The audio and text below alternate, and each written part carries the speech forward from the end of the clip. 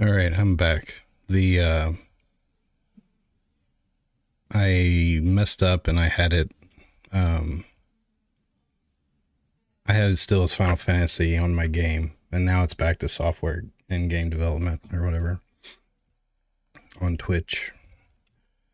Apologies for that.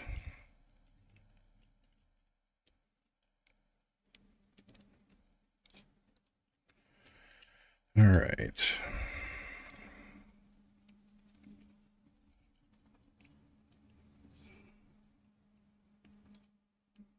Let me know if you can hear me. Can you see me? Yeah, I'm back. So now it should be fine. Anyways,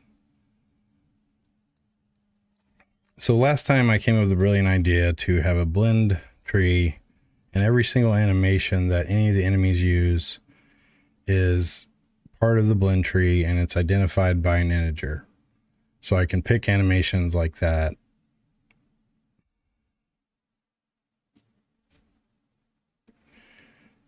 But this is getting kind of unwieldy. Like that one's not so bad, but if you come over here to, what is it? I've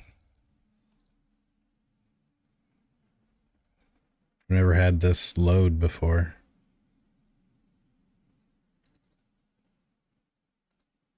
Oh, it's because it's not. Oh, right here.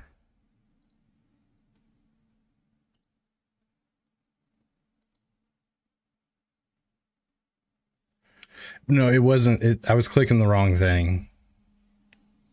Yeah, see, this is well, two things are wrong here. This is my runs, and these are all attacks.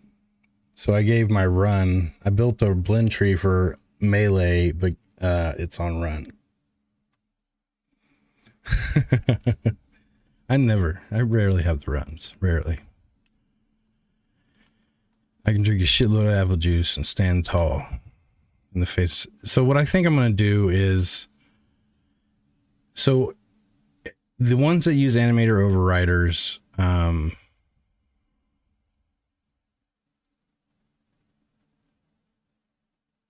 so if we go look at the animator overrider now for the guys, so like here, werewolf, look how long it is now. And it's just the naming's all crazy.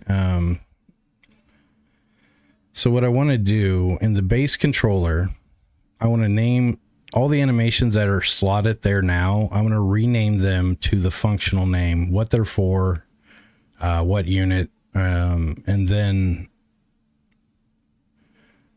instead of doing this where I keep adding them and through a huge, because this eventually is probably going to be, I don't know, performance, I don't know, just weird.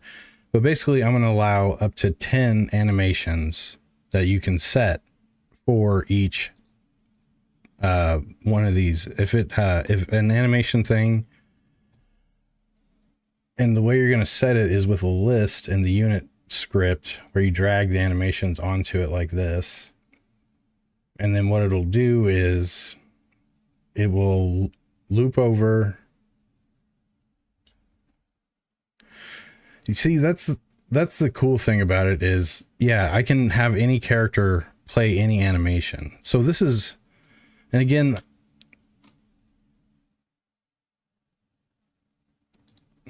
the zombies have a lot of attacks. There's like, the zombies count for the most of them right here, but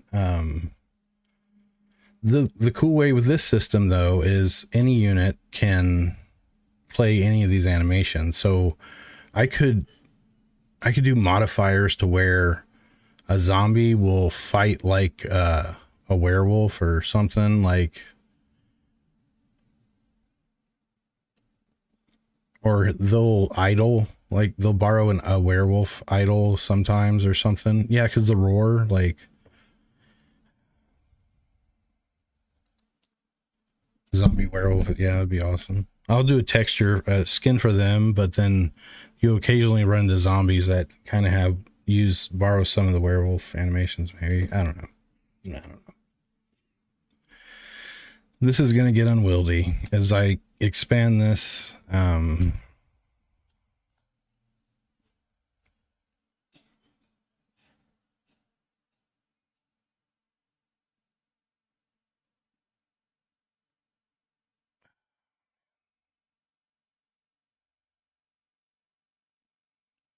And right now, the way it works is if I don't have,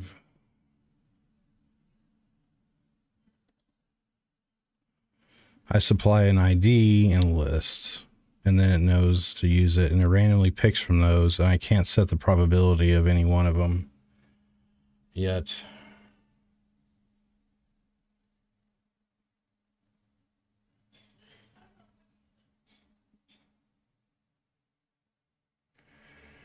Trying to think of the cleanest way to implement this to where you can, I don't know why this keeps happening.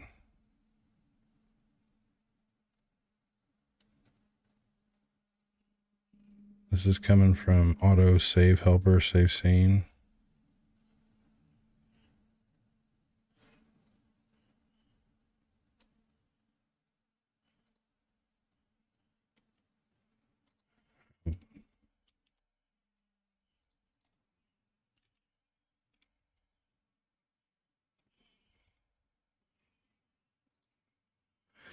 All right. Didn't want to open that up.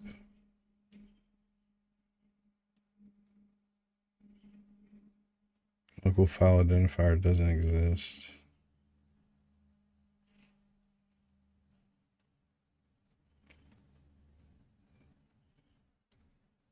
Hopefully that doesn't bite me in the butt.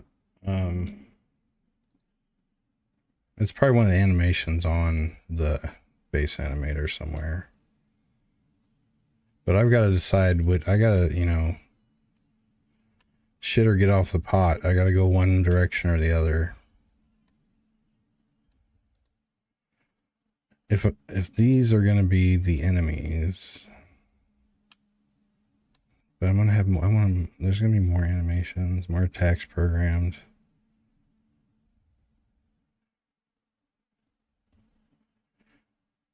And honestly, it's not really intensive. Basically, whenever you pick an animation, it gets set here, and then it just goes to that. So filtering by index, I wouldn't think this would be a huge performance thing, but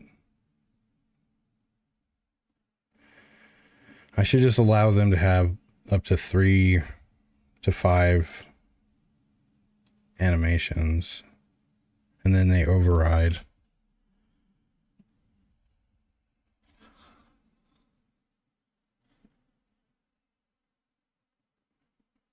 So the way I'm going to go about this, shit, sorry about that.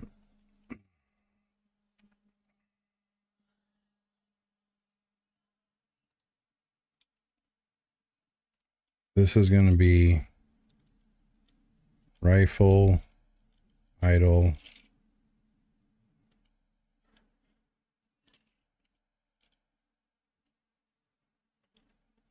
zero, one. I'm going to duplicate this one. Because the shitty thing is the name of the animation, what's going to be propagated onto the unit. Well, it's not shitty, but it's what's going to be on the unit animator override controller. That's such a mouthful to say. So the base animator controller that everyone's overriding, the animations need to be named the way something logical so you can know what you're overriding, because right now they're all over the place, right? So what I'm going to do is 3, 4.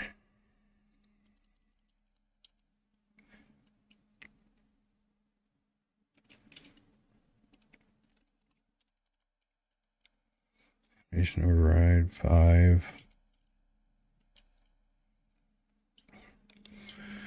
Now another thing is the idle animation.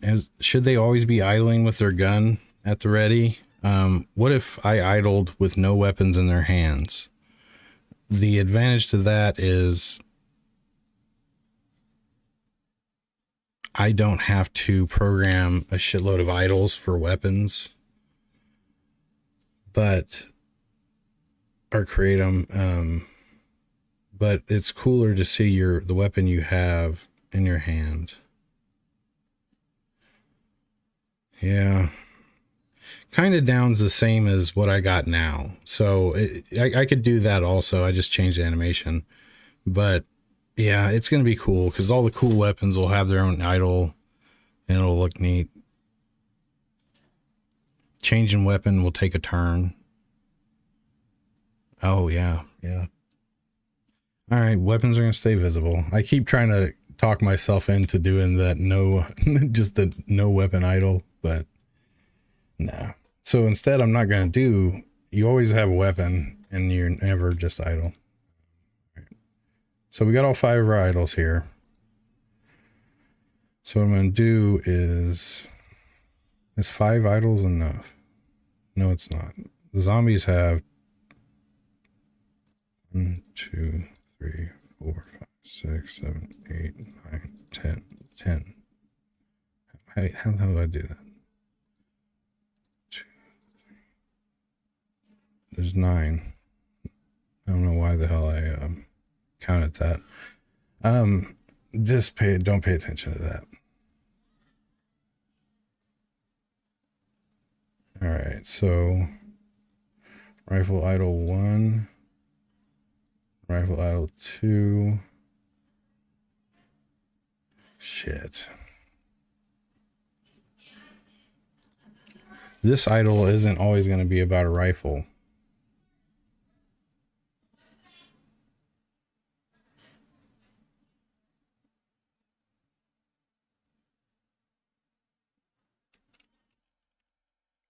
So it should be idle. This is what this should be called.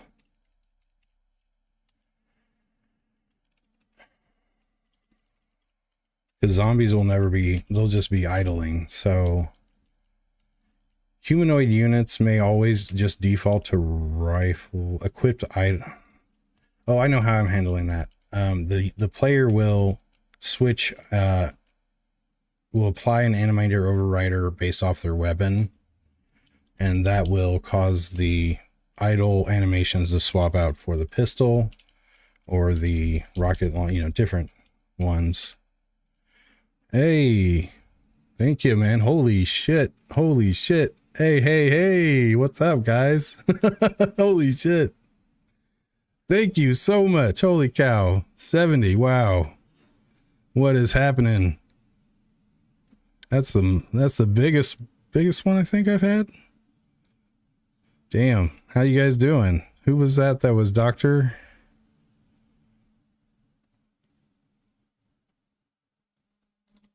Thanks for the raid. Much appreciated. Much appreciated. One sec here. First time chat, random raid. Let me see. Who was it that raided me? Hold on a sec. Where am I at? I think it was Doctor. Thank you much, man. Oh, Irish John? Okay. I hit you with a follow here. Alrighty. Thank you much. All right, so let me give you the rundown. So the easiest way this is kind of, this break screen right here will show. This is just a quick little scene I set up, but it's, the game's going to be called Calamity, right? It's the end of the world. You're in a bunker. Your bunker's breaking down. You're running out of food. The power's about to go out. Your water supply's hosed and broken. You're forced back out into the Calamity. But what caused the Calamity is this ancient vampire showed up, sort of like Dracula. I'm still working on the main vampire bad guy, but he's like Mr. X and stuff. He's always a threat. You can slow him down. You can't ever kill him. You can't get rid of him. And you set up defenses like crosses and all kinds of shit to keep him away from your stuff. He sends werewolves and zombies and other shit out to break your defenses and allows him to get closer So let me kind of show you the bunker here real quick. But basically it's like the zombie apocalypse survival. It's going to be like an extraction shooter RPG turn-based game. And you're always going out in the world, roguelite, sandboxy. You get to kind of play with all the variables of the game. Do you want zombies? Do you want werewolves? Do you want whatever? So, and you're going to it's going to try to create really emergent gameplay. So here's the early version of the werewolf. I've been working on his animations and U-motion. The zombies are still going to be changed a bit. Everything's still early here, but kind of the vibe. The fog of war, when it's on, makes this look even doper because it blacks out what the player can't see. Oh shit, sorry guys, sorry about that. All right. So here's the werewolf. Sorry about that. Oh shit, I done hit something. Hold on. Let me go to the bunker real fast and we kind of talk. I'll walk back through to here. So the bunker is right now kind of sideways exposed, but I think I'm going to switch it to top down and you're going to allow you to kind of build it out. But for right now, this is how the bunker functions. So here, so the world map this is what I call the war table. It's the world map. This is going to look way different. I'm apocalyptifying and redoing these models, breaking shit. I've still got to put the castle in.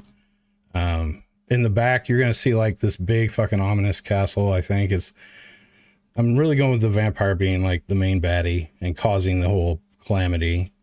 But then you can like click here and each hex, or it may end up being squares, but it's hex right now. I think I'm gonna switch to squares, but you can go here, see the resources, get a little rundown.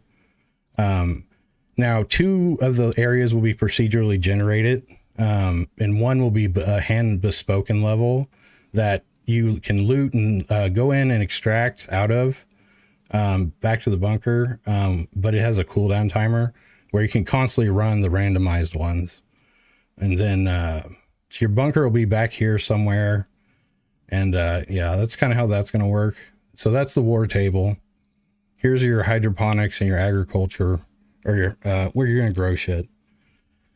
Food, all that good stuff. This one isn't really wired up. Here is the communications and IT, like your radio signals and shit will come into here. You're going to have, you got to find certain characters and shit. You got to build these rooms out, get the stuff, bring it back. Here's your vehicle bay right here. So at the beginning of the game, you'll go out, you'll go to a level, you'll get stuff with just your backpack on foot, and it takes time to get there, and time back, and it costs food, energy, whatever. And eventually you can only bring back what's in your backpack. Eventually you'll get a vehicle. You can offload your backpack into it and you can keep going, looting, extracting, and dumping into the vehicle. And then eventually, come back to the base with a bigger haul, but you got to maintain it. All that stuff can break down. Down here is water purification and storage, but I broke the cinemachine transition. So, I'll just fly in there real quick.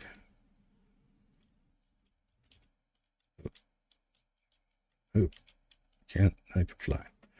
So it's kind of, this one isn't fully done, but yeah, so that's that one. I'm working on like a gym forum and stuff. There's gonna be a power area. There's gonna be this weird area where you're trying to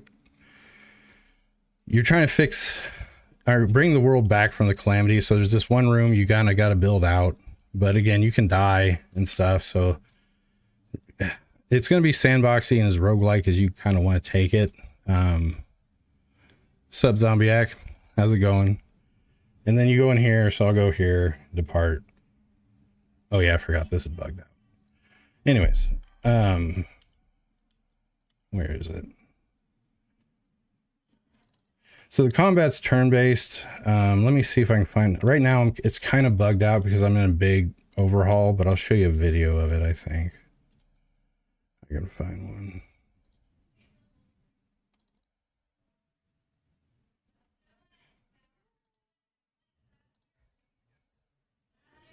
No.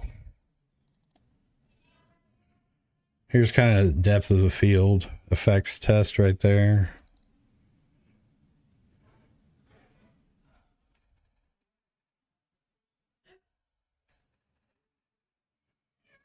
This is kind of earlier footage, but I'm still getting things smoothed out. But that's kind of the turn-based combat there.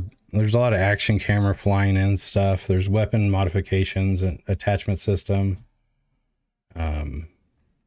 It's going to be that kind of survival vibe. It's like kind of a more of a simi kind of situation.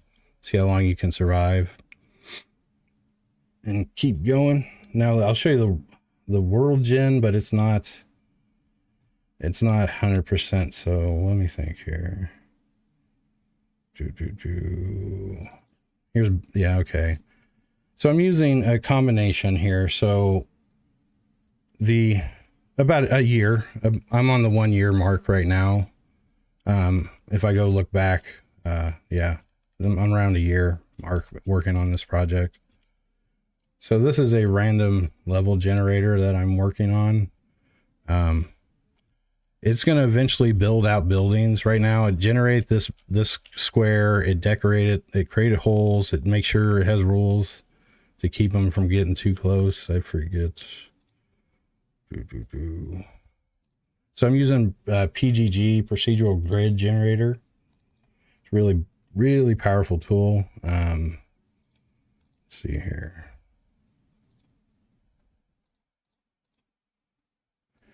Oh yeah, I gotta delete it. So here it randomizes. I can basically, there's 4 different variations of wall tiles on the outside for the non-damaged ones. And then the holes can just be holes, or they can have decoration like that. The floors and the walls are randomized. So eventually this will be the plot generator, the building generator that gets dropped into the city generator's plots. Oh yeah, Helldivers 2 is blown up. It's all over the place. That game is amazing looking. Democracy. So this is how the randomized levels are going to work. They're going to sit on top of a Gaia terrain. Then it's going to use a dungeon architect dungeon generator to build the city. Oops, let me just hit play here. I think I got this scene messed up, but this is a Gaia terrain generated using Gaia, and it's gonna, oops, shit. I got some shit messed up with my shaders because I was messing with some stuff. But the city generator will get plopped onto this. Ignore the flickering. I don't know why it's doing that. It just started doing that. Anyways, that's going to be the terrain generator. And then go here. The city generator is going to be using Dungeon Architect. And then there's plot sizes in the city generator. So like 1, 2x2, 3x3.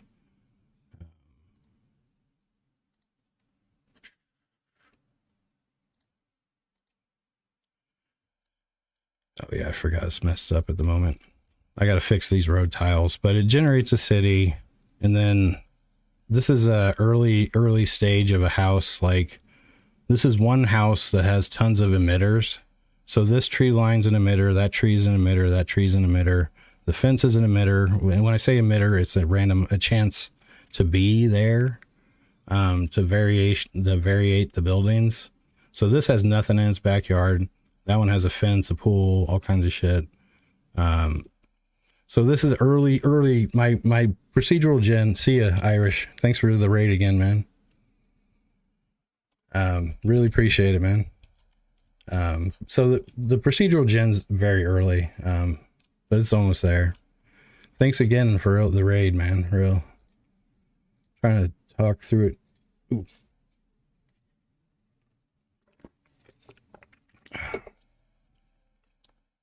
So what was I doing before that? All right. Let's bring back the dive bar.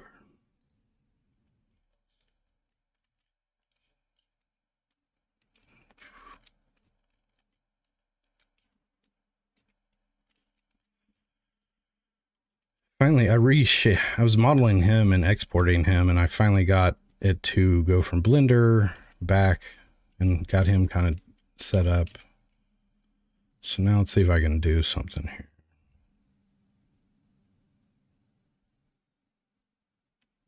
Yep. Every building is going to be randomized in the procedural. So the outside, like the lawn, will be randomized, and then the layout and the internals will be laid out to or randomized.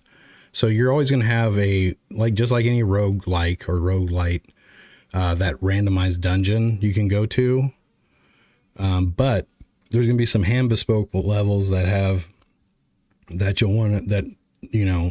you'll want to go hit, and then you can only hit those every couple of weeks or something like that. I don't know. I'm still working out that stuff, but it's going to be a turn-based game. So like here you see, let me maximize this. So I'm using A-star pathfinding, and then outside of combat, I want you to be, even though it's turn-based, I want your movement to be smooth. So you can, that's just me. I actually have a sound guy who's do all the music and sound effects and stuff. But other than that, I'm doing all the programming, 3D modeling, all the stuff, marketing, everything. Just me. Thanks. Thanks a lot. Yeah. So again, even though it's turn-based, I'm going to make it to where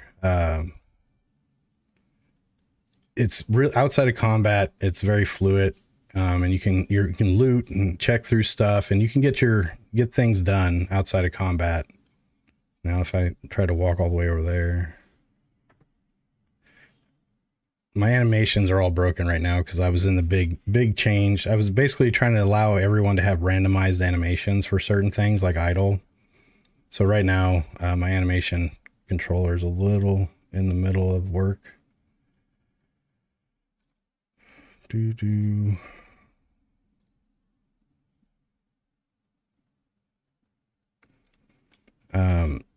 I have a magic system. I don't think it's going to work, but we'll try it. Yeah. Everything's kind of been in the middle of, I'm very deep in the middle of some changes, but, when you're in combat, I'm still working out how that works, but you get 3 to 4 turns moves, right? Or you can take 2 actions instead of moving. And then the enemies depending on the enemy and their whatever, they get 2 to 3. And then you can always kind of outpace them, but it's a stamina game. Like you don't want to, if you're trying to flee and get away. Yep. Like, switching your weapon is going to be an action point. Like move is 1 for each tile. Shooting, any attacks right now are 2. So basically the enemies can move or attack right now, and then I can move 1 more than them, but that way I can get away, but your stamina starts running out. So if you're trying to get away and you run into more dudes, you're now playing a stamina game, and you got to fight everybody because you lose. Like if your stamina's really out, or you're, whatever, really messed up, you're only going to be able to move 1 or 2 at a time. And that's what you want to avoid. So it's going to, I don't know if anyone knows Cataclysm, Dark Days Ahead or whatnot, but I wanted to make a fancier version of that. But also I wanted to be able to have more than just zombies. So I think it's like anything like zombies, Wendigos, like those kind of enemies. That's kind of what I bring to the game. Like, how do you create a survival experience around those enemies too? I don't know. Just kind of what's in my head now. So let me get back to what I was doing and fix things. I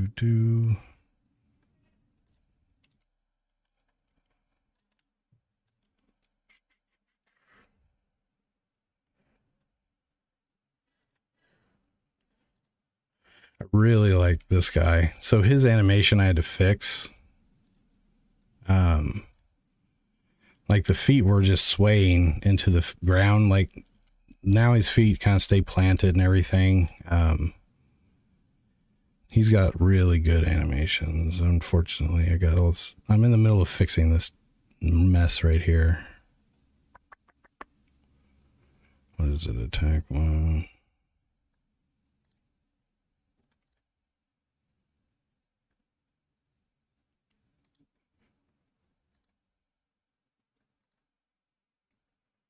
See, like the feet right there are dipping into the ground.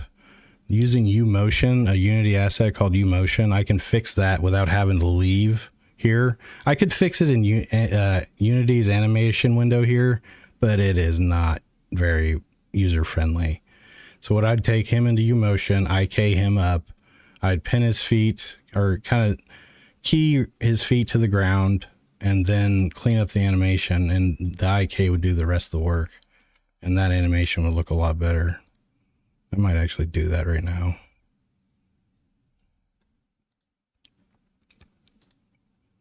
So when you get animations from libraries and stuff, I usually have to do some cleanup on them. Even if you get like a really reputable guy who makes animations, like nine times out of 10, I got to do some kind of cleanup on the animation. I never get super lucky. It's just something that bugs me, like the foot dipping into the ground. Things like that. But what are my priorities right now? I've got to get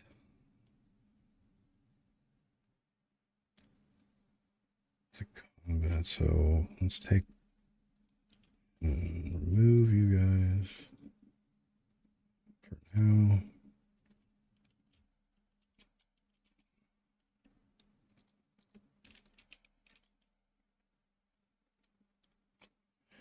Don't want to see that.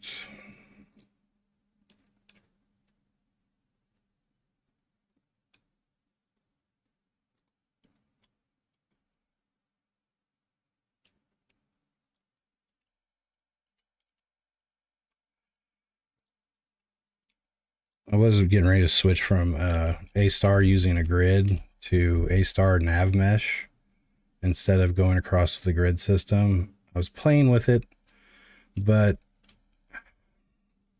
I don't think I need nav mesh for anything quite yet.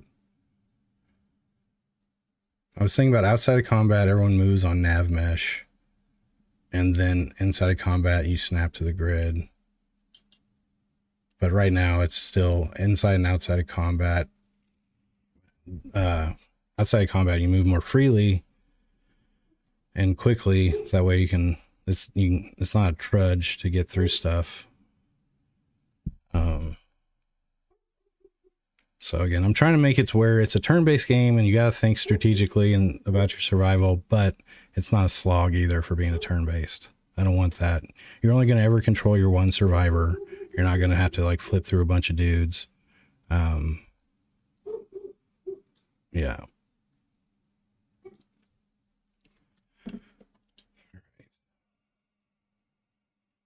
So actually, I'm just going to fix. The way I was doing, I was trying to make it to where anybody could play any animation, any idle, or they could have variations. And I went with a blend tree, and I was like, okay, the unit is the parent. Everybody inherits from the unit prefab.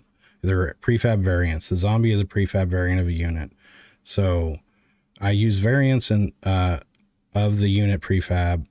And now I was basically switching from everyone having a single animation for idle, for run, for shoot, or for mostly idle and run. Or anyways, yeah, I was just making to where an animation can have multiple animations and it will pick one randomly. So I was like, okay, well, I can make it to where all the units can play any animation using a blend tree. So here's all the idle animations right now. But if I keep expanding this, it's going to get messy. And I'm not sure if a blend tree shouldn't be a big performance hit, picking an integer and mapping it to here, but it could. So what I'm going to do is switch to a blend tree where you have and I use animator override controllers. So this guy, where's it at? This is the base animator, and then everybody overrides this one. So this is getting messy. So here, making it to where all animations can be used, it's just messy. This is the base animations, and this is what gets overridden. And if it's empty, it doesn't override it. So this way, every unit's sharing the same animator controller. they provide their override for what animations, like for attack. So right now, this will be idle 1 through 5, and they'll provide their idles if they want to default or go off default. So the zombie would provide his idles, etc., etc. So let me finish. Let me get finished doing that actual work. So I was right in the middle of it when you guys landed. So now in the base animator controller, I want the animations to be the name. Very simple. What is it? Because it'll look better in the animator override controller now. So I'm going to remove all these. Yes. Can I select more than one? No.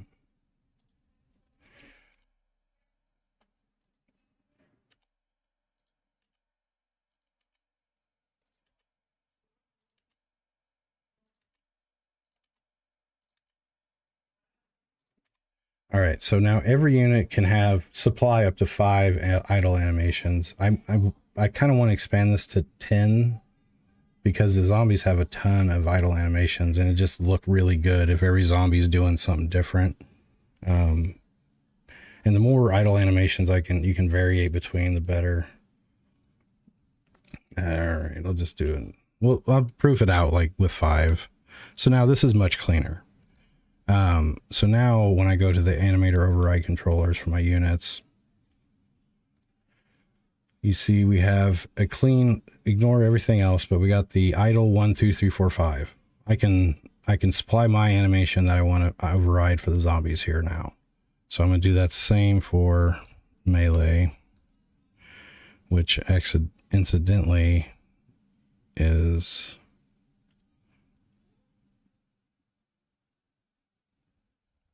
I messed up anyways. And I did this. See, yeah, like this is all the attacks the units have right now. And it's not what I want. Again, the zombies have a ton of different attacks.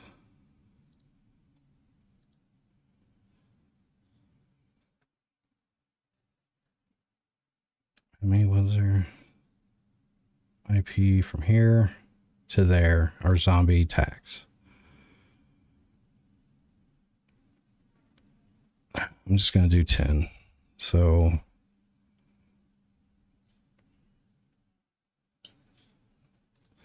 this will be duplicate.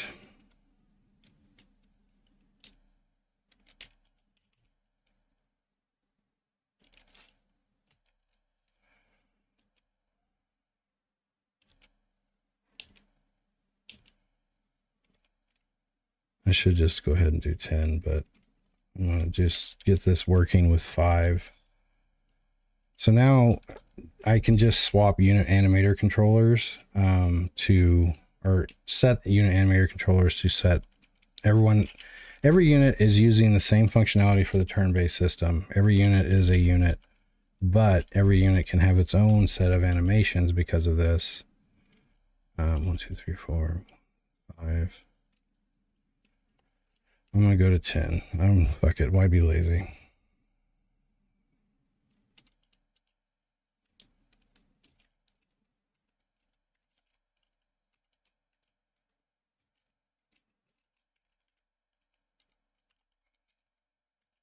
In the base unit animator controller, I want again, just so you know what you're mapping to, what you're overriding. Yeah, yep. It's pretty sweet. Like if you got, so everything that drives my units is this single animator right here. And, this stuff down here, well, it's pretty basic, but now I can really kind of add some flavor to it because there's multiple variations and I can easily override. So like I could have a boss stage 1 use an animator override controller for that, and he would do certain attacks in that overrider, and then phase 2 switch out his controller overrider, and now he's got a different set of attacks he could use. There's all kinds of stuff. It's just it's really nice, easy way to do stuff. And I think of the animation, the controller, everything's an action, and unit, everything in here should be an action that a unit can take, and then they can override it if they don't want to use the default animation. It's pretty slick. I like it. Oh, thank you, Captain Coder. All right, so back to fixing this hot mess. Do I have my 10? No, I didn't. Melee.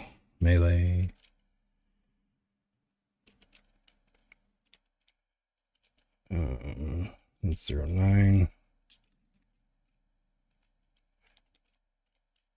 10. Okay.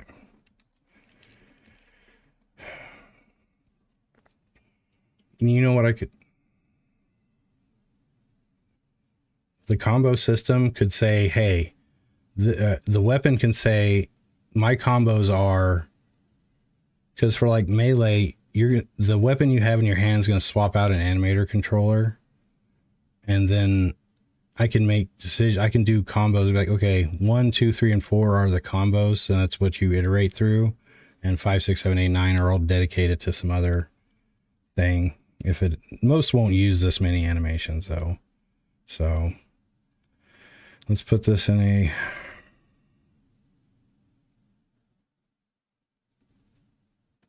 a place that I get this cleaned up. I really got to clean up.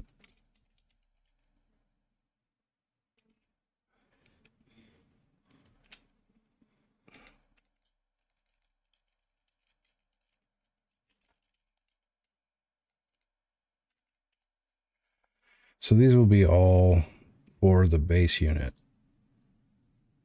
which would be the human. So melee.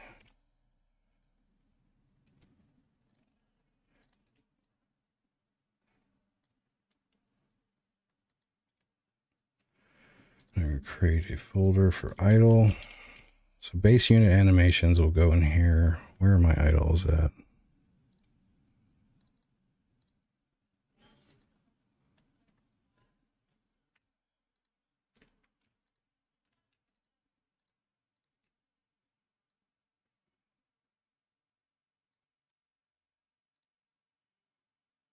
Okay, so that's all organized.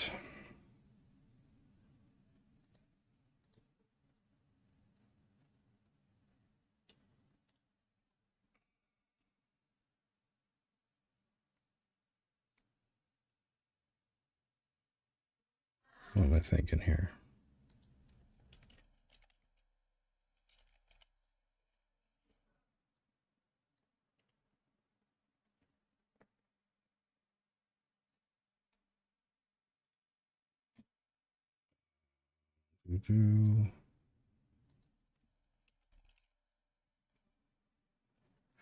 So when I export from UMotion, I dump them here, and then I'll filter them. I start getting cleaned up. I got a lot of crap. My project. Don't look at my project. It's a mess. But I have ADHD, so this my workflow. It works. It looks crazy, but it all works for me. Don't judge. I am not an organized person. It's all ADHD on the fly. I can though. That's the thing. Yeah, like I know the systems inside out. I know where everything is even if it's in a shitty place. It's like a paper clip on the floor, and your girlfriend asks like, "Hey, where's a paper clip?" And you remember, like, I know there's one on the floor by the desk, kind of thing.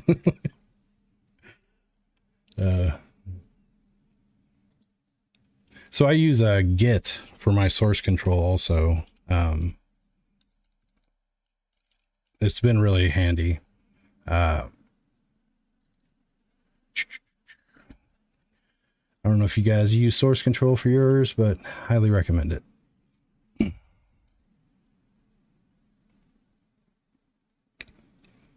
All right, so wait, what was that? So I've got my animation stored. I've got my 1, 2. I got to go 5 more on the idle. Unit. Base unit, there we go.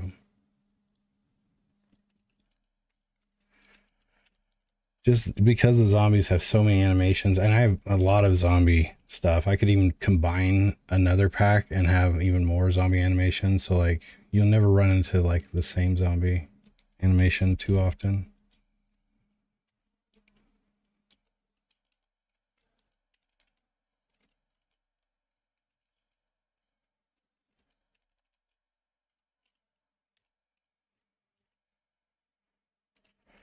I'll get once I get through this, I will show you guys some of the code and how I've got the unit and the unit and the action system set up.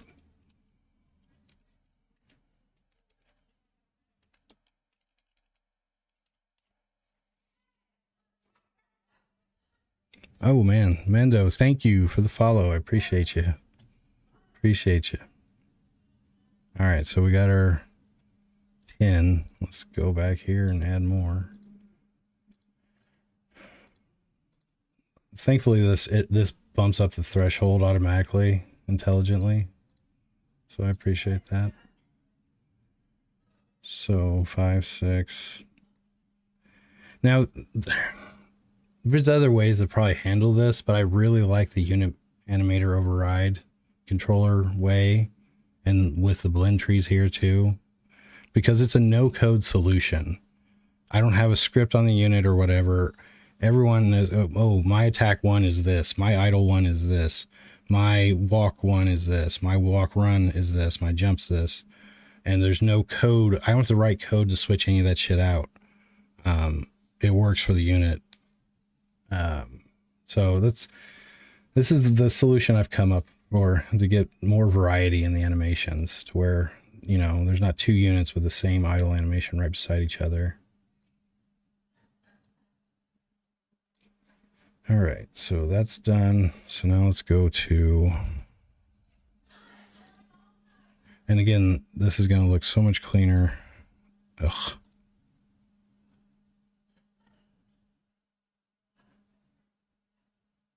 Yeah, pretty much. Yeah.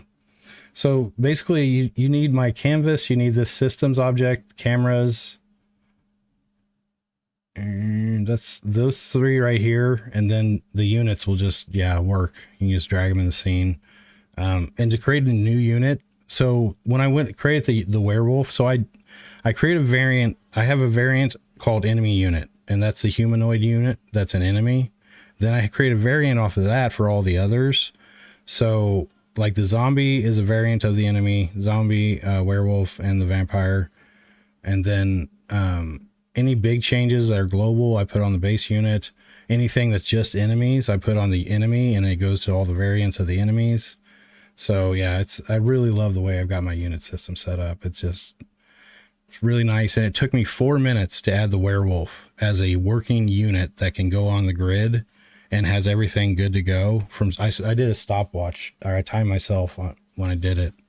So yeah, it's pretty slick. I can add a new unit to the game if I've got their animations, and they're just, hey, yeah, play these animations. I can have a new unit in the game in a matter of minutes the way I got it. So, but if there's something like it has attacks that needs special stuff, or he's going to have his own unique action, then I'll have to add that script, obviously. But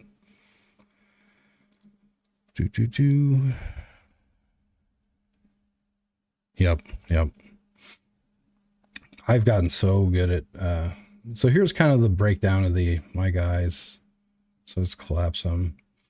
So you got an animator, and it's using, so for this is the player, he's using the base animator controller.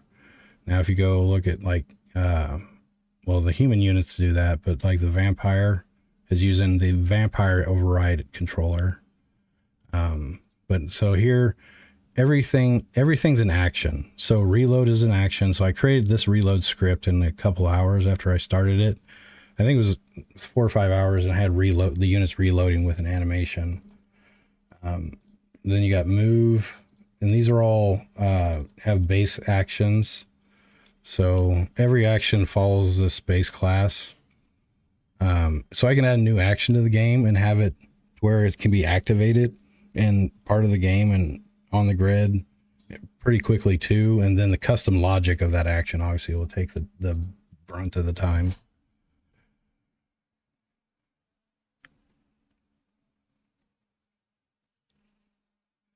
Yeah, that's C sharp. Yeah. Um, so these are some of the actions and stuff like that.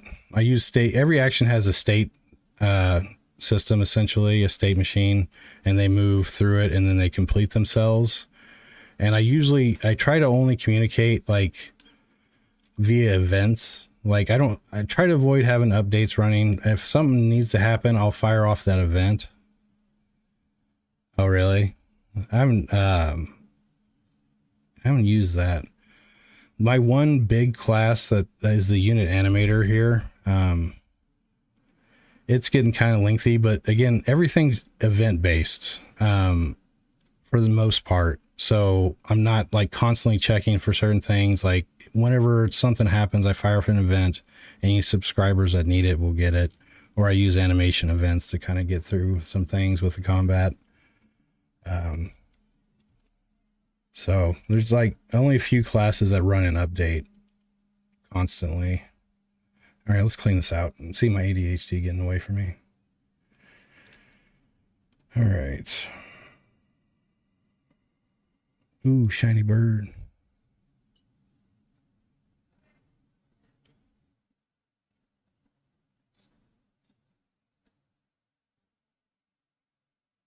Oh, yeah. So now they can be async. Once they get the event, then you fire off an async method or something like that.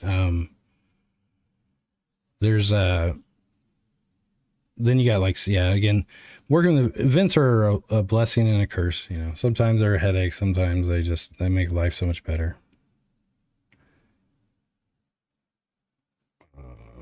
Where's my brain?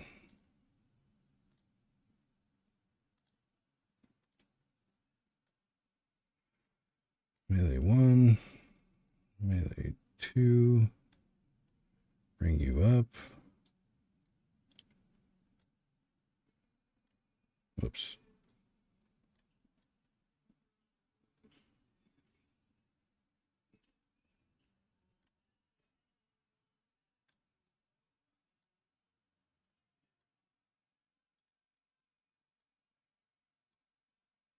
Now that the base controller is also sequential like this, I can actually reliably call, I know this attack is here kind of thing. Whereas before it didn't have that guarantee when it's a long list of them.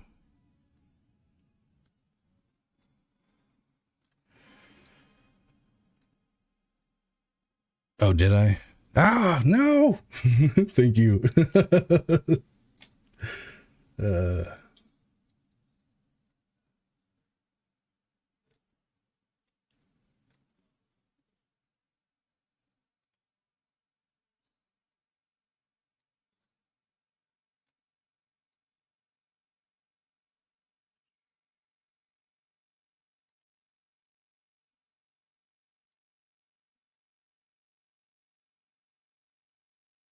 okay. 1, 2, 3, 4, 5, 6, 7, 8, 9. Damn it. I did it again.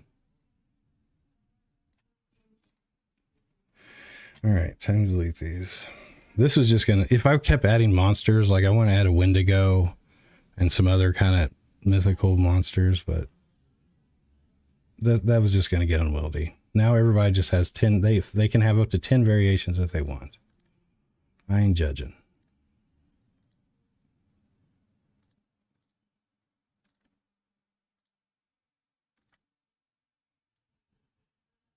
Damn it. I was hoping to get the cursor close to the dialogue. I might just hit enter.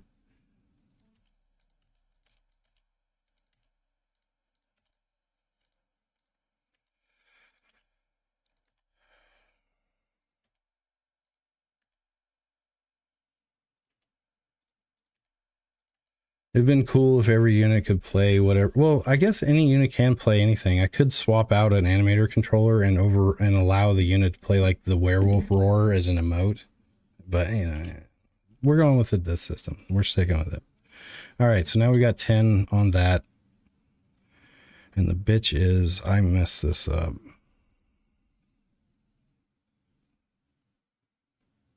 Can you copy blend trees?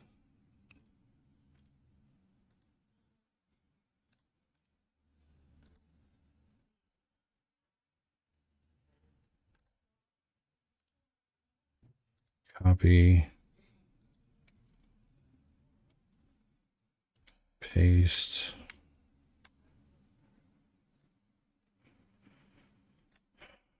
So this is going to be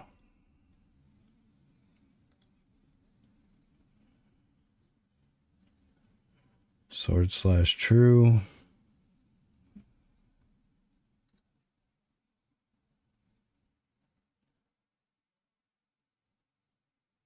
Empty.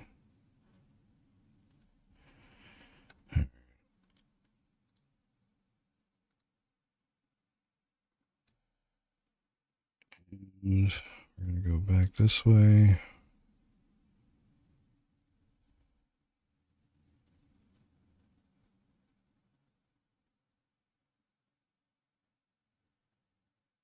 Wait, what? Oh, run 0. Okay. Sorry, my brain had a little fart there.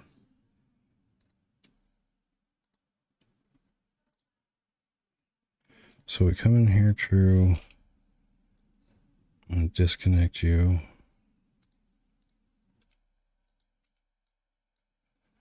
You're taking that place.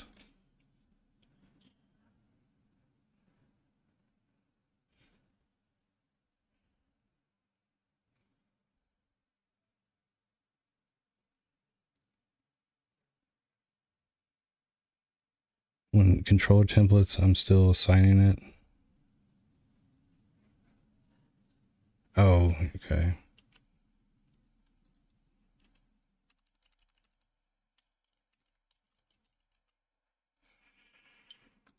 No, I don't need you. I'll just delete you. I can recreate you in a heartbeat. Okay, so now we have the blend tree in here for the melee, and now this is going to get fixed to be run instead of melee. All right. So now if we go back to the animator override controllers, they're going to look a lot cleaner. They're going to look so much better. Werewolf. Yep. So I know what I'm overriding. It's not some weird animation name that I didn't take the time to rename. Yep. So let's continue on, finish cleaning this up. Jump, enter, exit, and loop. I think that's fine. I'll leave that alone. Hit forward is fine. Climb through is fine. Cast 0, 1. I probably...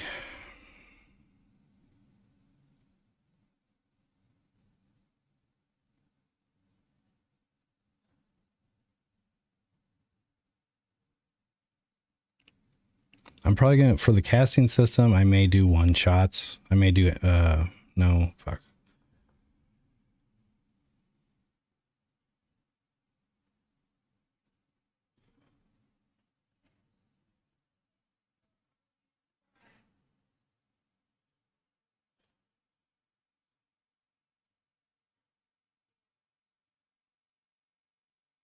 Would casting, so everything you cast would have its animation. I'll worry about that later. I still got to fix that. So reloading, we can fix that. Let's get that named right. And get you in the proper place.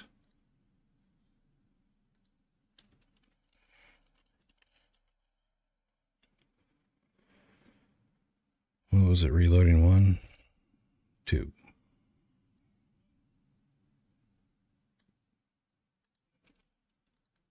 So these will be the base ones that are basically the name.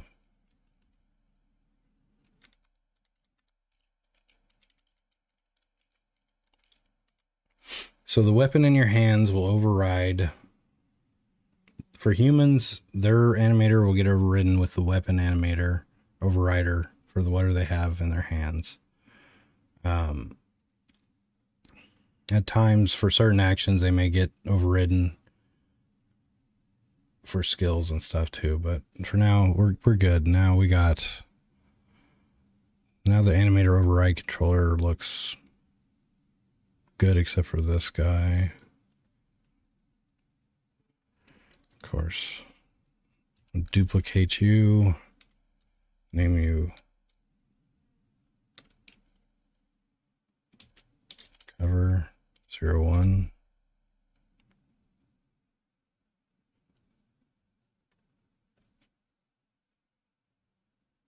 Yep.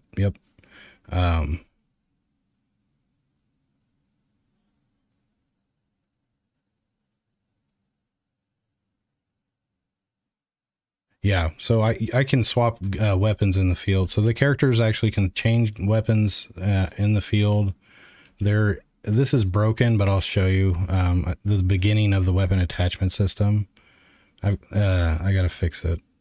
I don't know how I got a separate gun, but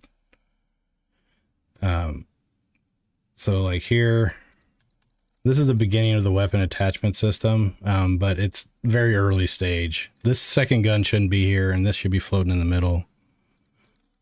But if you have the tools, certain things can be swapped in the field. And then, so there's going to be tons and tons of combinations of guns because of that.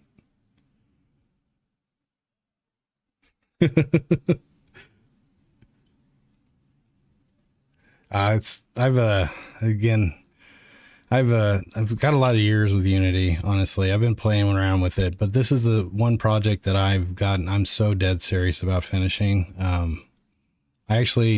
It's been a year since I started, but then I got burnt out because I was going so hard. So I had a couple month break at the end of the year. And since January 2024, the game has really, really started to take shape. A lot of the systems are coming together. A lot of the things are, there. What was I thinking?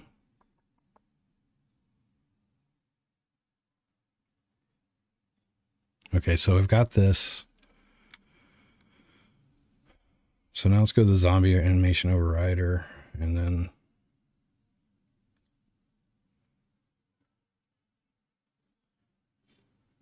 oh, I did combine the two sets, didn't I? Okay. So for melee 1, we're going neck bite. Charged 2.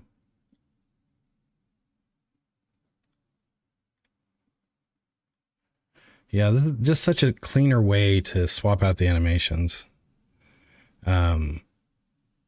It's just a no-code solution to allowing units to have their own animations and everyone share a common action animation controller.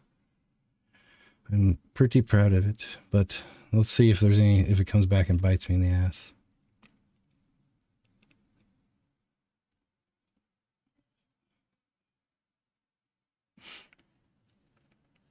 Wait, left attack charged. Oh, that's left. He just took left out. So this is...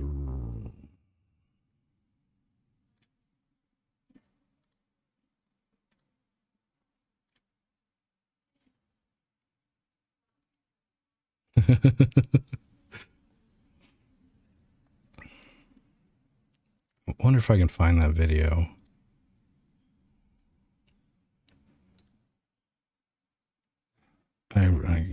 What's this?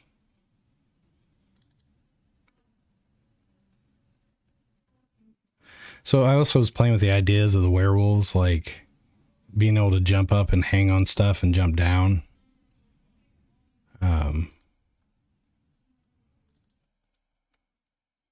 Where is this at? Oh, this is really cool. Wait. No, this ain't it. Motion. If you want to do I can create almost any kind of animation I want inside of Unity really quickly with IK and stuff because of Motion. I cannot rave about that damn asset enough. It's the shit. Yeah, right here. Okay. So here's the original werewolf animation. NPCs have a grapple ability.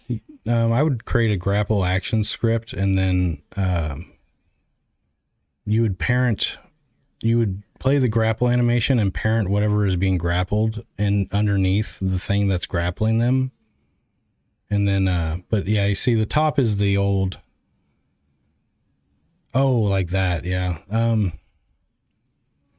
It would just be me saying, hey, play this animation, and I'd line them up on the Y. Since it's a turn-based game, the grapple, I would just, say, hey, if you can attach to this above you, but you're still technically in this grid. But yeah, this is just neat. Like, I cleaned up this animation in Unity without leaving Unity in a few minutes from here to the production, or the final form. Yeah, it's like the bottom one looks just so much better. Like the top one's like leaning back, and oh wait, my head's in the way. Shit, sorry. Hold on.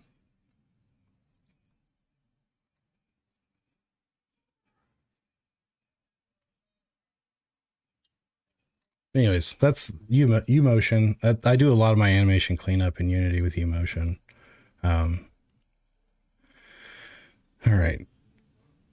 We were setting stuff in the inspector.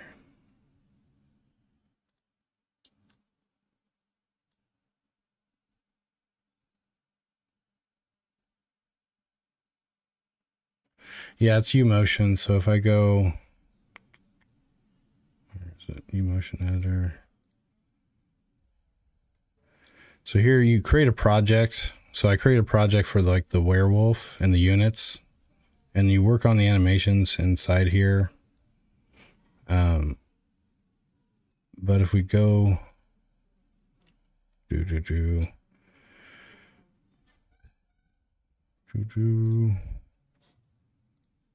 it's these two windows you mainly use. So I'm going to grab this guy. I'm going to use him as my example. So here I'm on the idle animation. So if I hit play, this guy's going to animate, right? And then what I can do is, it just got nuts. Like here, right? Like watch this. Like I can grab this and move the hands and manipulate them for animations and key all that with this little easy interface. But I'm gonna, and then, so just an example, I'll undo it, but like I come here to the middle right here, and then, do I have it? It's on, auto key is on. So anything I do is going to get keyed. So I'm going to just take this guy here, like scrunch him. Wait, let me think.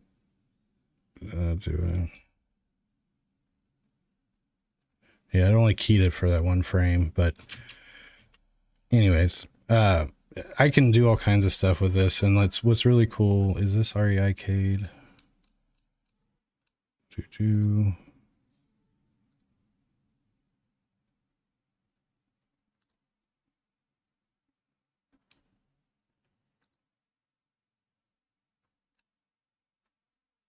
What am I looking for? Oh, I got my gizmos off. No.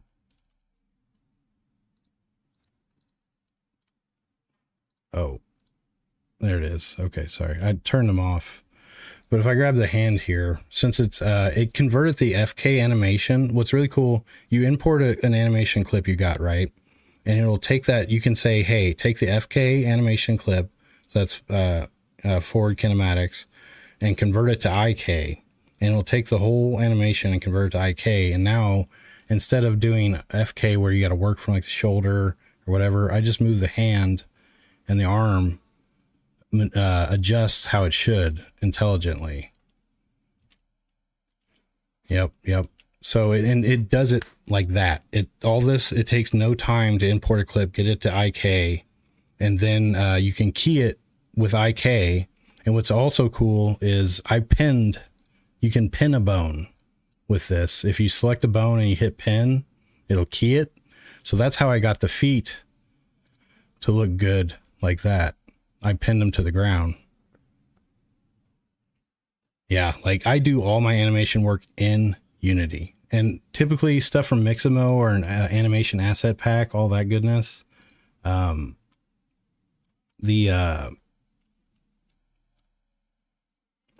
always got to do something to it to make it really do what I want. But anyways, that's me bragging on Motion. Hopefully they send me a, I love it. It's so good for animation.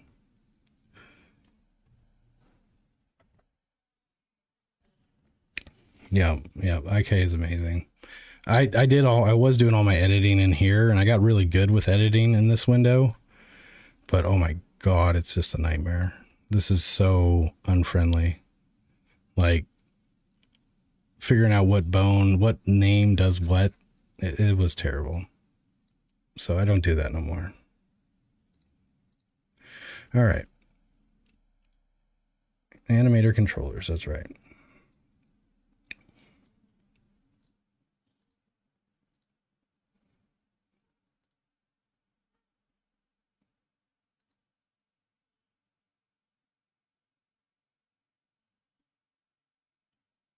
Yep.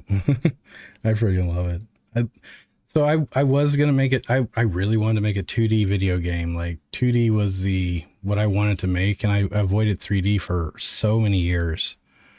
And now that I've switched to 3D, I wish I would have done it sooner. One real big reason, animation retargeting. The fact that you can take a humanoid and apply any of the thousands of animations I have access to in my assets and from other free sources. And then you can mask that where like your hit animation. So say what I'm going to do next for my animator is I'm going to add another layer, and it's going to be the hit layer. Actually, so what I'll do is I'll add a layer, and this will be where I'll move the hit animation. And then I'm going to put a layer mask on it. So what is it? Dummy upper body. To basically say, I'm going to mask I think that's it.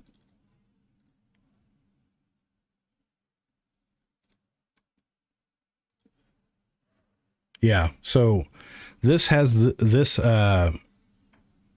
avatar mask, I think is what it's called. Yeah. This layer has this avatar mask. So the hit animation will not apply to the legs. It will only apply to the torso up here.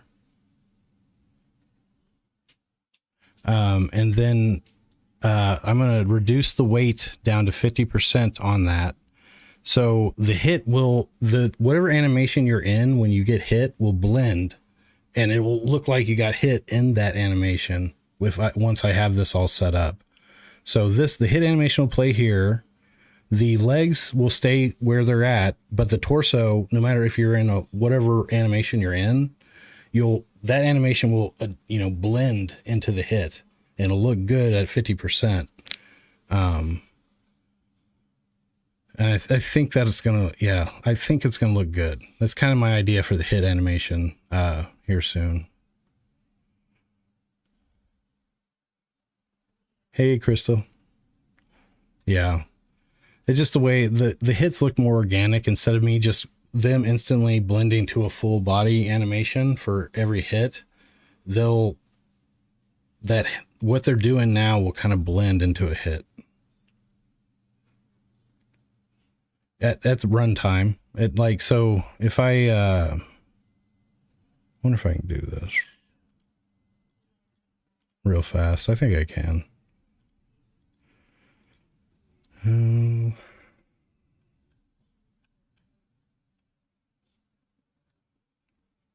So I've been wanting to do this. So here's our hit. I've got the mask on. I've got it at 0.50. So it's not going to fully override. It's just going to blend it that way. I think I want additive, but I'm not 100%. In this transition. Oh, shit, no. This won't be an animation. This will transition to the hit.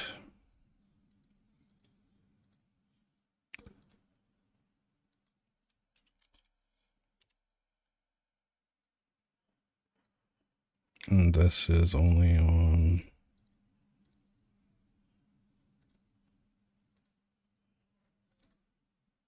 There we go. So now down here, if I break the link,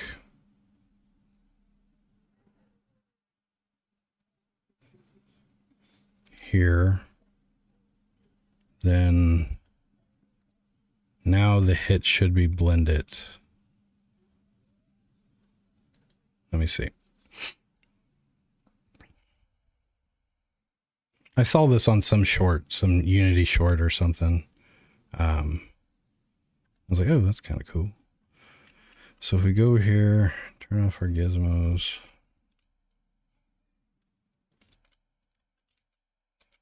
Let's go to parameters. Let's hit ourselves. Oh, wait, I don't have an exit. Oh.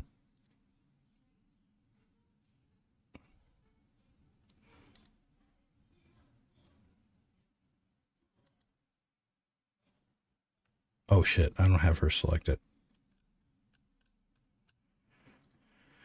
That would do it.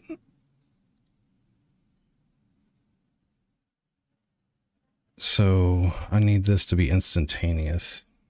No exit time. See? So now the legs stay put. This animation kind of blends into the hit, but then comes back out of it.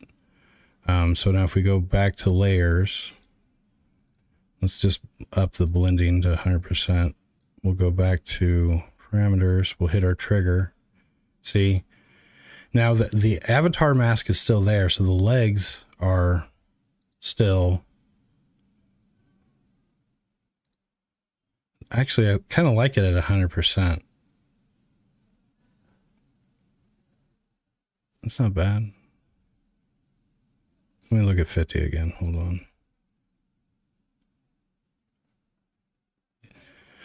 That was actually where my brain was going next. Can I do percentages on those? It looks like it's just on and off. Oops. So I don't see anywhere to supply like a percentage.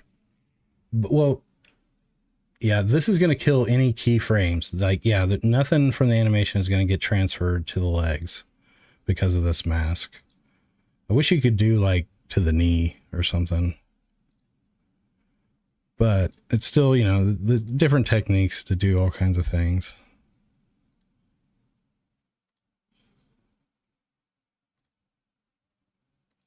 Oh, that looks so much better. That's a huge improvement, honestly.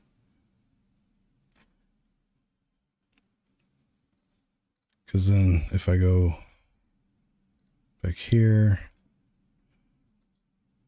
see how bad it is here without that. See, the feet. One, I have to clean up the animation to make it look good, or I could do what I just did. That animation, the feet jump, they're not positioned like, I have to clean it up to really make it look good. But using this state here, or this layer, animation layer. Yeah, see, I love keeping them feet planted. Oh shit, this same concept, this animation layer concept is in U-Motion. So you can take a complex animation like a walk, and then use an animation layer to override certain bones and make them always do a certain thing. So like you can take a walking animation and quickly make it to where they're holding a shield and a sword in a set way without editing the whole animation and keying all that shit in. Use an animation layer in U-Motion and it just does it. Like it just works. So there's all kinds of, I was doing IK for the guns and stuff, but I ran into more problems switching between, I actually right now prefer a FK animation that I use. I IK animated an FK animation for the gun. And then that way, this isn't IK. None of this is IK right now. I was doing IK, but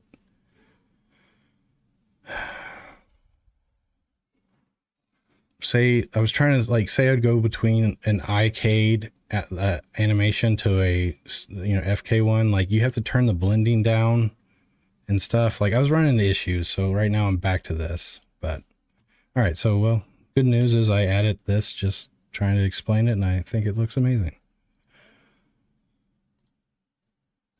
Hits are now much better. Let's shoot somebody.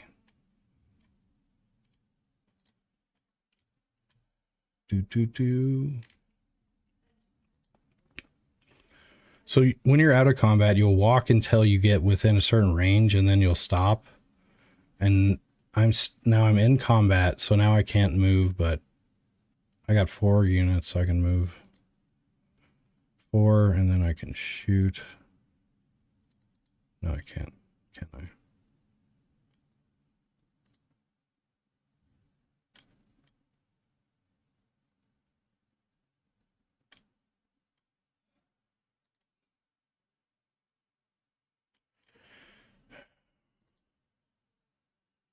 I gotta turn off the UI, debug UI.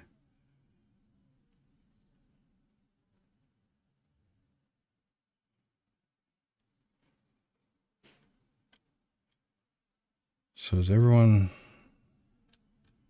I don't think everyone's animating.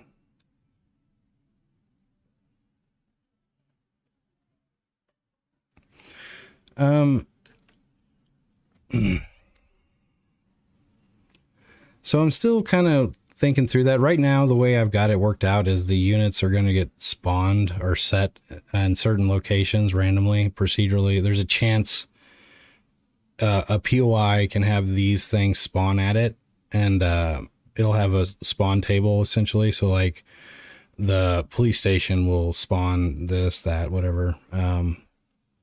It's going to be randomized right now, but I could have it to where, yeah, there's like emergent events that happen, and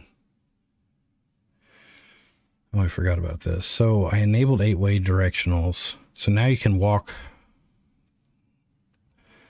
I was only going 4 directions. Now it's 8-way, and you can do this. I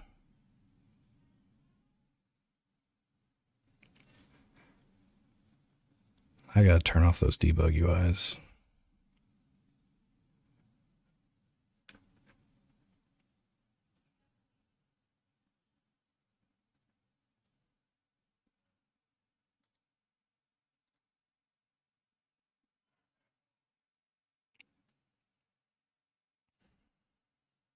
I wish I had all the kinks of the combat system worked out right now. I'd show you, like, it was a lot more fluid than this right now, but I'm in the middle of this whole animation controller change. So like I got some little things to do here and there, but I want it to be fluid. I don't want it to be a slow turn-based thing. Like if you know what you're going to do, it happens. And then outside of combat, you're moving around at a healthy clip.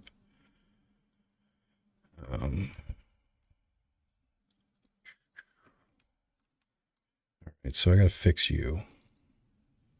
What am I gonna do with you? Oh, I'm just gonna swap out for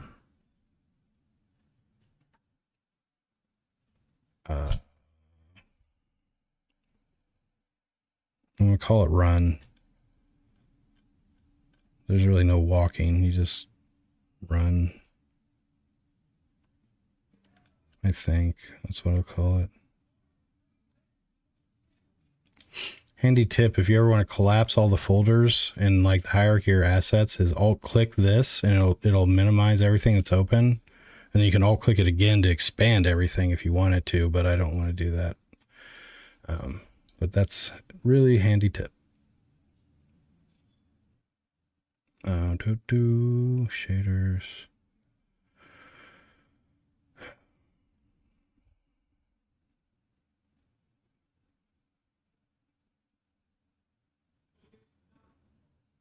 Awesome, man. Thanks, Ninja. Let me hit you with a follow. Appreciate you stopping by, man. It's fun chatting. I think the Fog of War system's still hosed. This game, this looks so much doper with the fog of war on. Like, oh, it looks so good. But I think I'm having a render texture issue. I'll try it.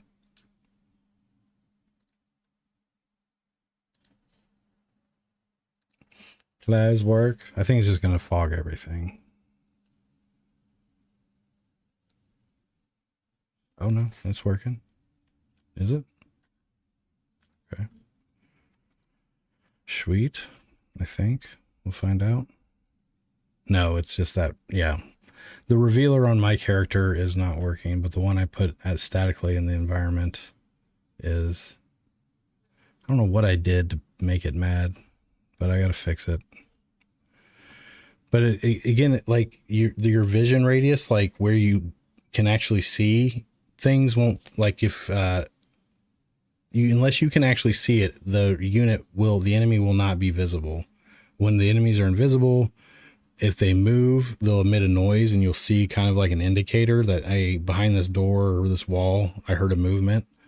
But you can't, yeah, if you can't see them, you don't have line of sight. You don't actually see the units. So it's pretty slick, and it looks really good when you're moving around, but I got to fix it.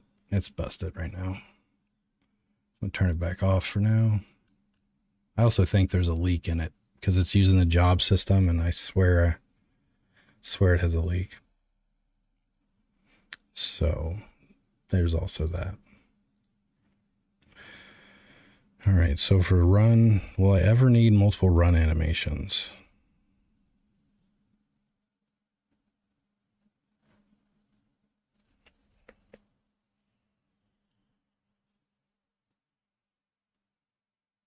Do I need multiple run animations? Yes, I do. All right.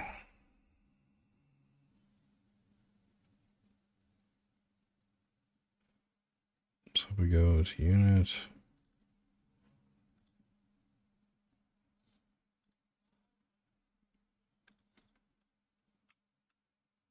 Shih Tzu.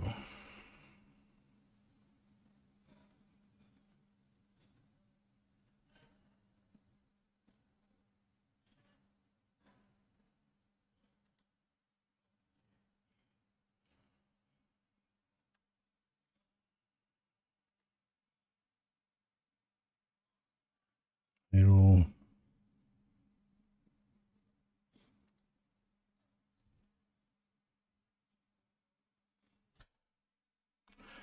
I'm going to delete all this shit once I get all these base animations out of here.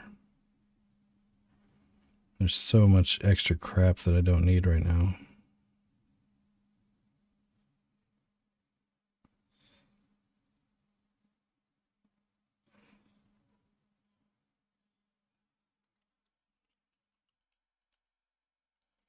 Can't remember the name of the animation that I'm after.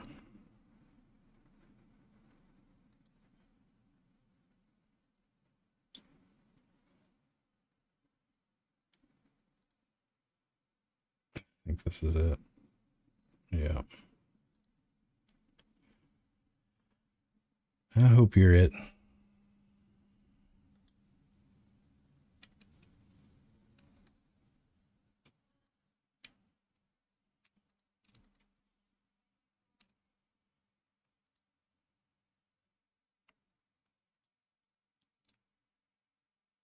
So this is going to be a brand new blend tree. Actually, let's just do it right. Freaking shots. It's going off of the.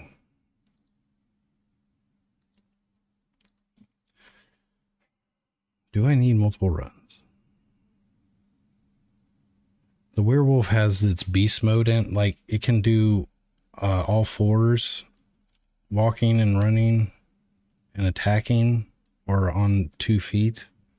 So the werewolf would have 2 modes that it would run.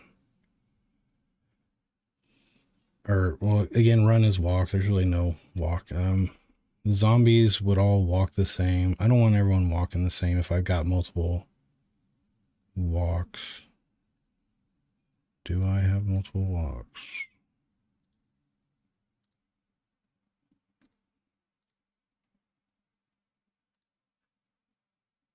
Idle locomotion.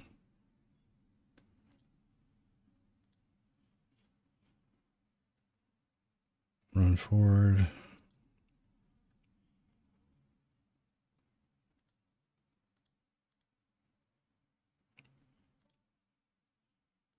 No one's going to barely see it. So what I can do for the werewolf is there'll be 2 override controllers. One for all fours when he's in all, basically I call it beast mode, when he's on all fours on the ground. And then when he's not in beast mode, yeah. So I don't need to have multiple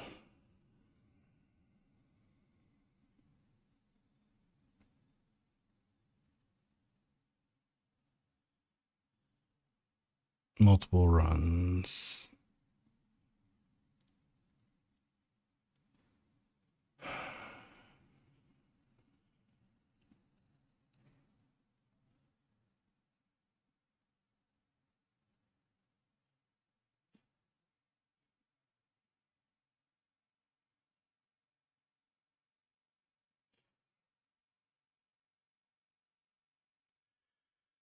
I'm going to leave it just 1 run for now. I can add it later. So I'm going to undo what I just did, hopefully.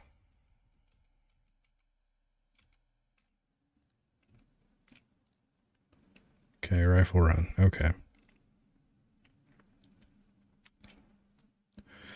So we got the blend state or blend trees here. They should pick one of them, but now I need to finish the animator override controllers. So the zombie, I think, is done for melee. No, not done.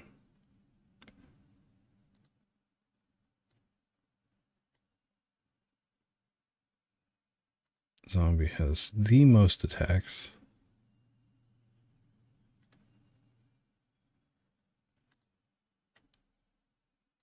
Some of them probably go. No, wait. We're on 10. Okay. So the zombie's got that. The zombie will not reload. The zombie needs a run.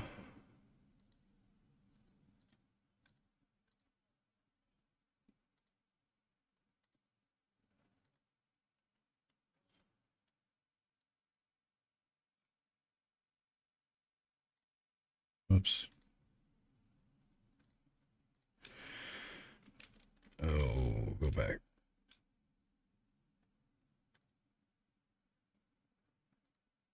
Locomotion front. There we go. He does not need to shoot. I gotta give it a T-pose. Idles. We're gonna do the idles now. So I'm gonna use my handy little trick. I'm gonna alt-click idle and expand all these and make my life easier.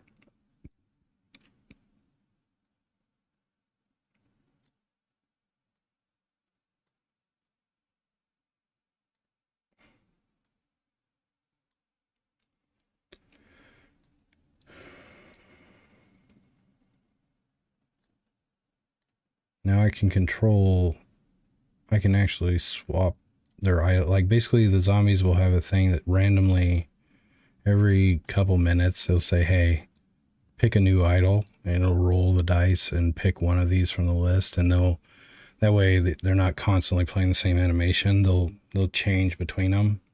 Because right now on start, they're going to pick one and be done. 1, 2, 3, 4, 5, 6, 7, 8, 9. Yeah, perfect.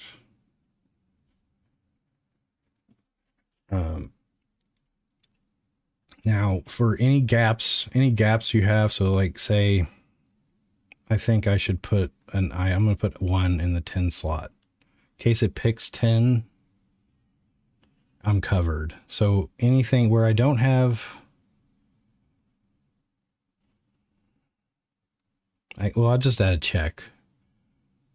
If that animation, I'll check the controller to see if it has an animation override. If it doesn't, but for now, I'm just going to fill in the gaps. So there's, you got twice the odds of picking the first animation. Nothing major there. And that's it for the zombie animator override controller. Hit forward, spine.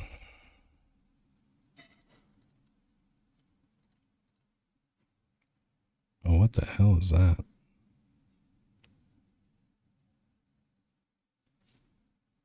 That's not a very good hit.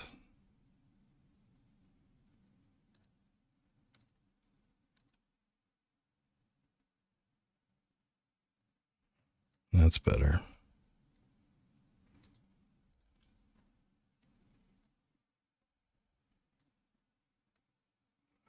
And I need to provide, so the hit system too right now is just a generic hit animation. I may eventually do front back or whatever, but I'll get that fancy.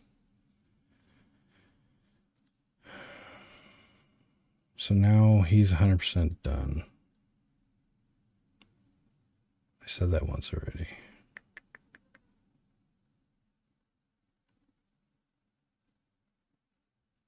Yeah, that's fine. Werewolf, we need to override.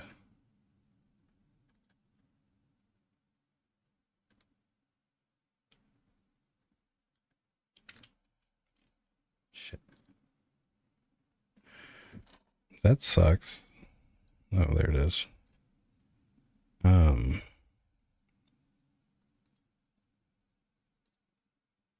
Is that one I fixed?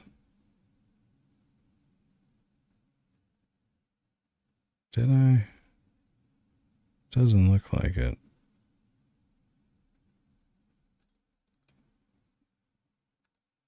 Feed planet.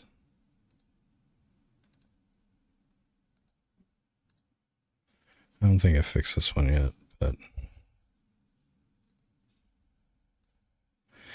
So we're going to continue. We get. So let's see what it looks like here.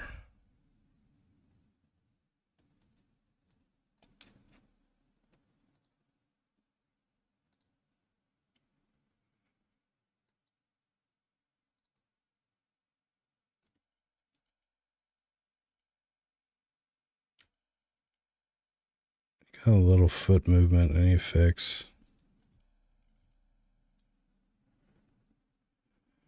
I don't know if I'd really like that hit animation.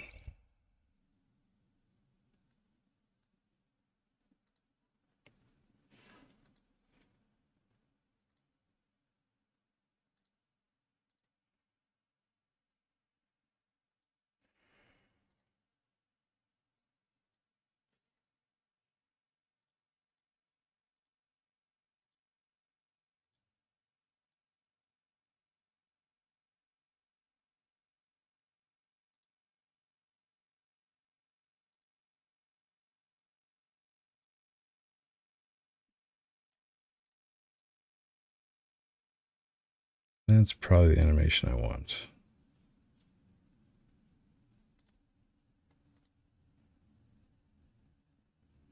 Yeah, that's for a heavy hit. Now I want to fix the feet on this guy, so I guess I'll just work through these animations, so let's get set up for it. Clip editor, pose.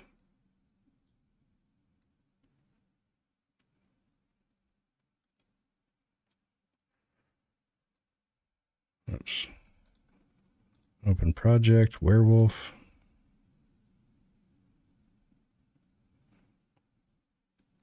Set the pose object to this guy. Now we're going to import that animation. So hit head front. So when you import it, you drag it over here. It's usually always got warnings. But the important thing to do is set FK to IK conversion to on right here. And I think that's the only thing I really tweak. I think I delete FK keys. Yeah. And that'll import it into UMotion. So now I have that animation in UMotion.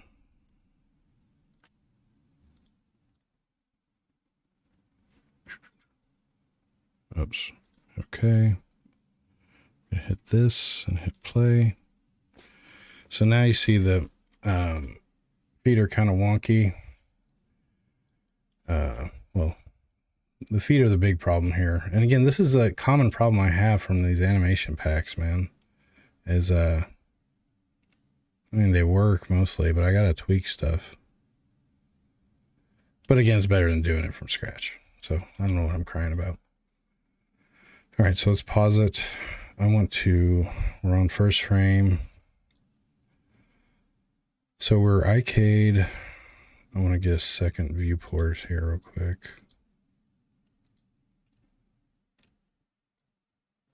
This is going to be my orthographic.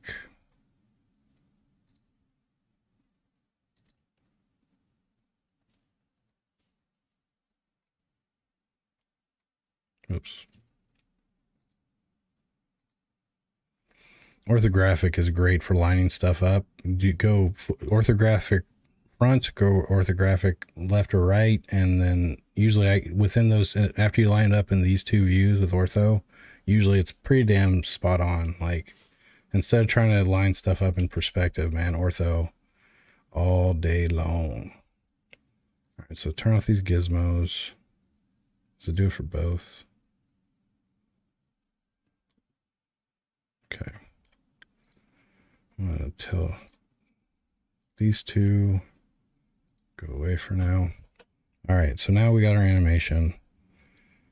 And you see we got some drastic movement going on. So first thing I'm going to do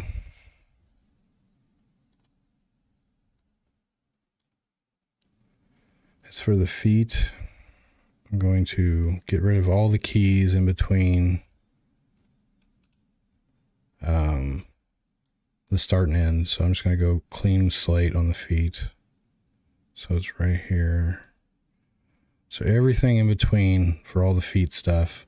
I like the way it groups it here too, because now I know these are all just related to the from the foot to the knee right here, these keyframes.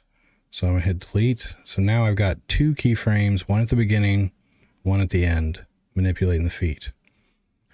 So now on the foot here, I'm going to select the pinning for both these. And I'm going to come over to this guy. And I'm in the first frame, and I'm going to hit boom like that. Yes. And now I've pinned them. Now I'm going to copy the whole frame, or copy every key in the first frame. I'm going to take it to the last frame, and I'll duplicate. And now it's pinned. See, look at that. The feet are pinned pretty much. Sometimes or something like the hip movement. See how the hip bone is all over the place. I'm going to tone that down. But at least I got the feet mostly pinned now. I can clean up the rest. So now I'm going to, let's turn on all I need. So let's grab the foot. We're going to rotate it. We're on the first frame. I want to make my edits to the first frame. So I'm going to set that on the ground right there in the first frame. Do the same thing over here. But what I'm going to do is bring back the foot. Actually, let's go like this.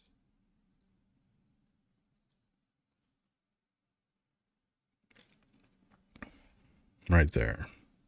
So now again, I'm going to copy everything in the first. I guess I could just copy the foot stuff, but this works. So now with just those little adjustments right there that I just did in a few minutes, let me turn off all this gizmo crap. If we hit play, it should look a lot better. Look at that. Planet feet. And actually the foot hop, I like the foot hop actually. I'm going to probably leave that. Let's look at it from the front orthographic.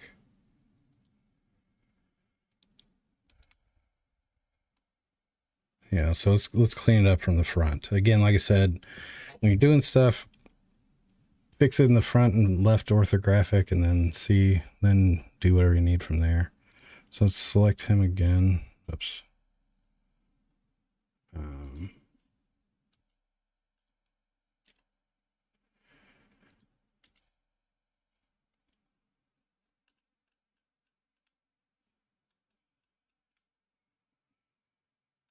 Let's hit play. I don't know, it might be good. I kind of want to bring the foot over a little bit on the... So let's hit stop.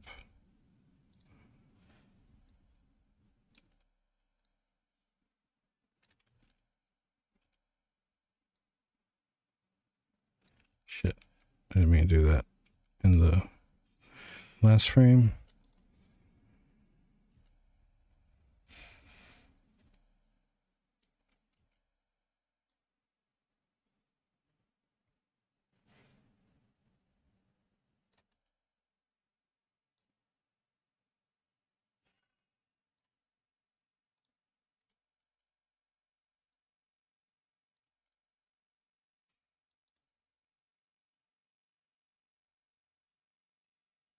All right, that just a little bit of work. I took that animation and cleaned it up, made it look so much better, man.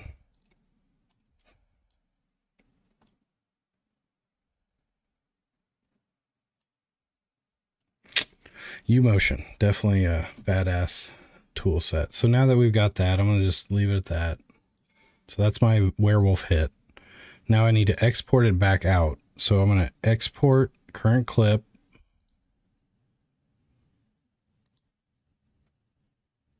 And now it should be...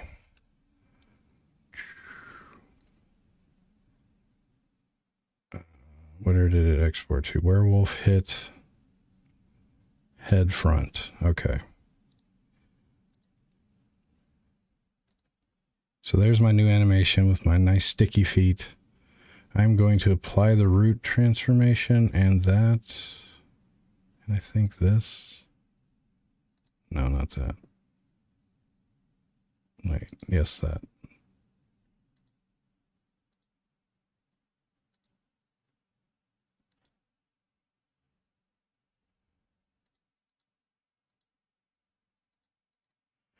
Always.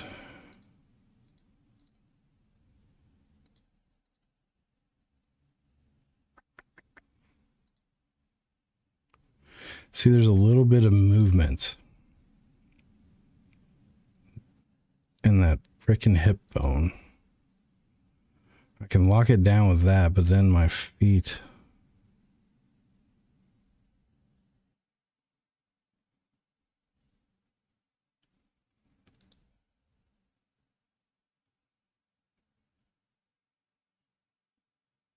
I need to take the root motion out.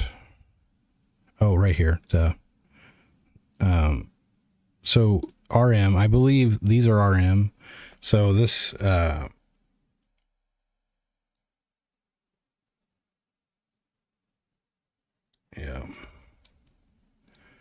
Any movement here is root motion. So now that I've gotten rid of it, the root motion is gone. You see the hip movement's gone. Which, you know,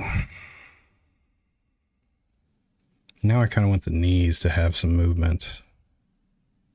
But it's all right. Let's see what it looks like.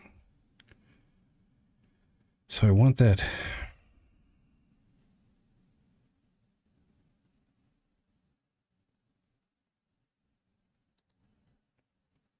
Let's do some knee positioning. So left knee. Let's go to the middle frame. So I want the first and last frame to be the same. So in the very middle frame, I'm going to play with the knees a little.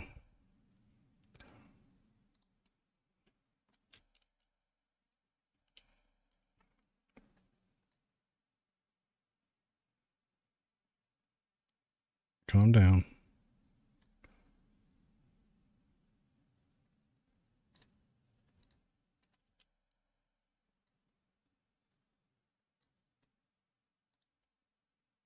There we go. So now I don't have the root motion of the bone, but I still get that kind of full body effect with my feet planted. It's good enough for me. I probably need to do this with my other animations, because Because I did notice they're steady in here, but when I get out, that root motion on the pelvis and the whatever is coming through. All right.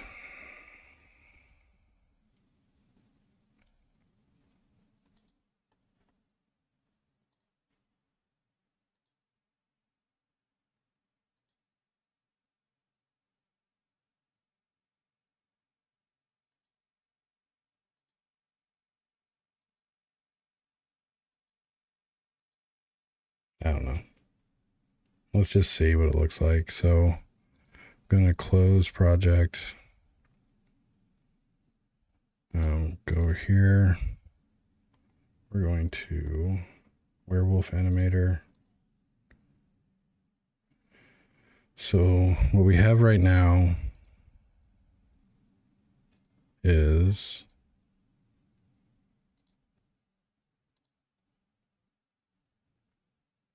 this is what we got right now. And now we're going to swap that out to be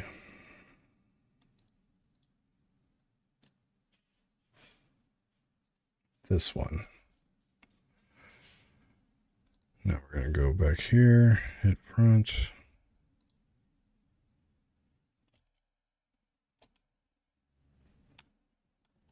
It's a little faster than I like, but I can slow that down.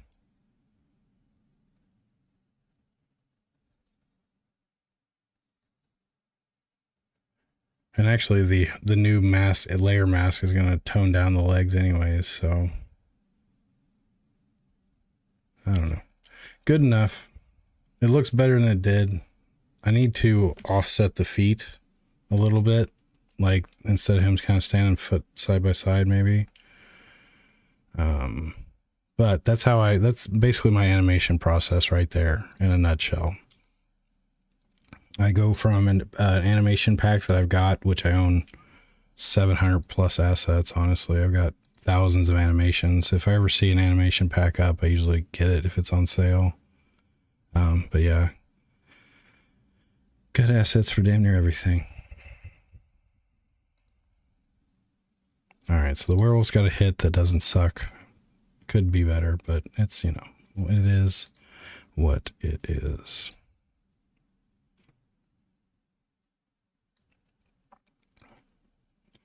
All right, what's next? So the werewolf idle animations.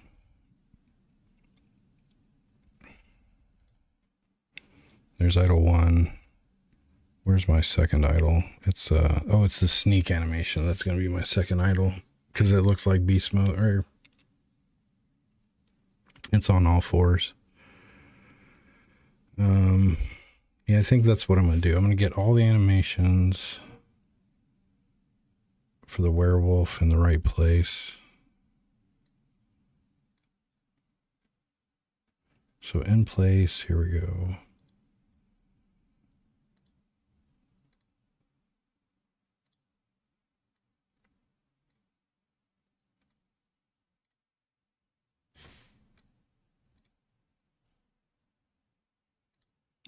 Let's see what these look like.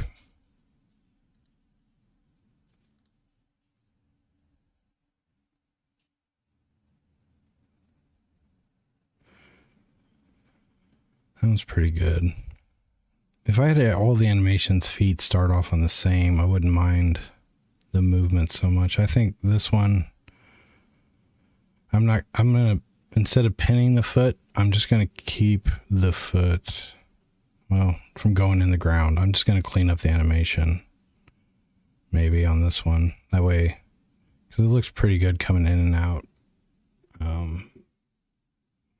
Let's see what 2 looks like.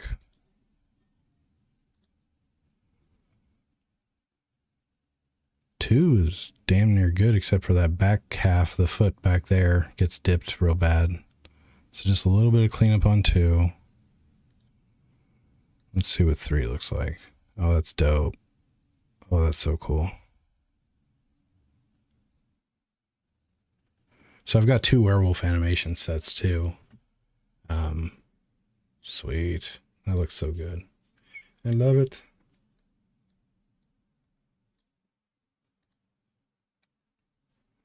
Okay, so we got our 3 attacks from there. Now I need...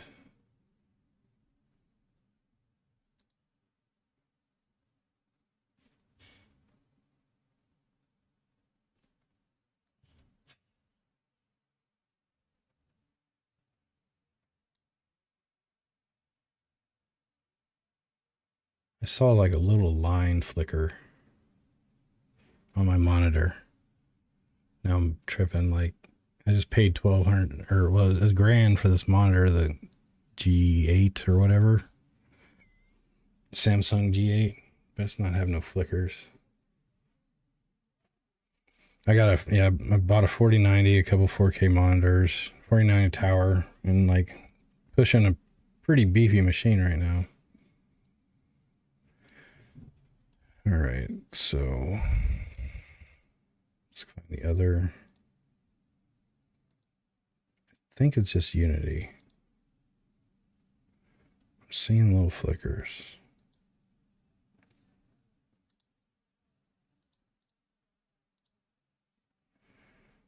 Attacks.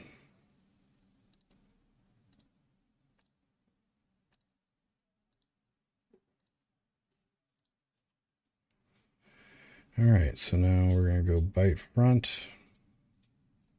claws front, left claw, attack pound, interact question mark? No.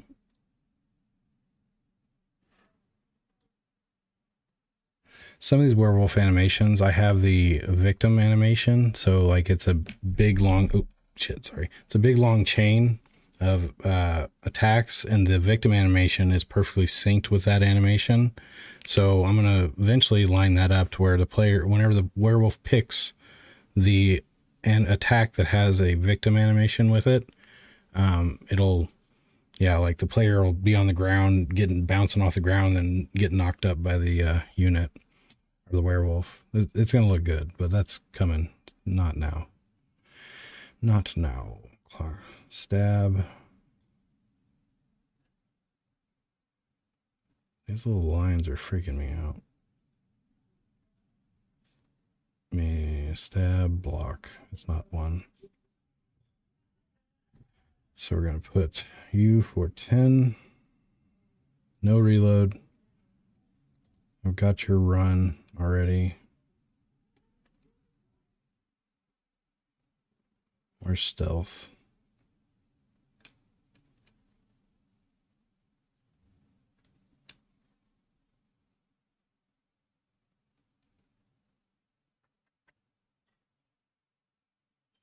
That's fine. Front run, idle. So that's cover. For idles, what do we got? We got one idle.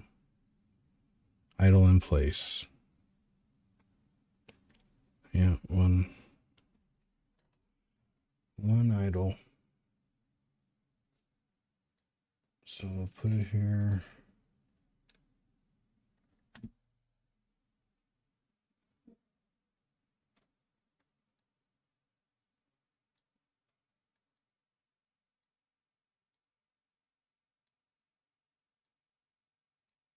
I guess if you want one animation to show up more than another, well, no, it's not, that wouldn't affect the probability, actually. But just to fill him in, I'm trying to, yeah. So now I think he's complete. He's got his attacks. He's got his run. He doesn't shoot. He doesn't reload. Got the idols.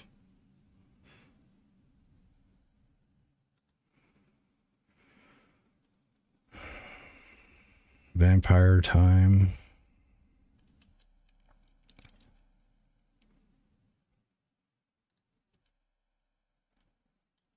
I gotta finish his face. Let me think here. Do I want to do... So now that I've got it, the animator as a system of 10 a unit can supply up to 10 animations for idle and movement or melee. Now to randomly pick one. So you're going to have your pick at startup.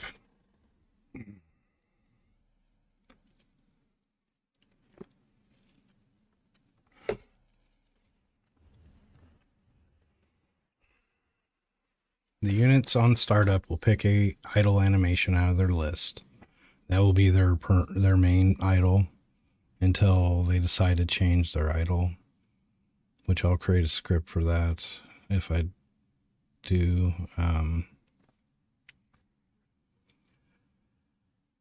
they're going to pick one random attack out of their blend state. So every time I attack, I'm just going to have to set the melee animation from 1 to 10, and then the idle from 1 to 10. And then we're golden, and then I can switch it on the fly.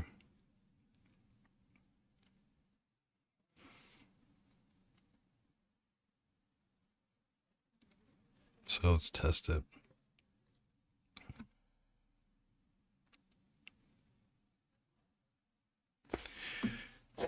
I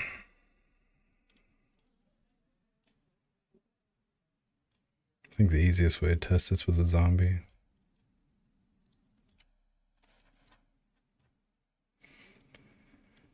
So if I select them and then I go to their animator, I can change it to 3, 4, 5, 8.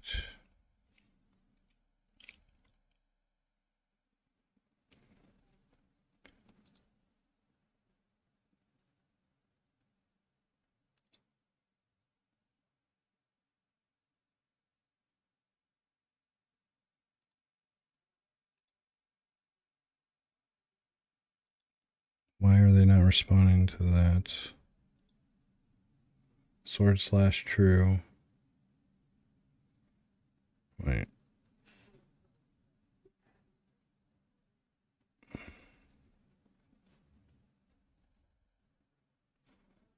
Oh shit, I don't have them selected. I hate when I do that.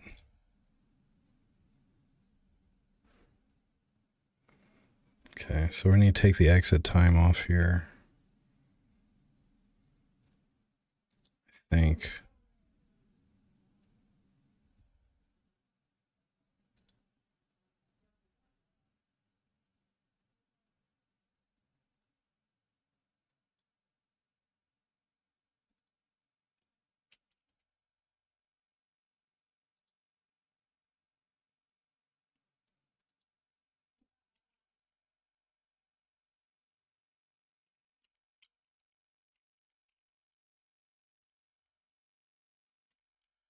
All right, so this this system works. Obviously, I got to clean up some animations. That's not an in-place animation right there, obviously.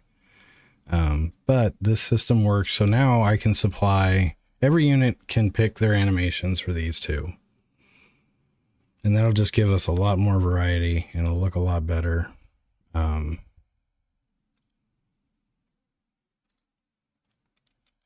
So the vampire, let's get you set up. Where's your damn animations?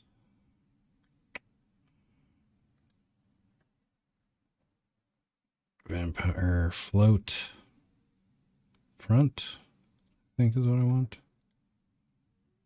No, float idle. There we go. All right, so if we go back to vampire,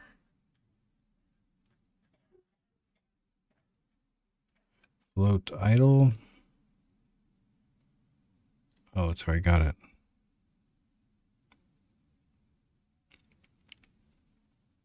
It's defaulting, maybe. Man, I wish I could easily just copy paste these, but oh well. Life, she's not always easy. Can I? No.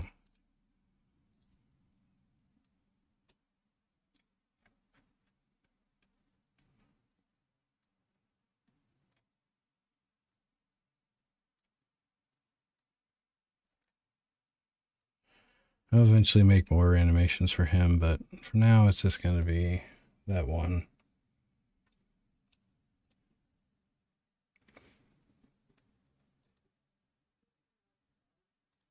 Yeah, like see here. Oh, shit.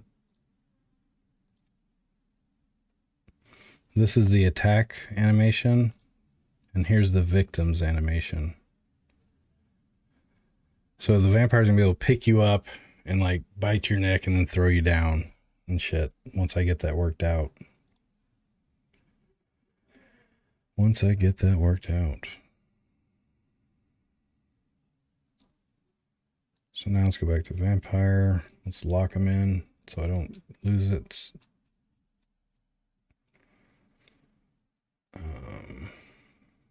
Bite behind.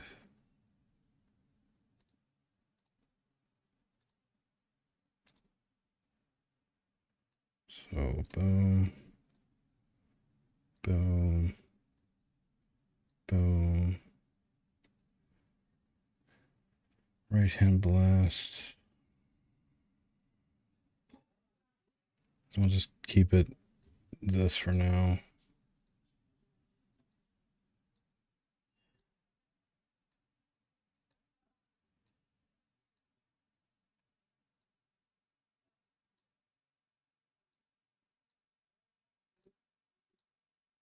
Oops. Didn't want to override that. Okay, so all the melee's there. His vampire fly forward is there. Vampire block for hit. And then idle. We got our idle. Our vampire should be good to go again. Let's give him his T-pose. All right, let's try it out.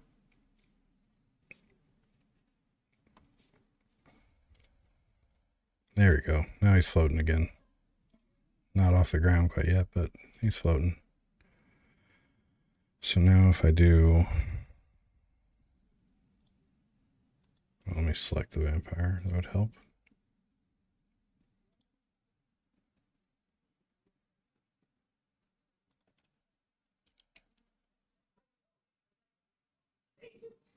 That one needs to be the root motion backed out of it a little. That one's good. This one will be good, but I gotta take that back. You can't move that much. So there's the 3 attacks for him, and then he's gonna be a badass. He's gonna, every time you see him, it's just like Mr. X and Resident Evil 2 remake or something. It's like you want to fucking run. You do not want to stay around. Drop a UV bomb and jet.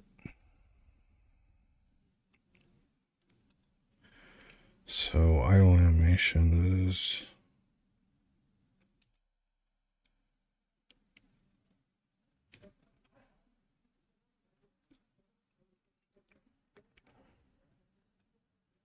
Okay. And then hit. Yeah, we gotta get a better hit on him. But he is now... So everybody's now in the new system of having variable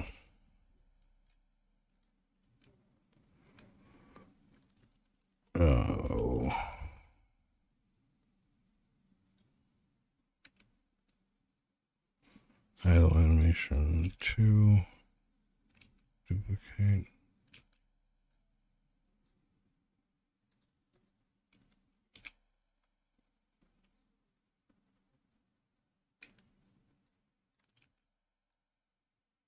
I gotta fix these animations, but you get the gist.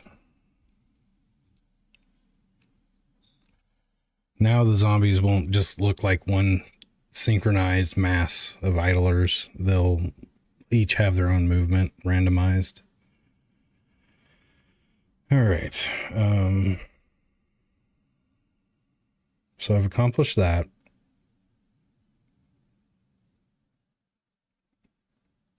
I need to get rid of that hip motion or the root motion in this guy. So I accomplished what I wanted there. The next I want to get, so now that I got the new units, the action cameras and like the way, so the action camera for the werewolf needs to be, basically every unit should be able to override the action camera. And when it comes down to like fly behind or do like your cinematic attack or whatever, each unit can specify per attack where the camera will, what the camera's going to do. Because right now, everybody, the camera comes and adjusts like it's a human whenever you shoot and stuff. So like,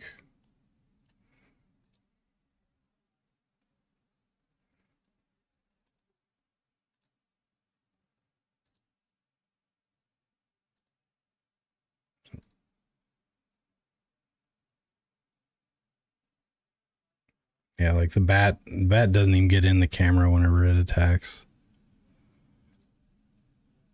But the werewolf, so I think I'm going to keep focusing on getting combat back to stable again since these animation changes and the turn or movement system changes.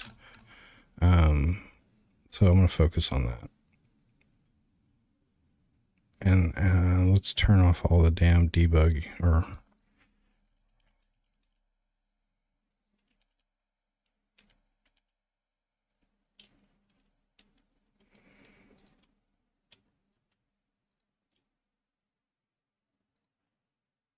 no UI.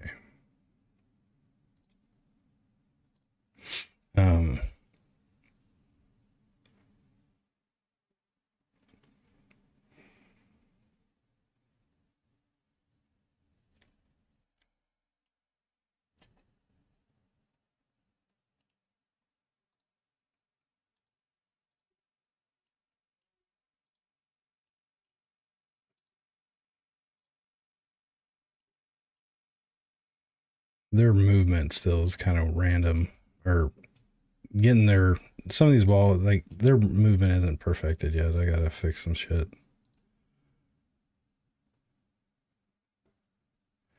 Mixed 2 out of 6 shots. Missed. No, I don't have any action points. The bat hit me. Zombie moved up.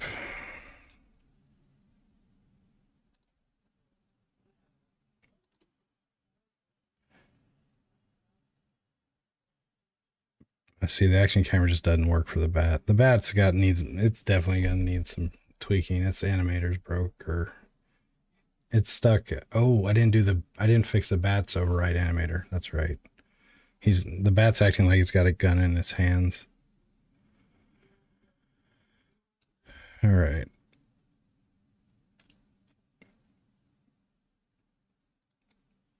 The vampire's got this cool streak whenever he moves. Still got a lot of work to do on the AI, but I don't know if you can see the vampire back there. He's streaking. I'll come out here and do this.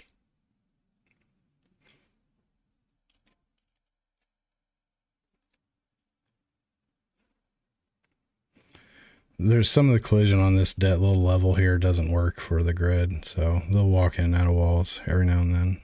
Depends on the walls. This side of the street is worse than this side of the street.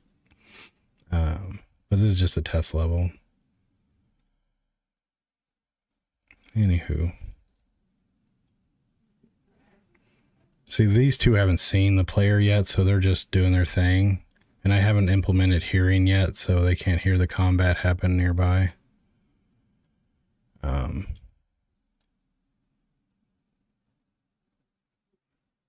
Boop, boop. Okay, so that's all working good. Let's do the bats animator override so I don't leave anyone out. And then I'm pretty much done implementing the ability to have For every unit to have their own animations or idle animations that are randomized, melee.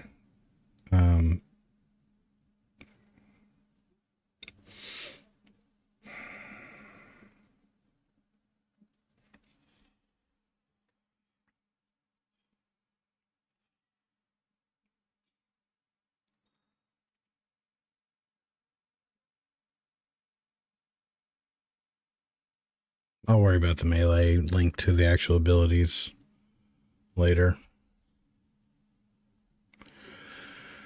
Do. What do we got here? I am going to run to the restroom real quick, guys. Give me just a moment. I will be right back.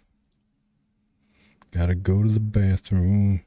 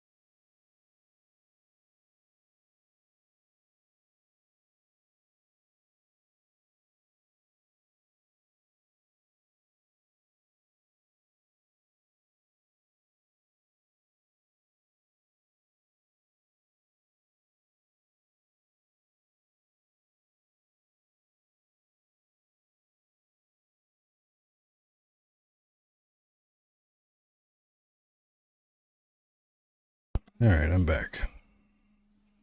So let me show you a little something. Got the collector's edition of Final Fantasy VII Rebirth, and here's that Sephiroth statue. Thing's huge. Freaking love it.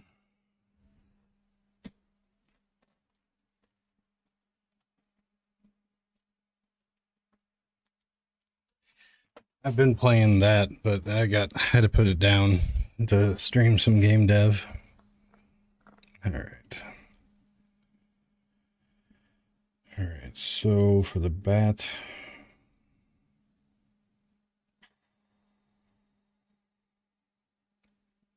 we're just gonna do that same animation because I've only got one.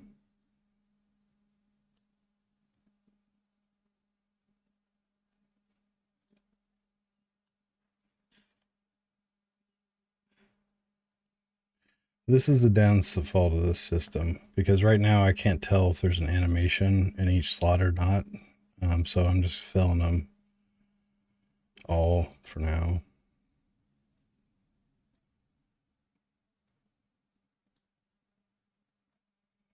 I have the least amount of animations for the bat, so I've got to do a lot of work for it. I was just giving it freaking humanoid attacks, so we'll do hip forward, and we'll do until I get, the animations made for.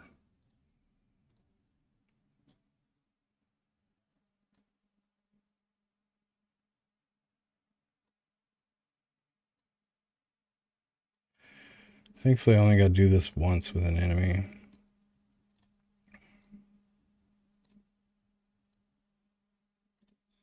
All these are the same animations, just named the same.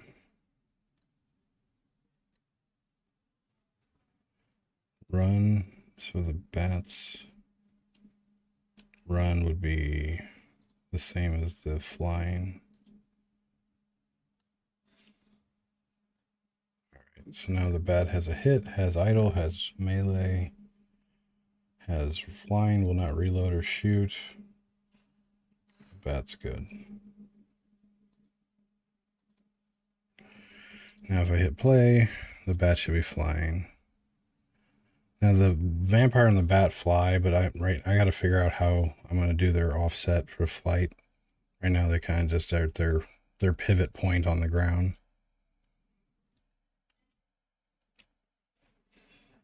But I'll have a thing that says is unit flying, and then it will offset them or something. All right, so with that done, that's all the animator override controllers in the new system where we have multiple variations. So now, what do I want to clean up first?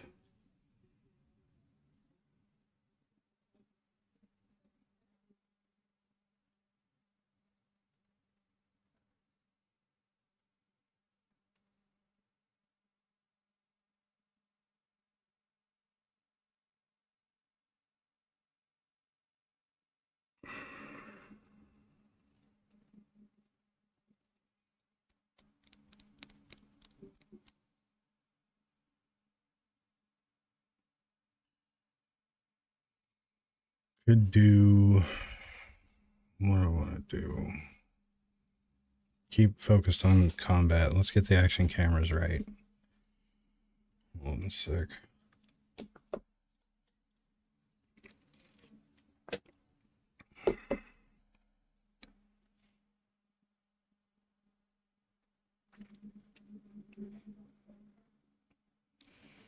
So right now,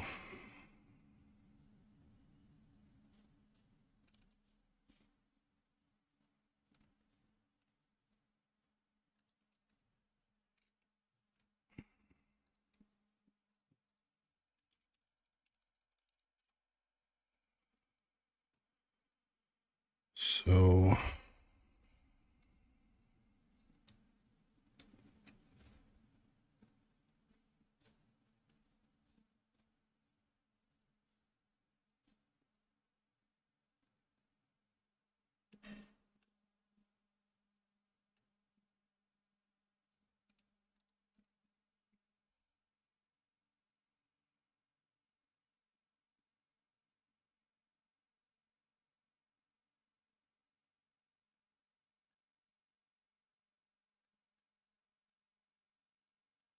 That's not what I'm looking for.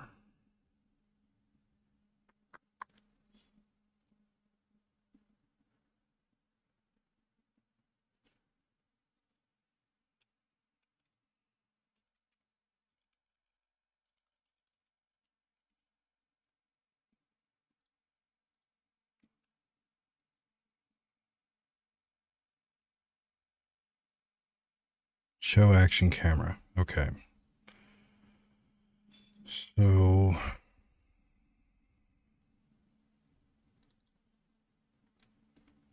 So during the shoot action and the sword action,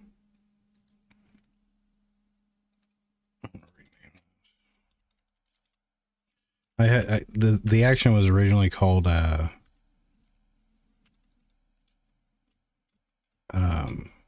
sword action, and then I renamed it to melee to be more generic, because swords would be part of this action. So some of the code still says sword. We invoke the camera show event, but right here, action camera position. So this is where I want to allow the unit to override the camera's position where the action camera is going to go.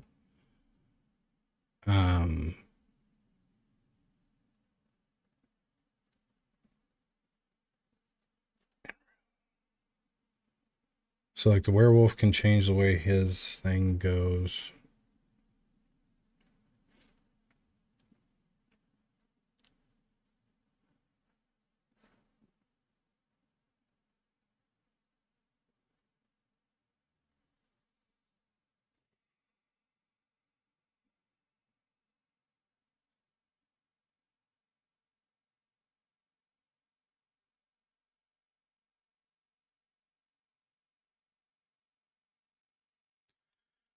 What's the Cinemachine limitations? About how many of those can you have?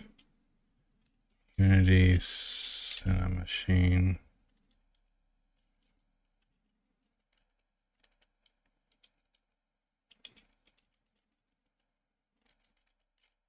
Is there a limit?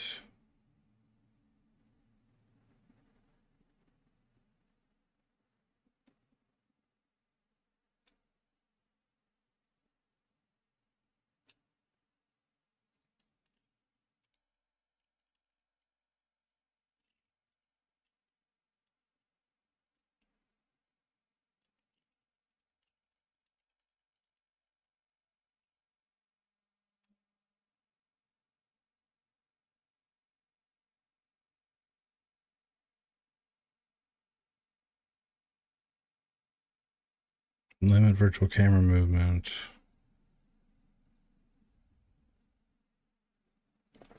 So this is how I think I'm going to do it. Instead of me trying to figure out, so like right here, I'm calculating, I get the unit's world position, I get the camera character height offset kind of thing here, which is vector up 1 times 1.7, and then a shoulder offset, and then I set it. So if everybody was providing tweaking like this, or this would be a pain in the ass to get done and iterate on. So what I think I'm actually going to do is the action camera.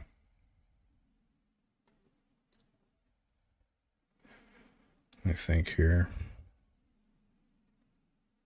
Action camera set object is active.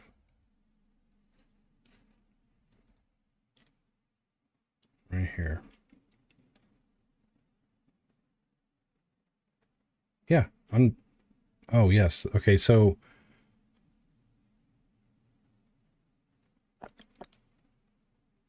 I'm going to allow them to set the active action camera. So here's how I'm going to do it.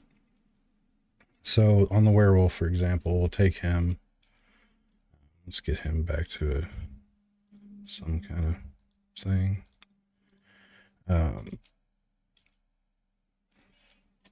So when he does his attack, actually, let's do the attack. So when he's attacking, it's like, I would love it if like this position right here or something. Like, let's see what this looks like. Oh, it sounds like my food's done, or dinner's done. Bless them and their little baby hearts.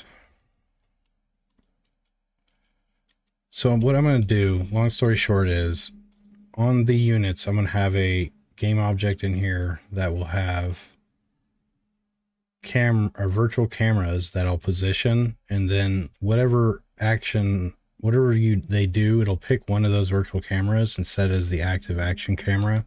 And now I'll have it, it'll be variable. Like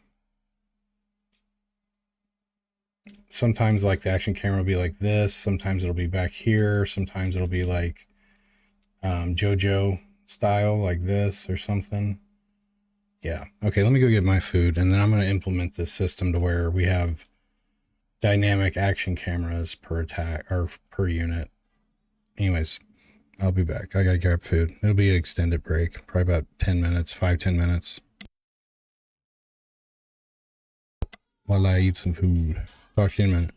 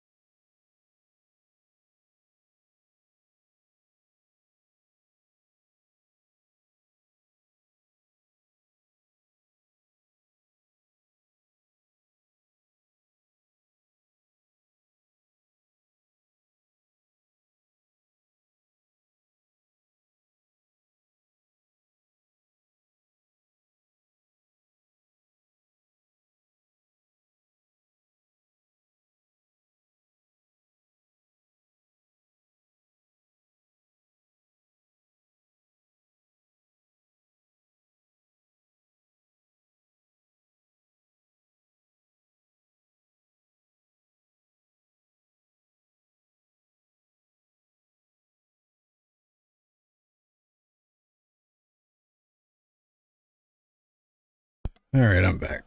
Well, I'm here. I'm still eating. Um, got me some little tacos.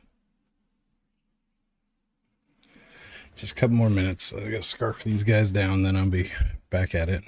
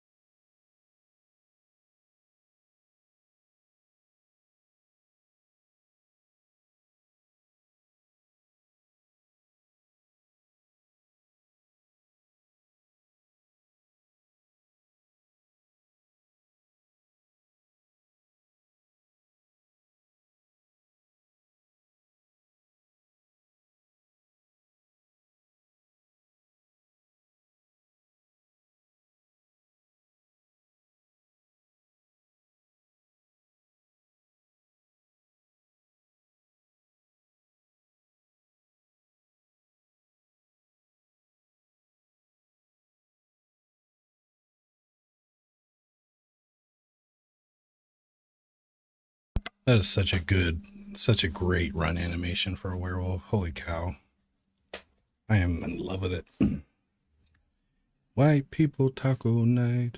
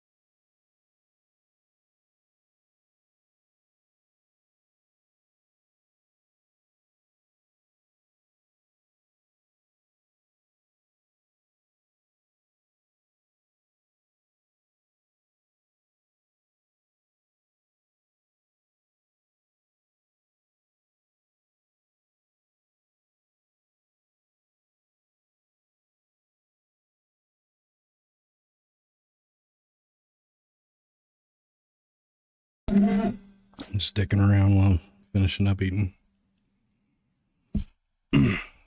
So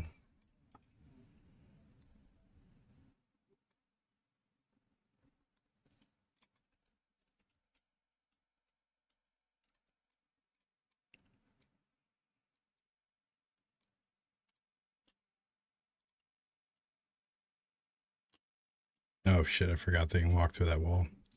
I gotta fix that wall. Damn it.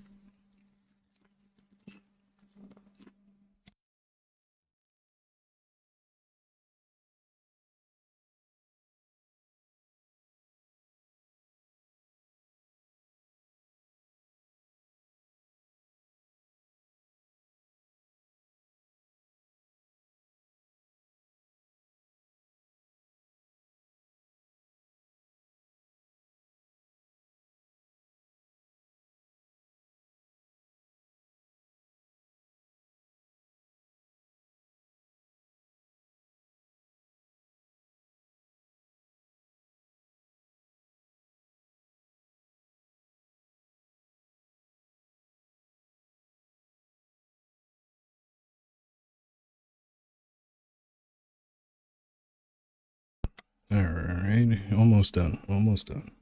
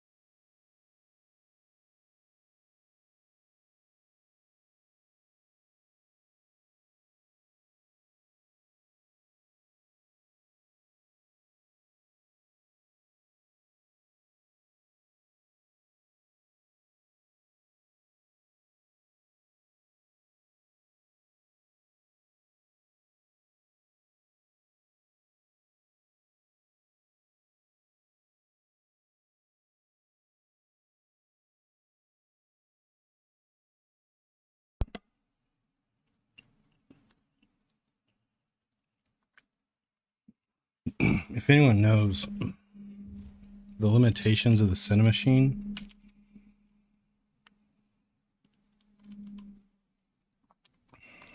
Cinemachine limitations.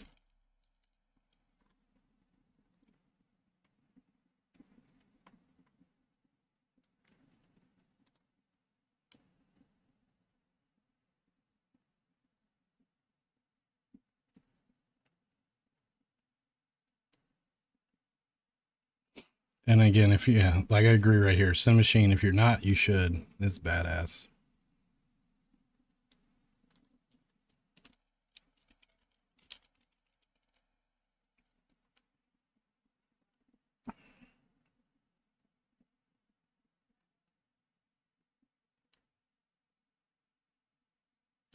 Basically, every unit, I'm going to probably have,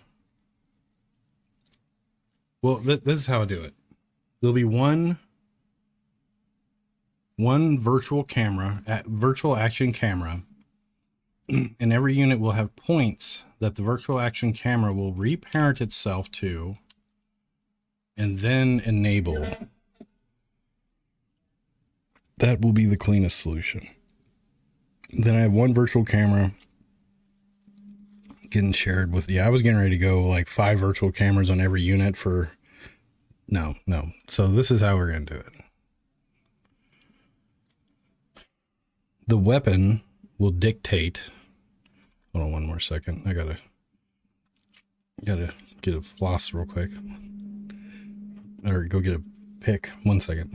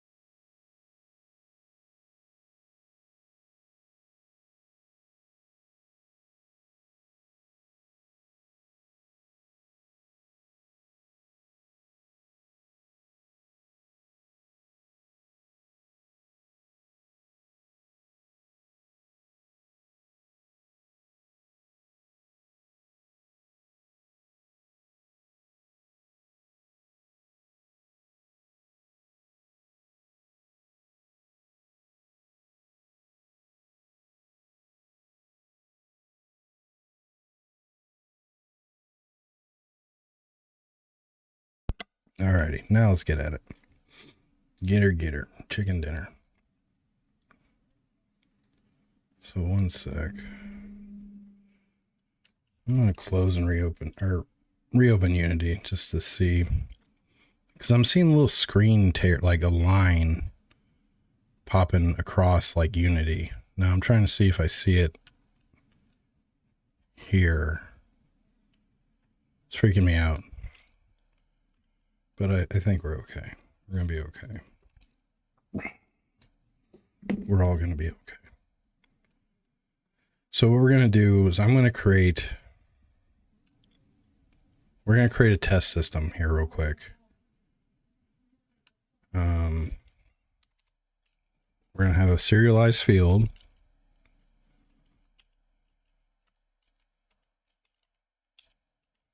List of transforms.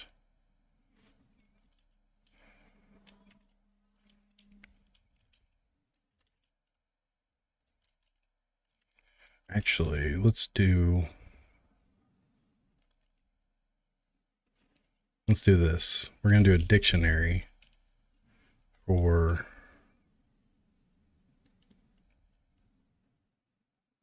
can you serialize a dictionary? We'll find out.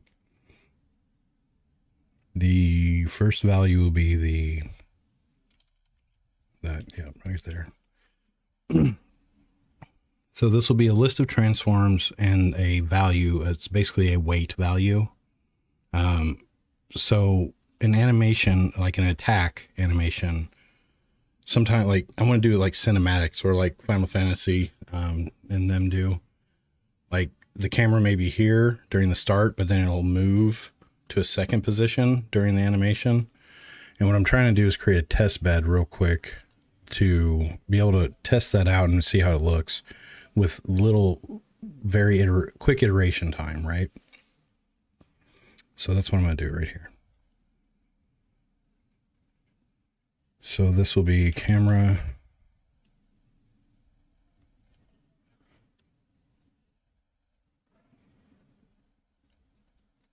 Positions. Man, keep it simple. Why not? And then I'm going to create a button on the inspector.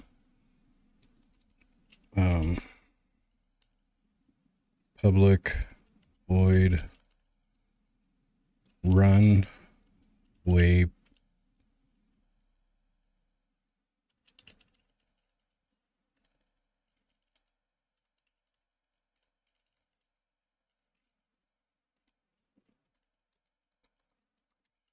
and using editor attributes, a free asset on the Unity asset store. So like you ever want to make a script, where's my game, that has a button in it, like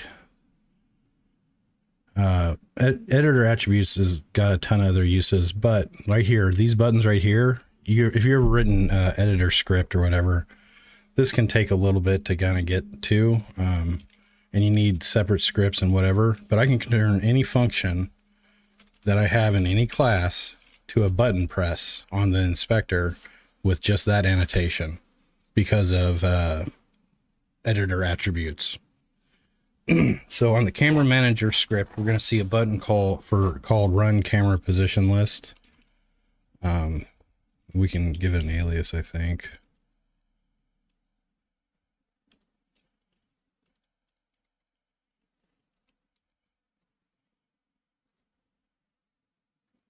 Button label. Yeah, that's what it is.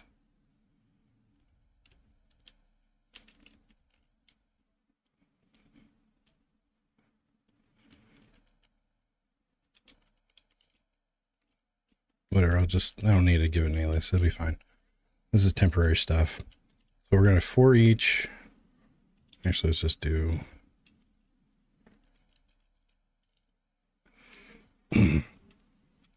key value pair because it's a dictionary.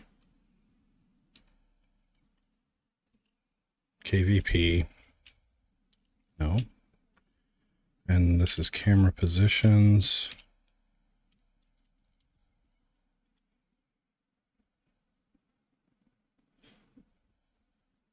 Oh, fuck. I forgot to put the...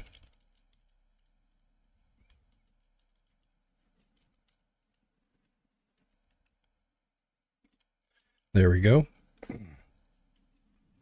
So now what this is going to do is first we're going to show the action camera. Oh man, this is going to be so amazing. I'm going to be able to iterate camera transitions super fast with this. So this little bit of legwork is going to make the game camera work look so much better. Show camera. And then now I'm going to... What's up? These two are for you. Okay, just set them down there. We take the boxes now. That's fine. You can have one of them. All right, I love you.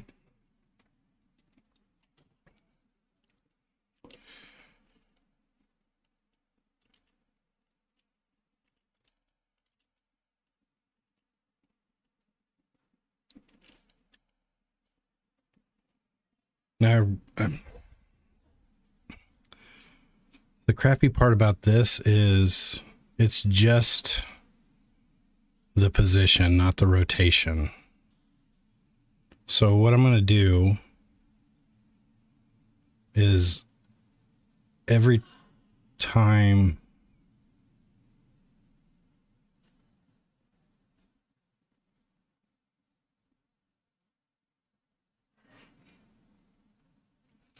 let me think through this.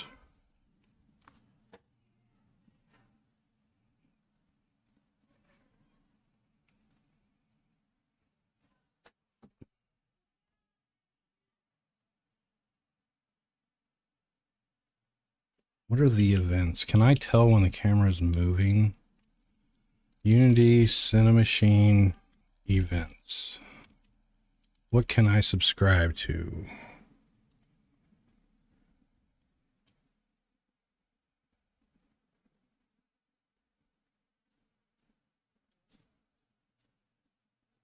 This is called the beginning of a blend. When the camera becomes live, parameters are brain, incoming camera. A cut is considered to be a blend of length of 0. Camera cut event. This is called when 0 length blend happens. What?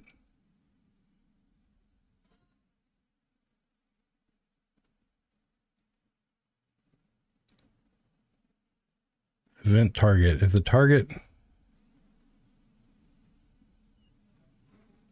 event, camera activated event.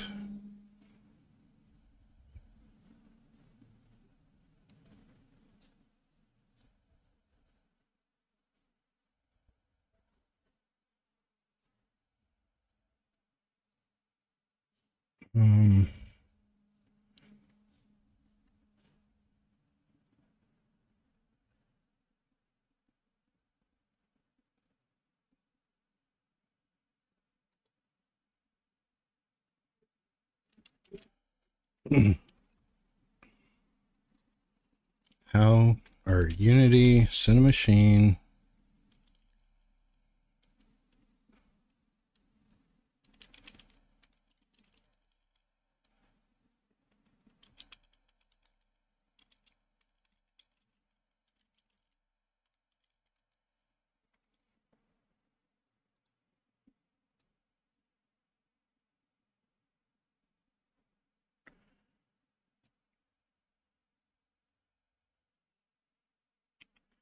I guess I could do that, but I know there's a way. I want to basically, when I update the transform of the Cinemachine right here, when I update the transform, it's going to ease to that position. It's going to do its magic and move to that position. And I want to know if it's at that position. So, but I'm just going to have to,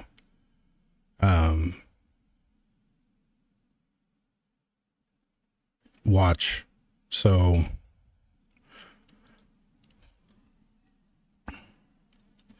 I will set the transform. I will set, and then I will wait.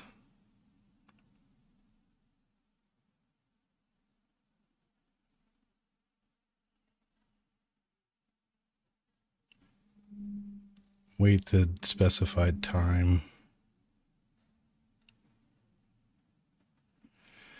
So here's what we're going to do. We need the update method here to be able to do this. So I'm pretty sure I've got no call to it here. Sadly enough, I'm going to add an update just for this because it's going to help me. That's worth it. If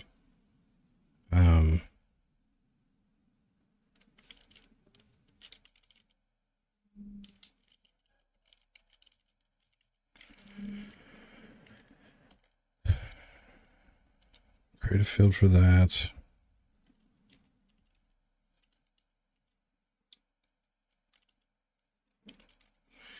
So this, obviously I can't do this logic here. I got to do it in the update.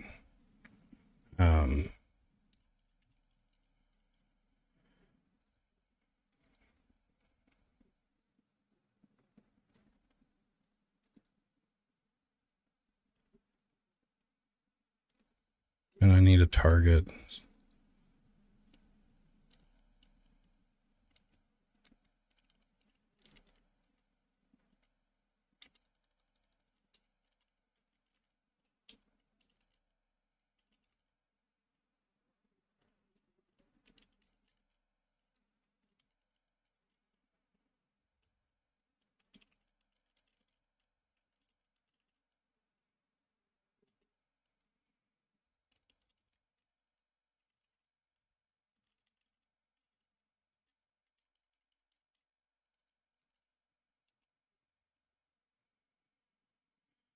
So whenever we hit the button, we're going to set this to true.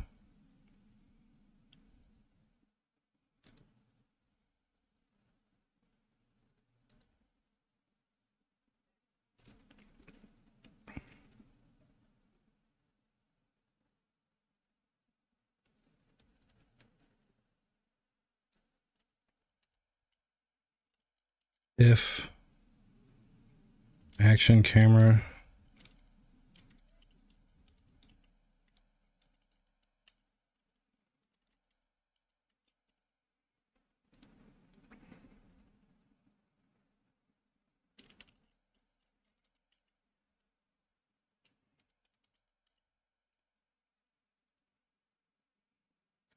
so if it's not set to that position,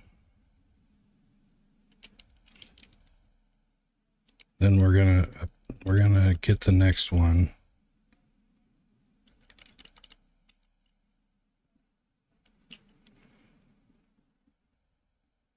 So the camera's going to automatically move. It's going to do all that for me when I set the transform position.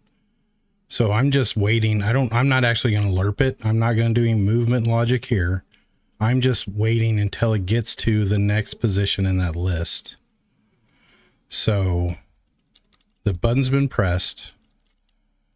I'm going to say show action camera.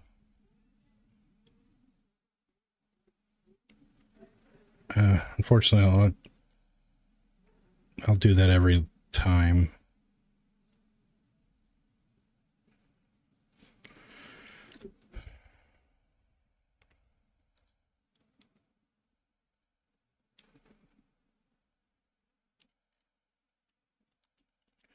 If action camera dot set active or is active,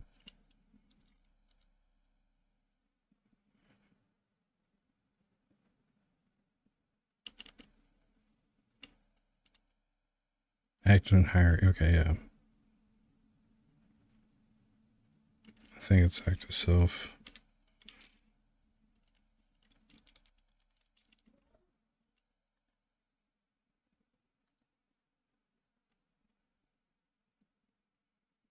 If it is not active, show.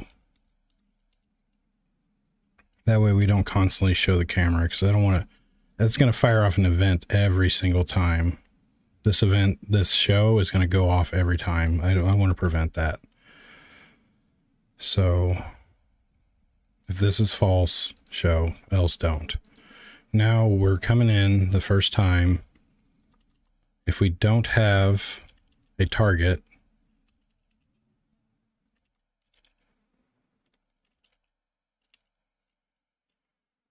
we're going to go ahead and just take the first one off the list. So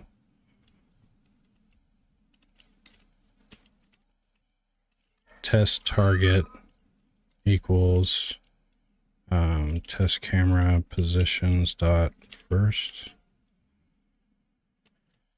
dot value. Yeah, I think so. The transform is in the value. You haven't used dictionaries before. The first one is the key, and this is the value. So a dictionary can be any two data types like that. So now we've set it. If we don't have a target, we set it to the first one. Now the camera should start moving. And if we don't, just another thing here. If test camera positions dot count equals 0,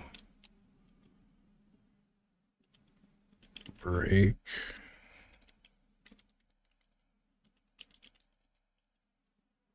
yeah, we don't want to do anything. So only come in here, and now we're moving to the position. If the camera's transform is not equal to the current target, do this. Actually, I want this. If it is equal to the first target, we're going to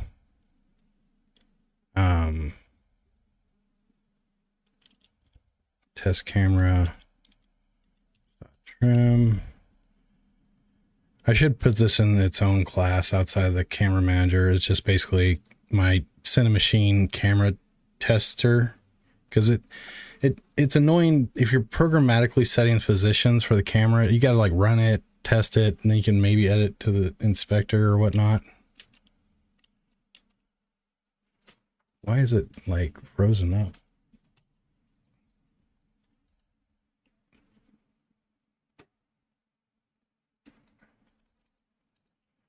Oh no.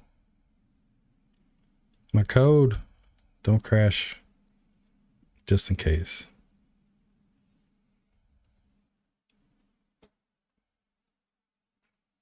Visual Studio, what is wrong?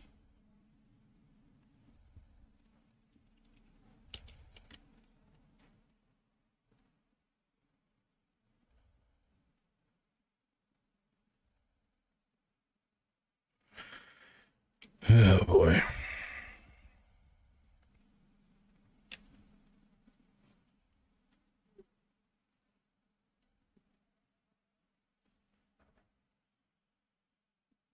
I don't want to crash it because I didn't save.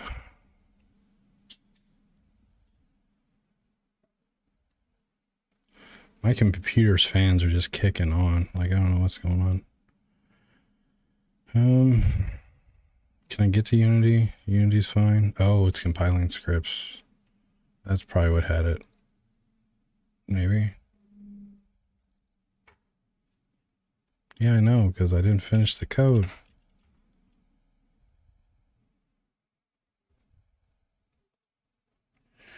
Damn it. Now everything's hosed. Now, yeah, Unity's even stuck on the stuck Visual Studio. Oh. Took a screenshot of the code. I mean, I could have rewrote it, but I don't want to.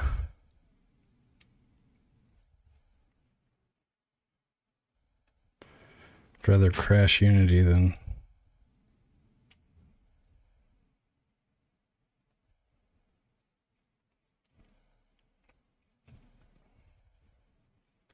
Is there a prompt I'm not seeing? Nope.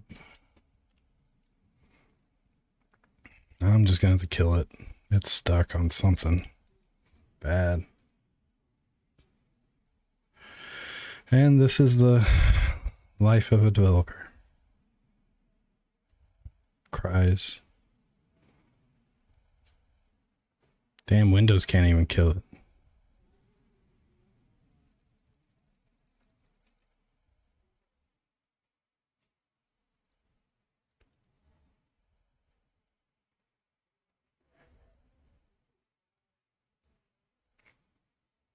What the hell, man?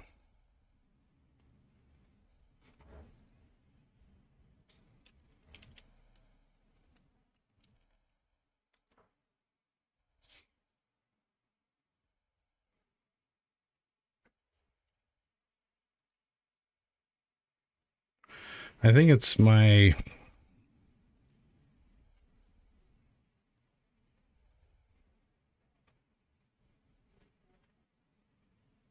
I have never seen that happen before. Enjoying Visual Studio after you just locked up and can't even kill you from Task Manager? That's wild. That's really wild. Let's go to details and see. Dev environment, suspend it. It's probably that one.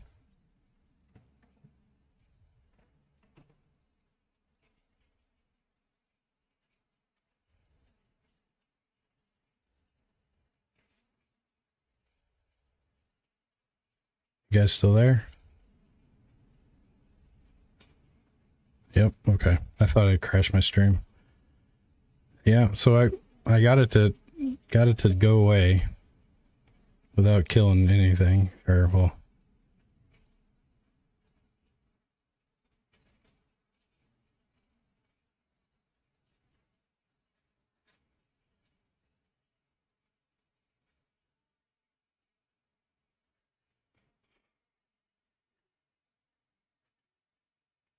I swear I'm seeing little bitty graphical artifacts every now and then. It's driving me crazy. Oh, am I on 120 or 240 hertz? Probably, maybe. I don't fucking know. If I see any more, I'm gonna be upset and maybe be talking to Micro Center. Trying to figure out what's... Maybe it's just like it's out of like, because it's a giant 4K monitor, 32 inch. Maybe it's just like the corner of my eye, like a, I don't know. Anyways, let's get back to fixing this code that I lost. Where was that even at? That was in the camera manager.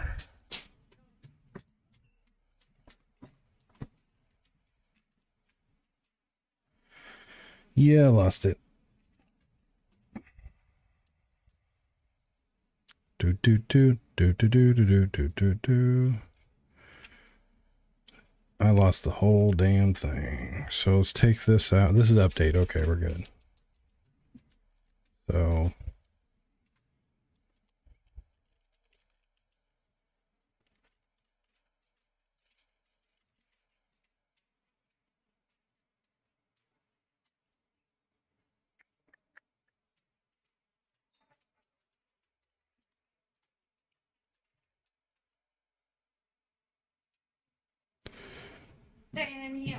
so this, if this is null, it'll also null or 0 is basically what that's saying. I think that's how that works.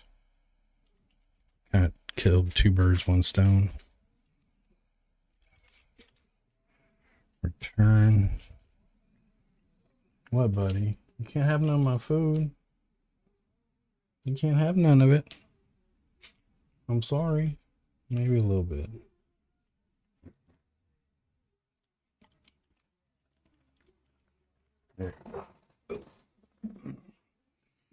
Spoiled pooch. His tail's gonna be banging on my green screen, so it's gonna... There's nothing down there, guy.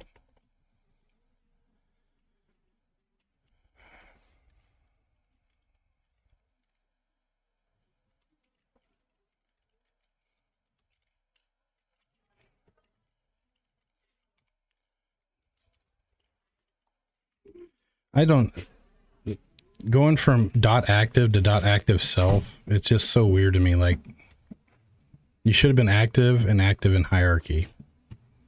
I don't know why, but whatever. That's just my personal opinion. Doesn't matter too damn much. Target equals yo mama.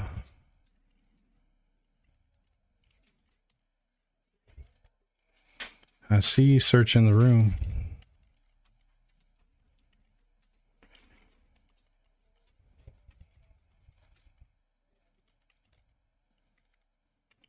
Camera dot transform dot position equals or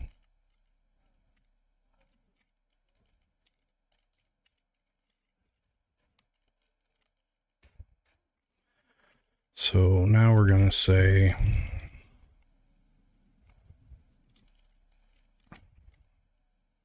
now it's equal. So the target is equal. So we've set there for, we came in, we didn't. No, wait, what the hell am I doing here? Oh, this is show camera, my bad.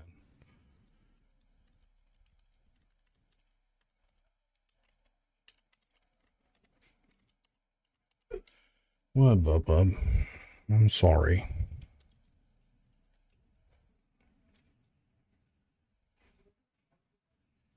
Damn it, why did I do that?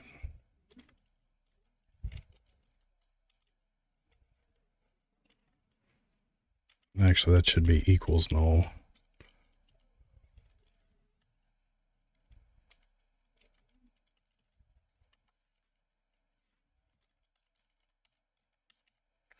All right, so now don't come in if we don't have a list. If we press the button, oh wait, actually I need to do this.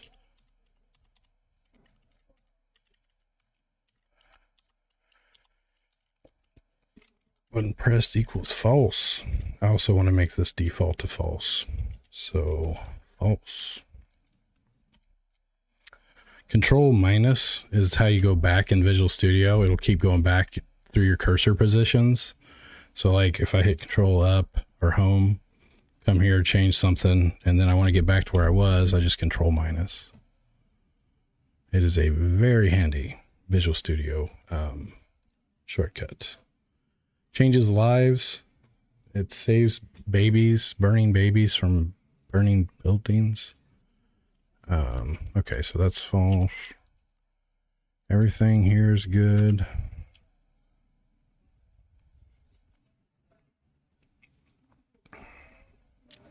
So we've reached the position. Now I want to trim the position, the first one. So trim, no, remove.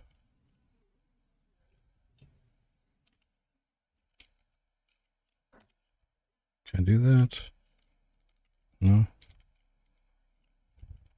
There we go. So we're going to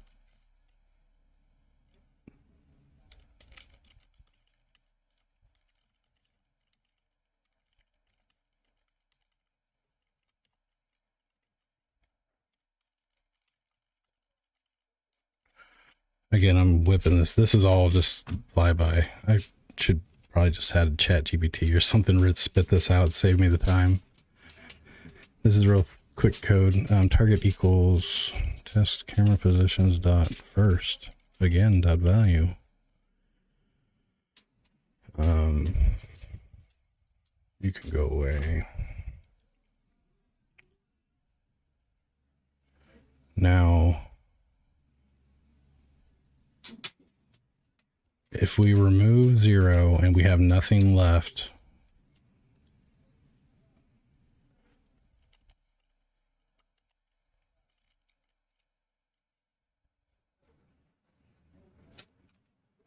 we're checking the camera position up here for count. So if we, so we're on the last we're on the last waypoint. We remove it, and now the list is empty. Shit. It's still gonna, I won't actually move to that last waypoint because it's gonna exit right here.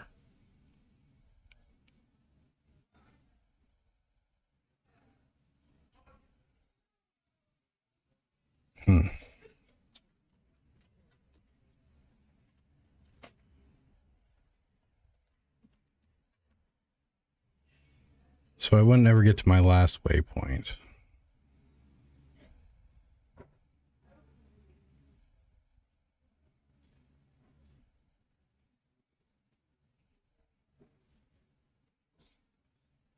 Oh, wait.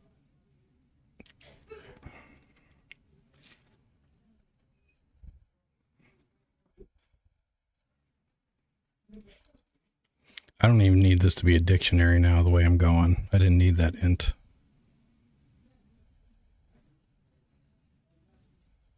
I don't give a shit about the last one, or...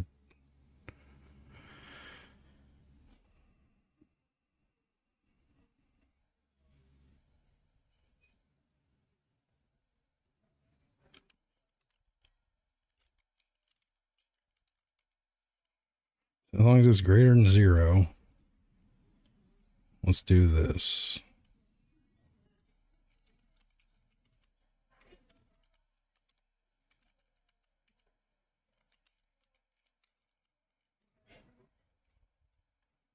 Now I'm on the last one. I removed it. Oh, wait, no, wait. That's...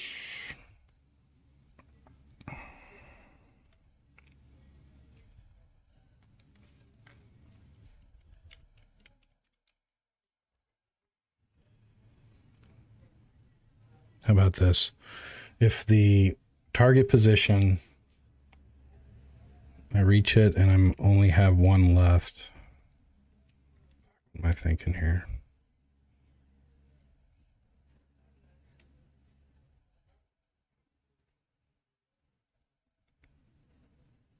Oh, I'm going to have to set them every damn time.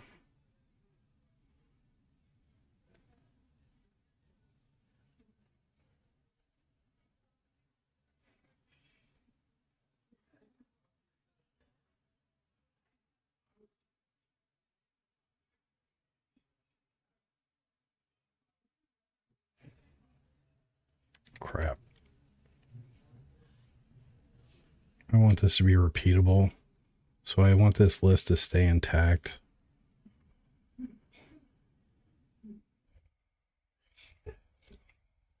So on the button press, I'm going to store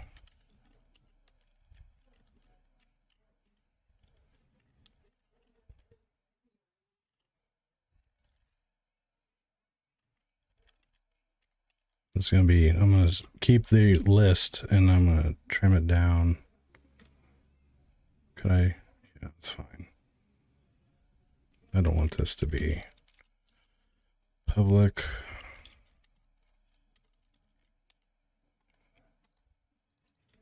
So on button press, I'm going to store the information.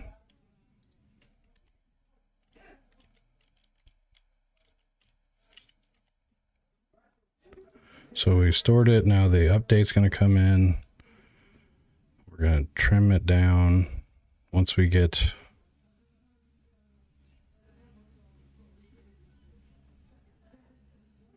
we remove 0.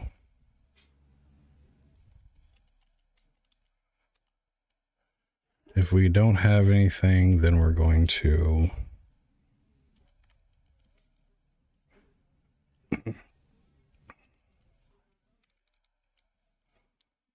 test camera button press equals false, so we don't come back in. Our test camera positions, let's reset them to the memory.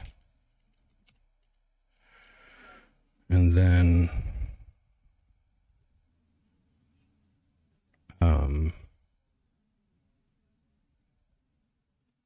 that's it. Right. And then I'll null out the target.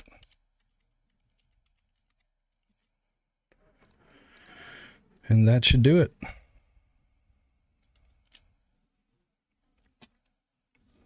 So what this is going to allow me to do is create some really cool cinematic transitions with relative ease.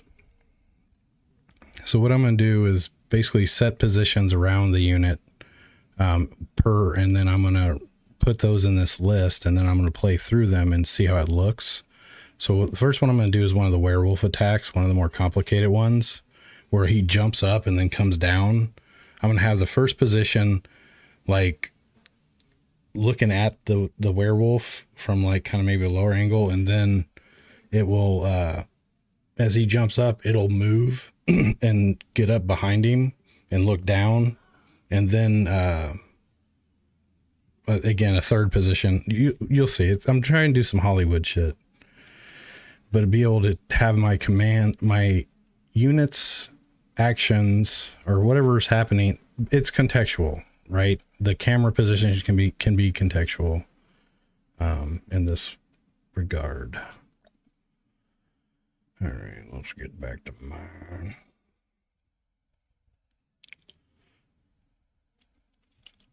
Okay, so I got Unity open. I've got the camera managers updated. Now I should have a button on my camera manager.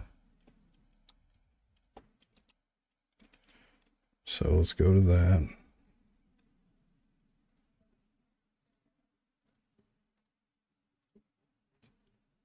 Right here, run camera position list. But why? Where's my list?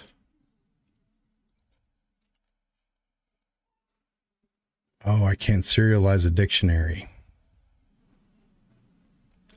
That's fine because I don't need this. So we're gonna actually we're going back to a list.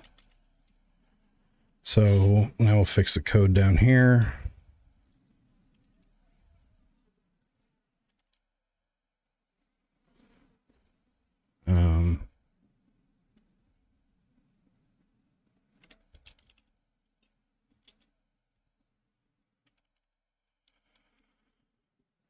Just camera positions dot first.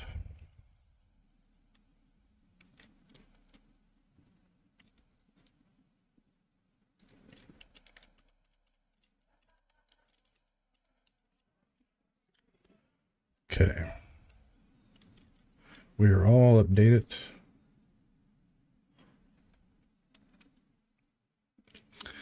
Hope you guys are still enjoying the show. Thanks for sticking around. Man, that raid was awesome earlier. Appreciate everyone that stopped by. I do. I like you. I do.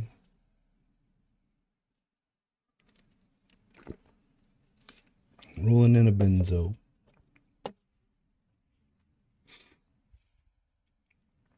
Why am I scaled up? I do that every now and then myself.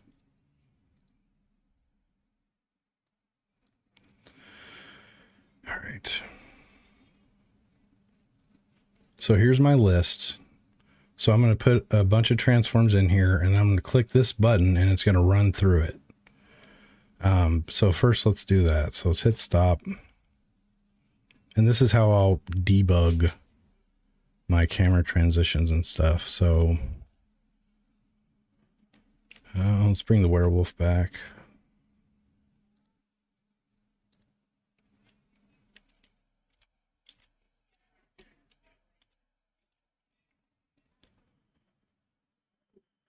Oh, I don't need the game view, so let's get rid of that.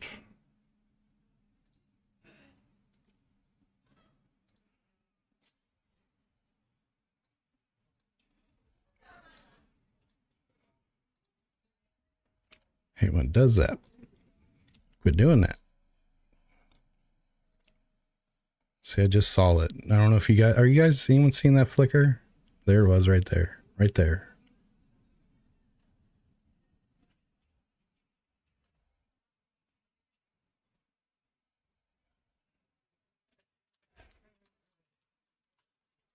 I'm gonna keep an eye out for more. Anyways, driving me crazy, worrying me very much.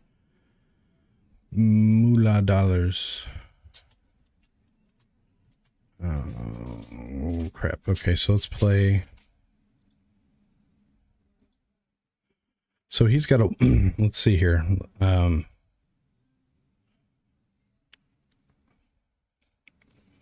So he's got to wind up, like. So at this point right here.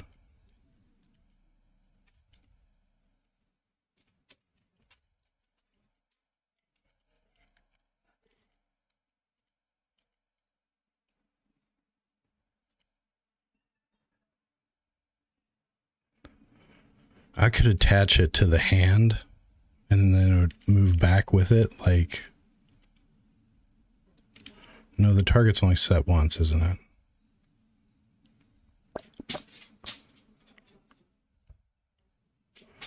Honestly, if I...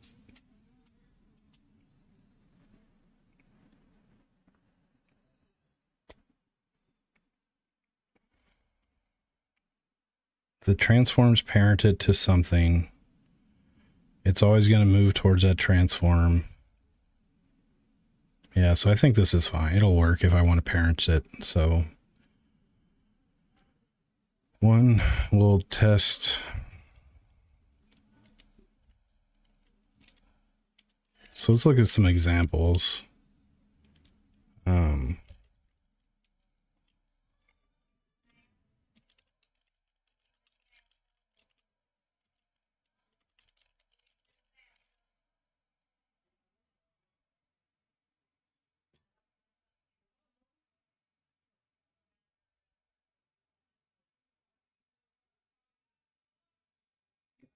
I'm trying to think of some examples to get, but I don't know if I'm going to find what I want. So I'm going to wing it. So the start will be back here.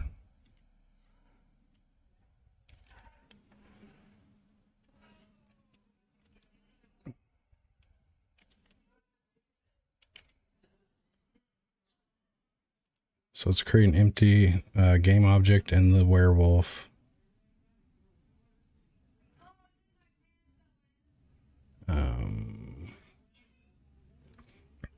I'm blind.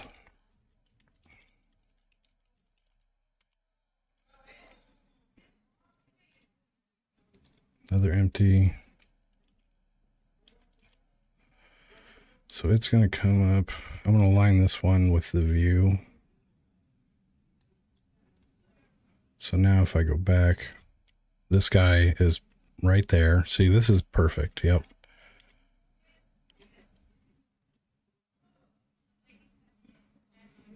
And then after the wind, so he winds up like that. And then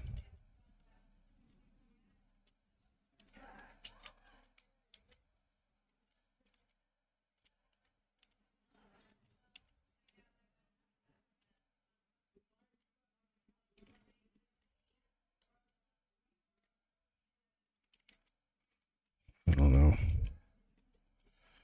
I think how's it going to play out? That's good enough. Well, just this is a test anyways. So I'm going to duplicate position 2. I'm going to align with view. We're going to do a third position. It's going to be from the victim's perspective. So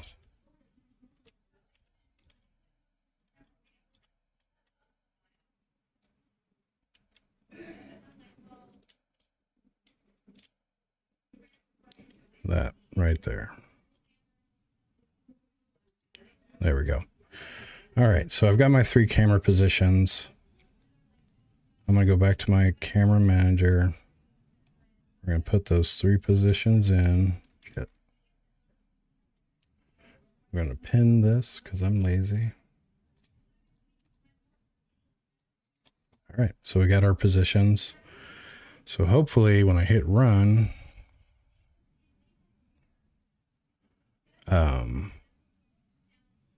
this is going to work.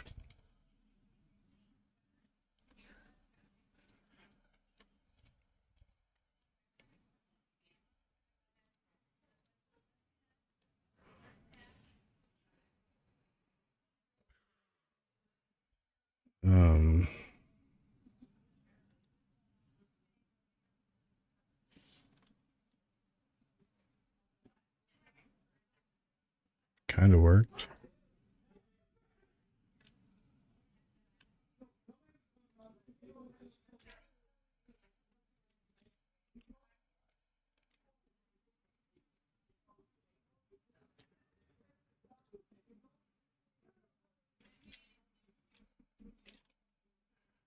Oh, So the transform, since it's a child of the wolf, I need the world position, not the shit or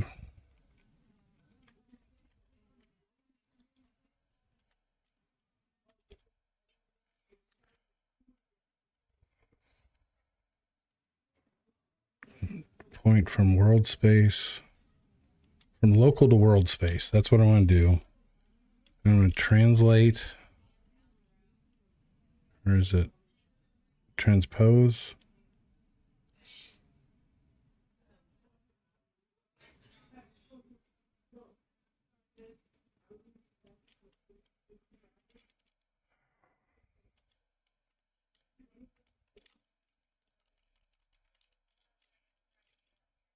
Matrix, translate. There we go.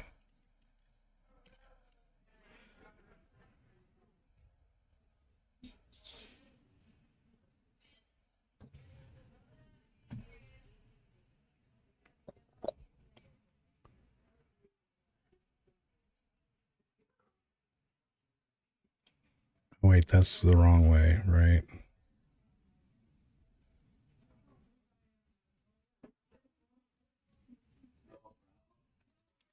Wait.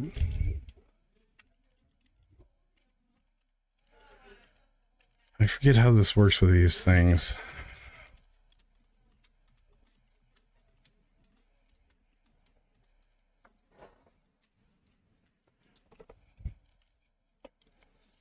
Position from matrix.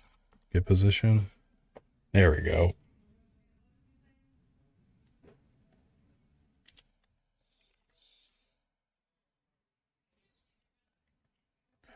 Damn it. Don't tell me that. Why can't you come back as a transformer? Well, no, I know. Duh. There we go.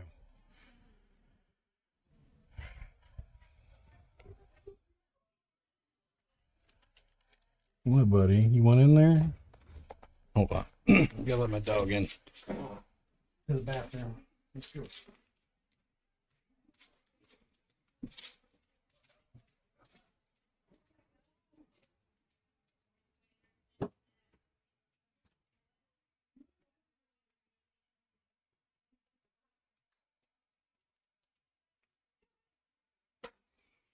All right. So we're on the path to liberty and democracy for all. For Super Earth. I still got to play. I cannot wait to play Helldivers 2, but I've got so many games I've been wanting to play. Rebirth takes priority for now until I beat it, and then but mostly game dev takes priority 9 times out of 10. If I want to be perfectly honest.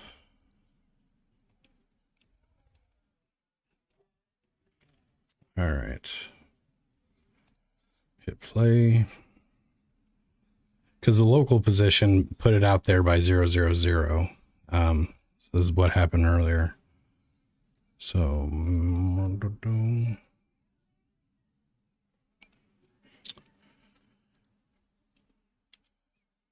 we're going to hit Shift F to track the camera. And now I'm going to hit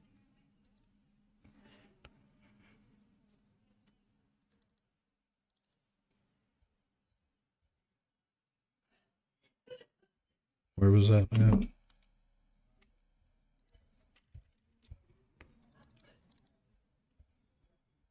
This line's come back with a null. It's probably the last.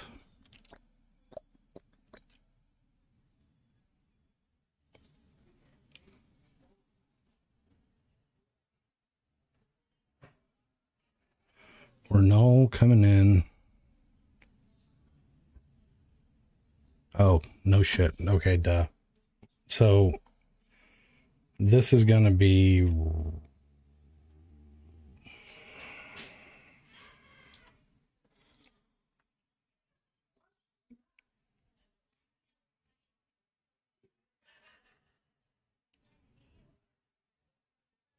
I have to new up this because you can't get to position if this is null. You know what I mean? is the problem?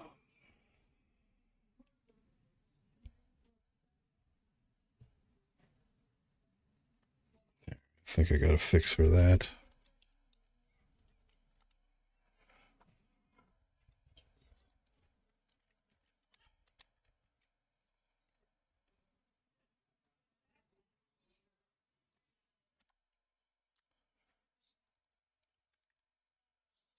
Now it's no longer null. And we've done check that we have something in the list. So this is safer than what we're getting before. And I need to do this.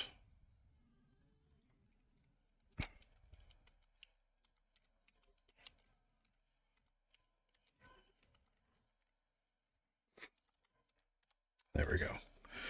That'll do it. It'll work this time, believe me. Please. Please, God.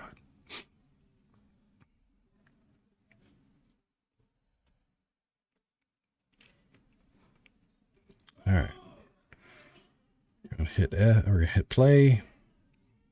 I gotta quit. I gotta uncheck maximize. Go here. So camera, main camera, Shift F. Let's run it.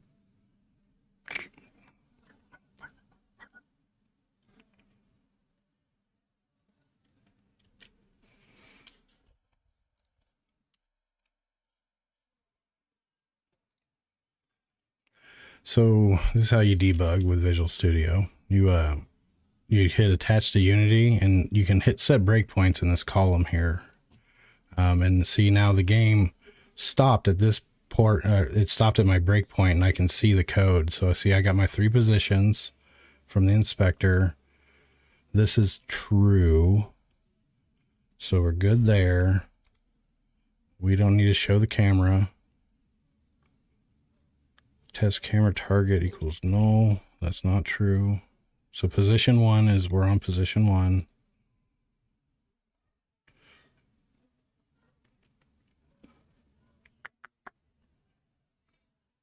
Yeah, because this is...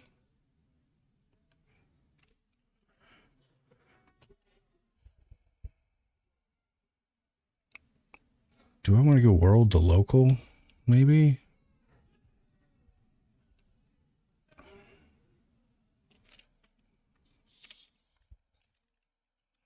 Unity set.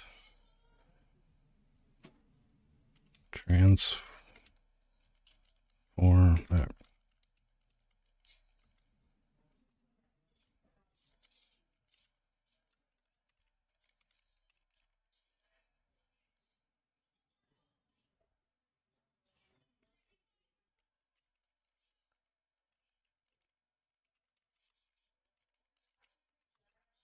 Yeah. Unity assign a position of a child object to another after setting.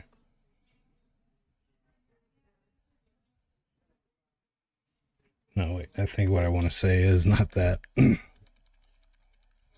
Get world position of child object.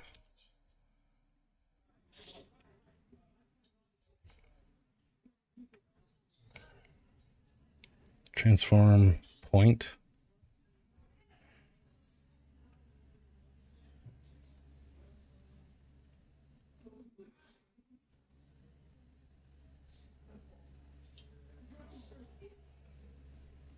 Function you might have thought is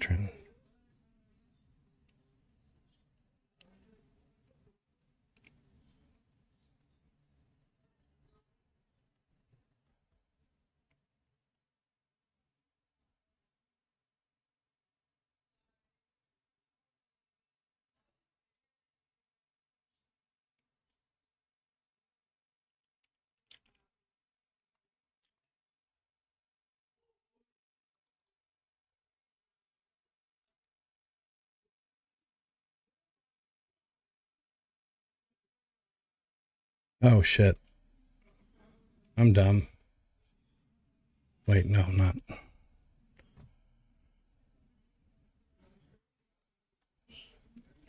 I'm never actually setting the camera, action camera position. Pretty damn sure. Hold on.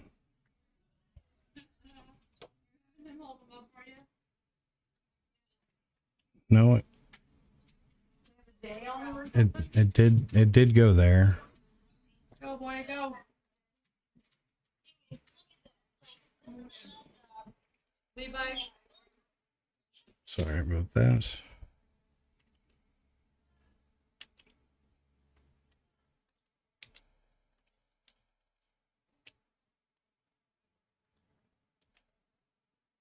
Oh, I'm dumb. I know what's going on now. So when I created this empty game object, werewolf's over here.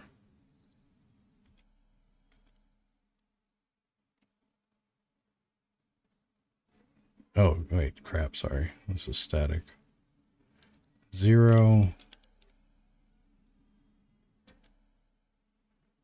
All these have offsets.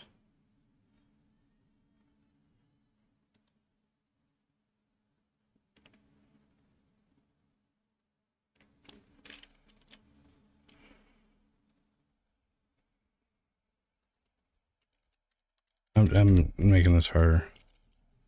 Local position.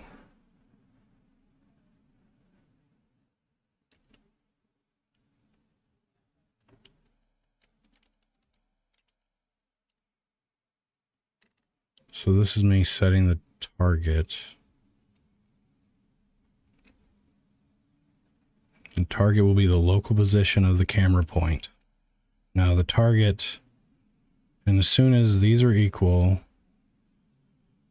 we also want to set the new target, but we never set the action camera. We never update the action camera after.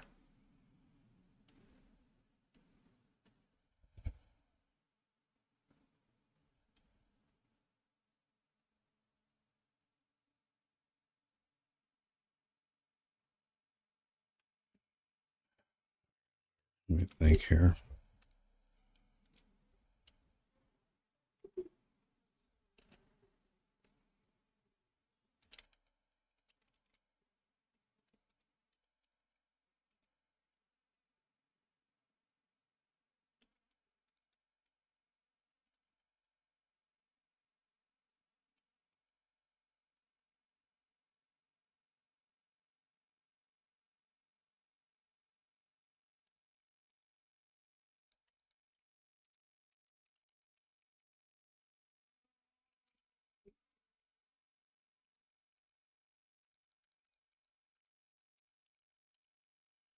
Let's try it this way. Just all position.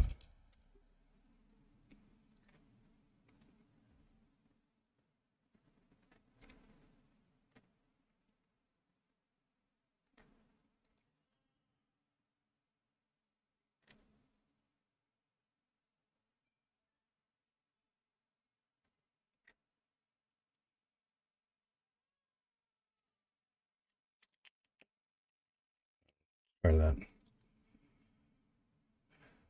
This will be a handy tool once I get it, but because there's just going to be so many attacks that are going to have different camera angles, so I want an easy system.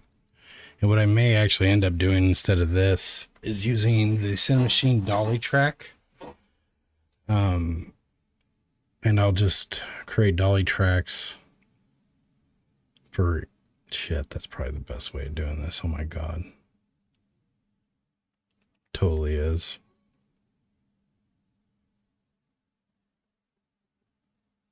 I'm making this into overkill here.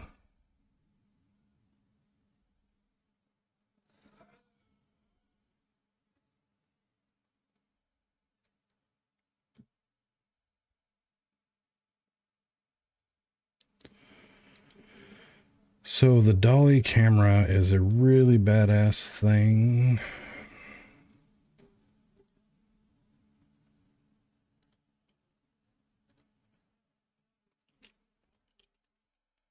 Why didn't I think of that? Dolly cart.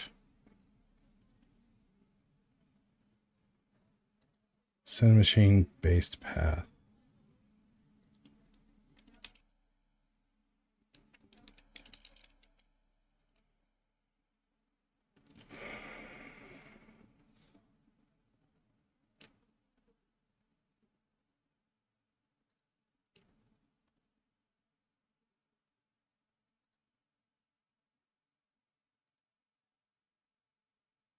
Selected waypoint.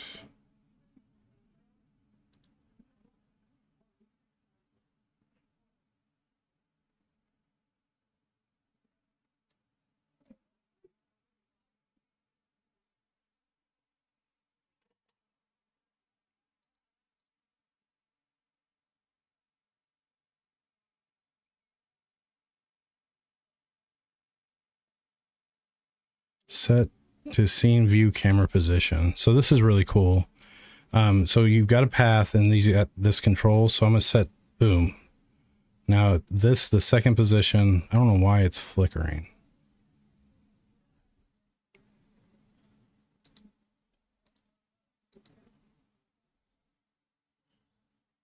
Selected waypoint. Path details.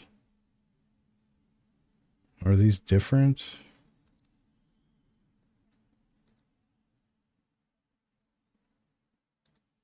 Oh, okay. Right. So now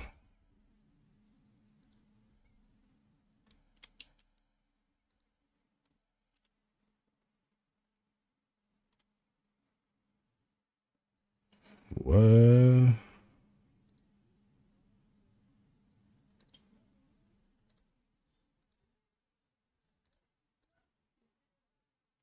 Why is it rendering in frickin'?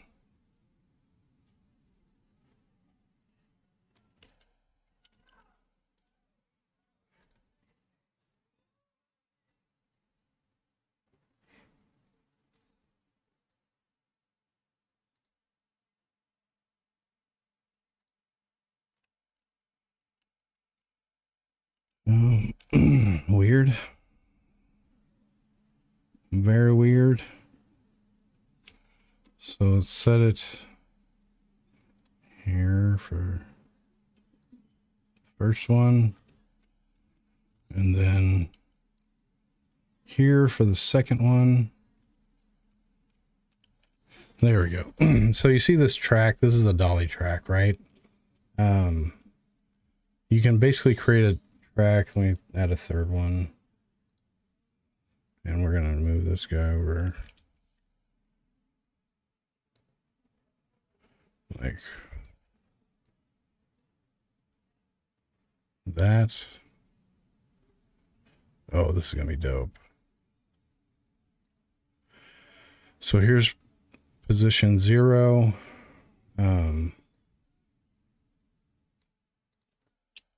Position 0.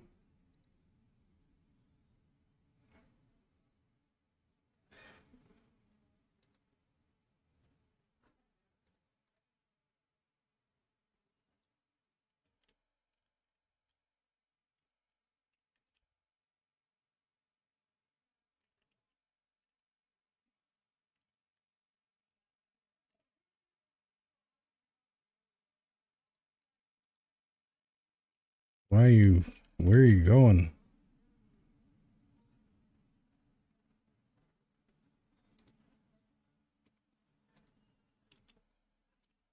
All right, so the dolly track is on the wolf, but I need to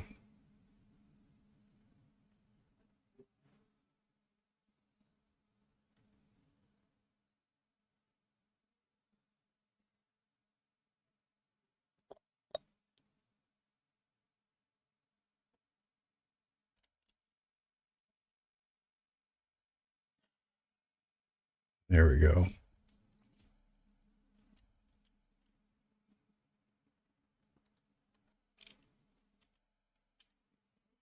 Can't remember it.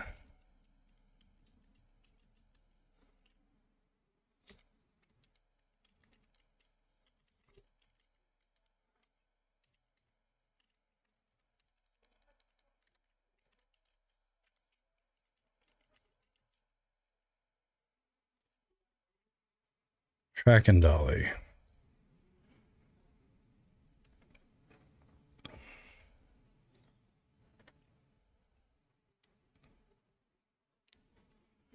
Dolly path is an array. I saw another glitch on my screen.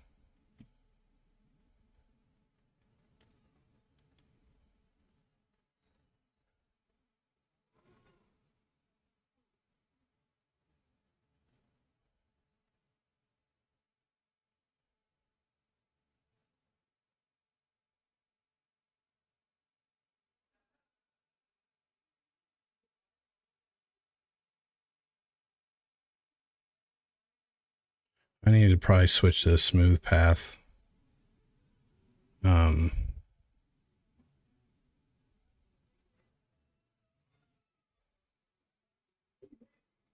Can I...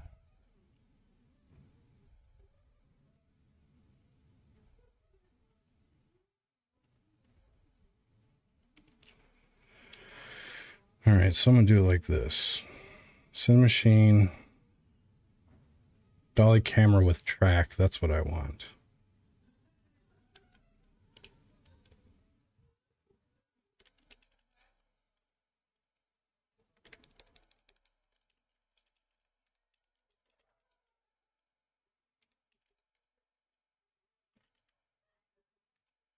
Werewolf dolly cam. It's automatically set to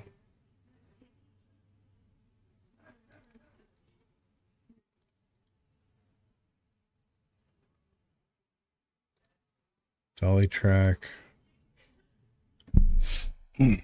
How's it know? Oh, track dolly right here. So the body type is track dolly. We got it. We've referenced this, the dolly path, which is a smooth one. Path positions, auto dolly. All right, so now let's set this one. Let's remove this guy.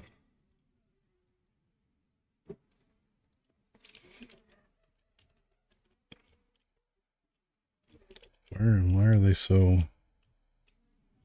down there?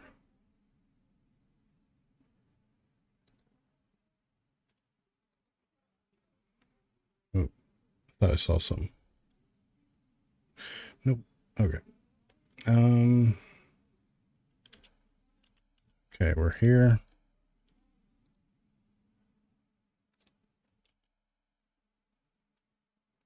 Regardless, I'll set it. So the dolly track, we're going to go to position 1. Shit, didn't mean to do that. Position 1 is going to be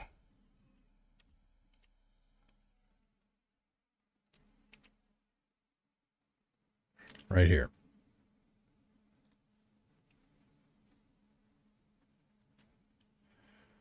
Now, position 2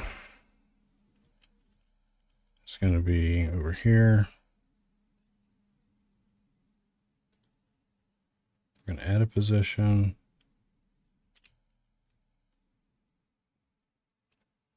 And it's going to be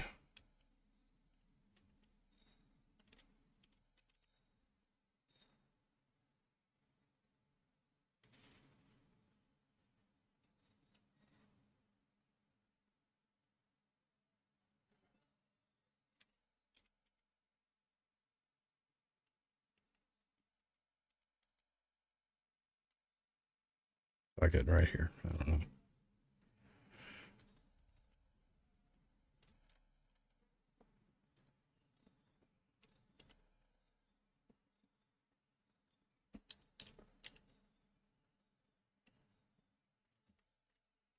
So I can't.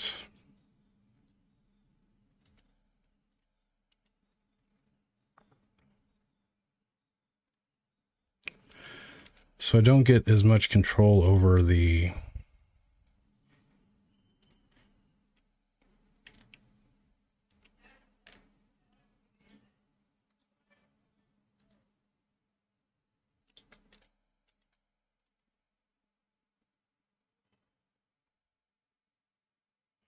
about this. We'll just keep adding positions and then I'll get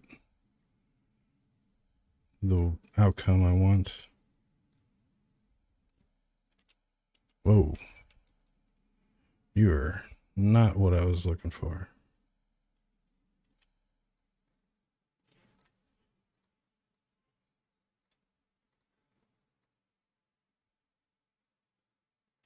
Let's try that. So now, if I go to the dolly cam,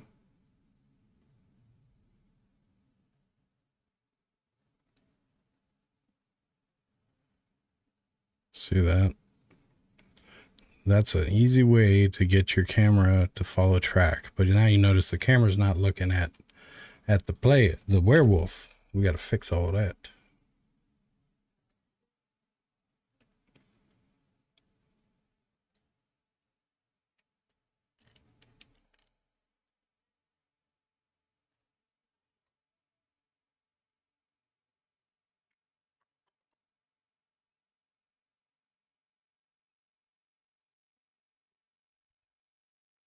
So when I go here,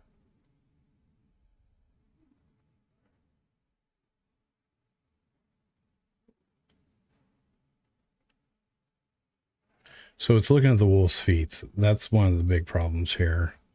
So what I'm going to do is I'm actually going to take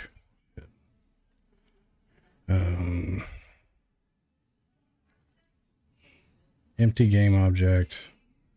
This is dolly target. And we're going to bring it up to about here. And that is going to be our look at. Now, if I come here and I move it across, boom, we got that badass. Yes, this was the much better idea. Because now I can set up dolly tracks per attack and just enable them. So essentially, whenever I want the dolly track to play, I'm going to, let's get this back down to 0. 1, let's fix the points too.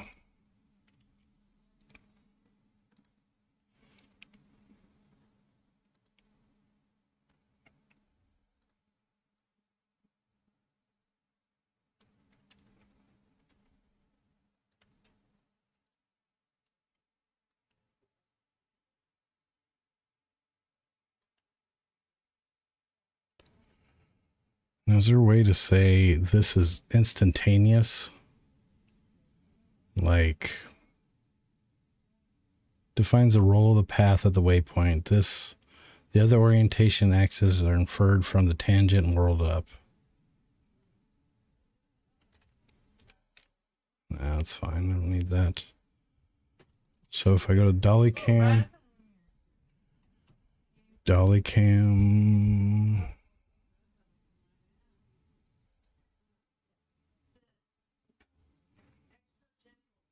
No, that's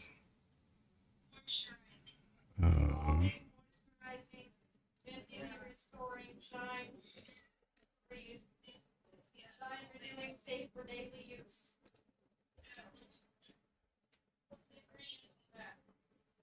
Well, risk free is water, of course.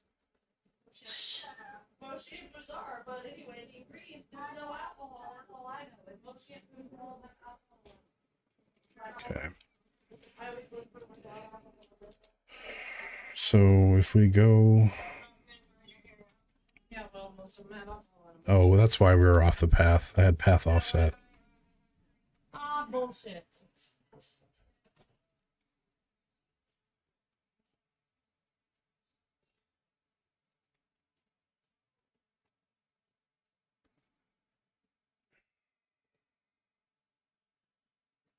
Transitions.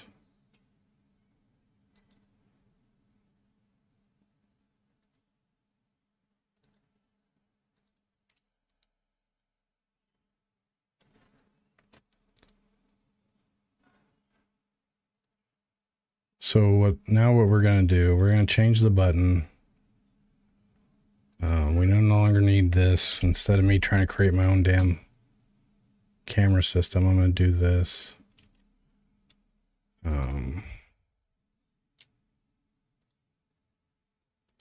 Resolution waypoints loop to form a continuous loop. Okay.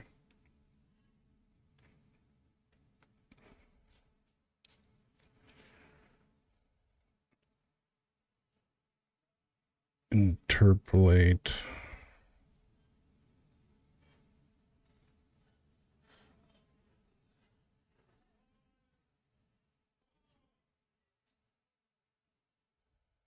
So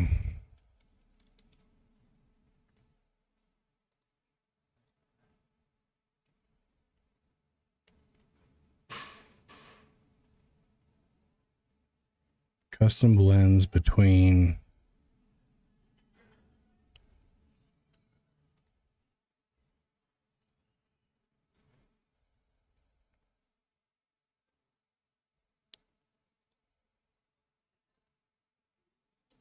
I want...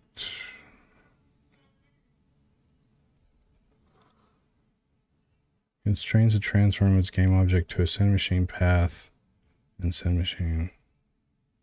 Use it to animate a game object along a path or as a follow target for virtual cameras.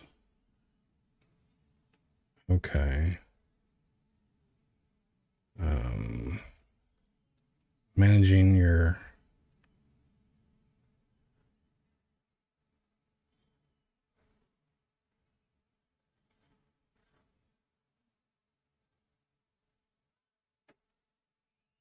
Mixing a camera uses the weighted average up to 8 child virtual cameras.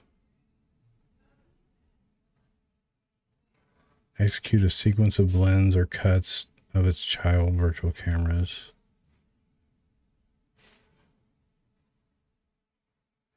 Picks a virtual camera and this changes to animation state. What? That's fucking cool.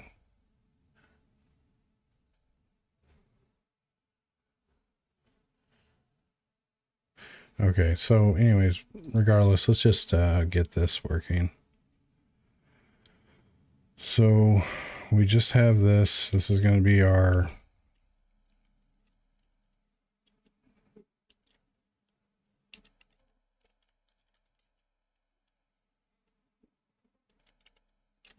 Dollycam 01. We're going to disable it by default.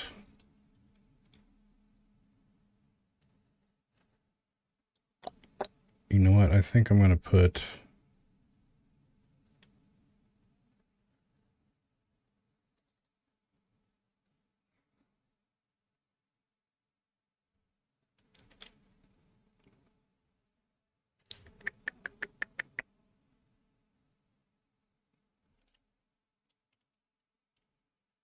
Oh, where has my little boy gone?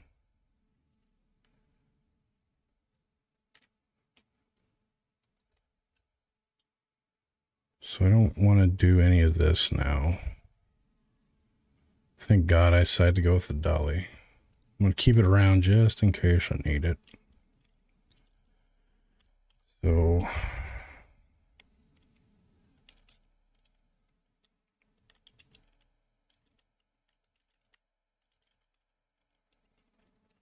dot set active. Hold on. So we're gonna make this simple. We're gonna have a private game object, and we're going to set active to true.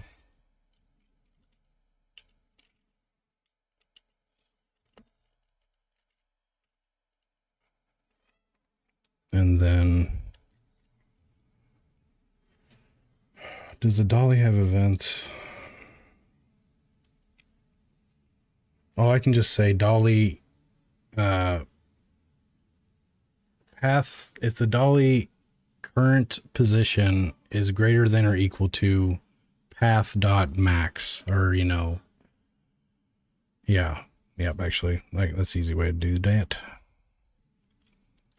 So do I need the camera too? I do. This is not going to live here. I'm just putting it here for now. So just know that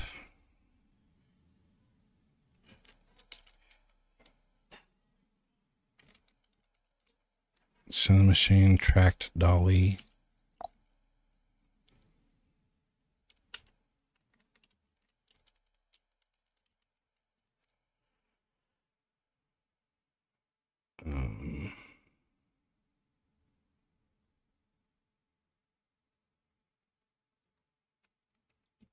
Test camera game object.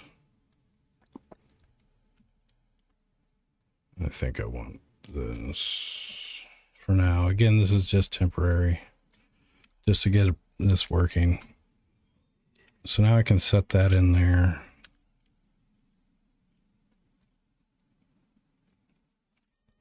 Because making a bunch of dolly tracks is just an array of positions and stuff. It's really easy to handle. So on the button press, we're going to set it to true.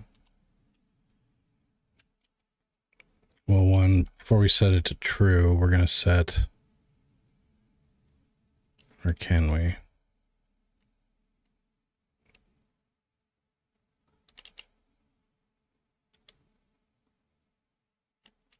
Test dolly cam. That's right. Dolly cam dot position. M dot path position equals 0. And then we set it to active, and now it's going to start moving across. And then we're just going to say if test or dolly cam dot position is greater than or equal to dolly cam dot path dot max position. I think I want count. No, wait, this is going to be float. Yep. Then we want to test camera is set active to false. And then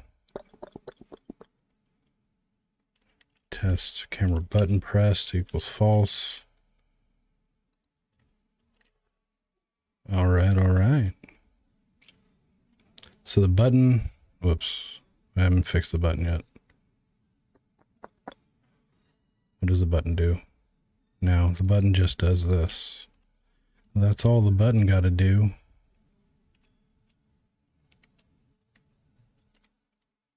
Okay. Now it should turn on that dolly track camera. Just in case, I'm going to set its priority to like 35. Just so I can't remember. I think you can you could toggle the priority by script, and then you're like, oh, this camera has the highest priority, but then you got to change the priority of everybody else. So what I like to do is enable the default camera for the game has a low priority, and then whenever I enable the virtual cameras for anything, their priority is higher than the default. And so the Cinemachine automatically defaults to that higher priority that's enabled, and then I disable it.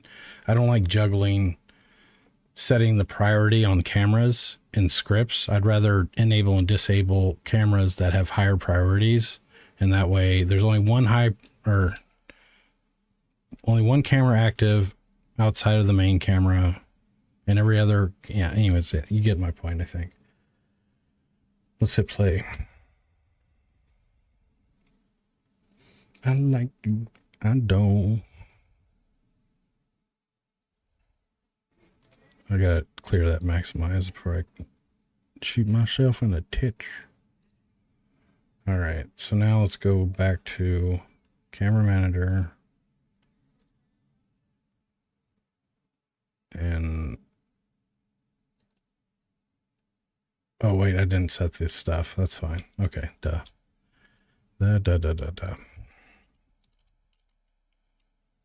Camera positions.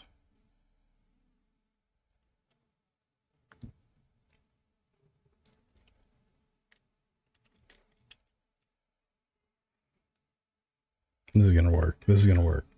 Trust me. I didn't set them here in the inspector. Is my problem.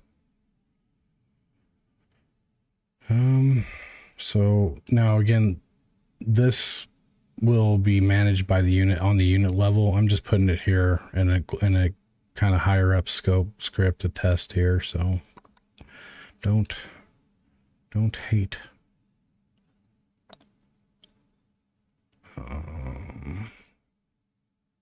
This is the game object. This is a dolly cam.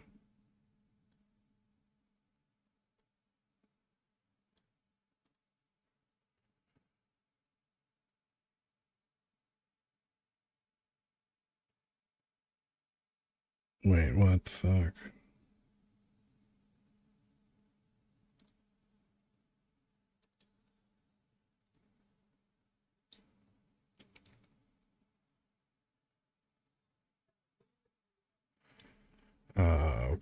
Okay.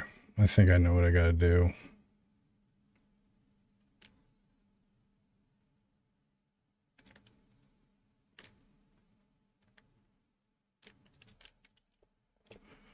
Hopefully this works. Instead of a Cinemachine, which we just want the virtual camera. Let's see down here. Does not contain it. So we're going to do dot get Cinemachine component.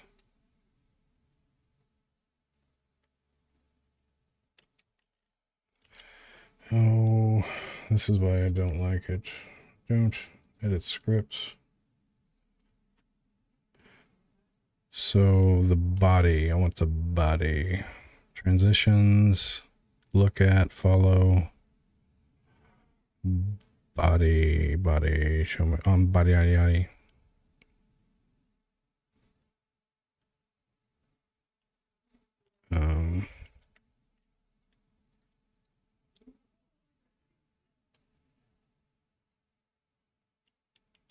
Actually, what is it called? What's that section called? It's body, yeah.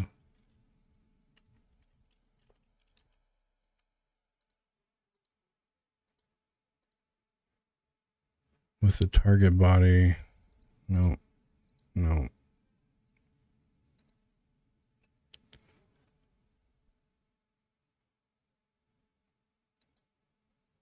Stage.body.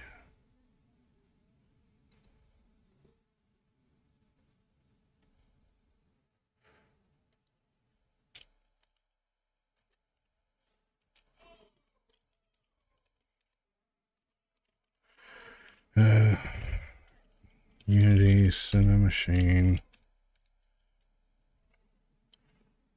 Virtual camera. Get body.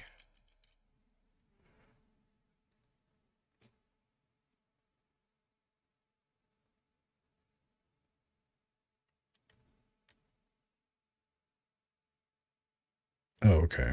I think I know what to do. So I want to do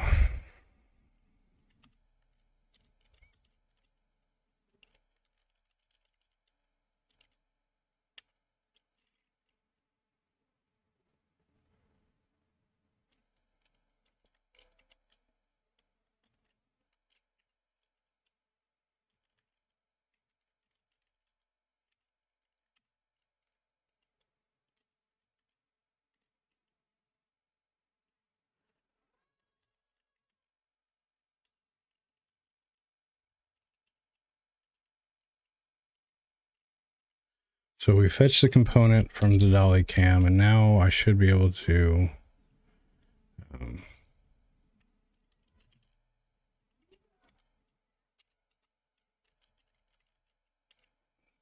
not equal to null. We'll do all this shit. Right?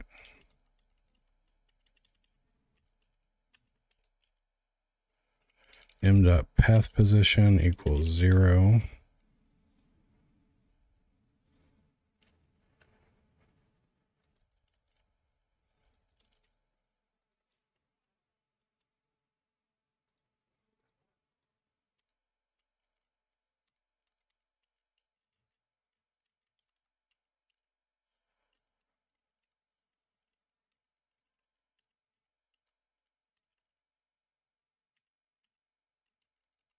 So we're no longer pressing the button. If we get a null here, we get out of this. And then, so if my current position on the path is greater than my max position, we are done and we are disabling ourselves. We will also, while we're here, dot 0. We'll do that after we disable, just in case. Now, I don't know. I may not be able to mess with these things because they're the child objects. We'll see. Set game object set true. What the fuck? Do I care about that at all?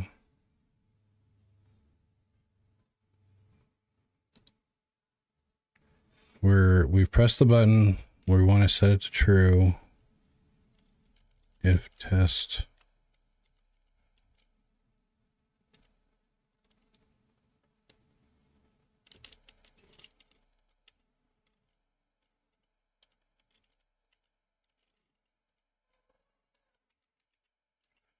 So if it's false, set it to true. Once we've reached the max position, set it to false. Yeah, okay. I think we're good. We'll find out shortly, though. I forget with Cinemachine, you got to go after the components. The Cinemachine components on the virtual camera, there's no, like, getting to these little subsections via just the virtual camera script. You got to grab these as components. Sometimes is basically how that works out. It's kind of annoying, but whatever. Cinemachine is amazing, so I will live with that one little caveat there. All right, dolly target. We're all good. This is gonna work, right?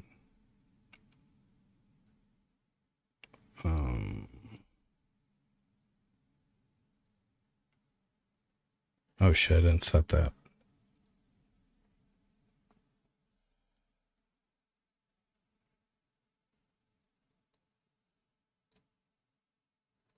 There we go.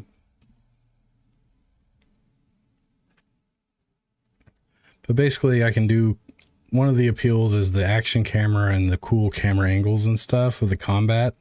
I'm going to try to make it, you know, the combat is fun, smooth, and flashy as I can.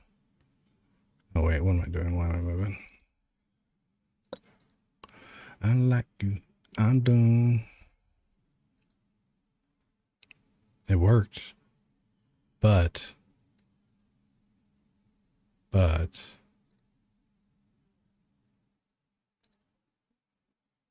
position 0.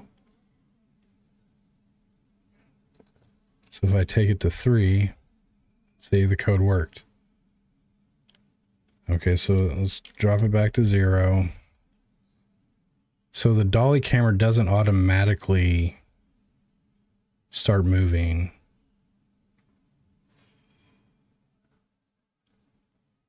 On its own?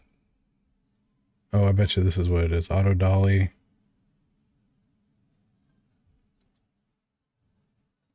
Car was a follow target. Never mind.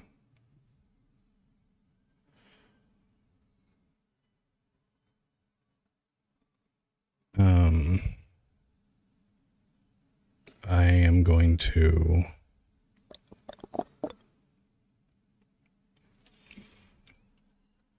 what am I going to do here?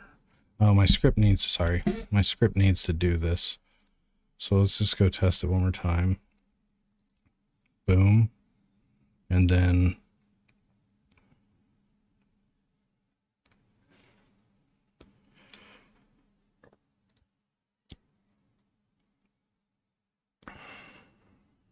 oh, the target's not set either.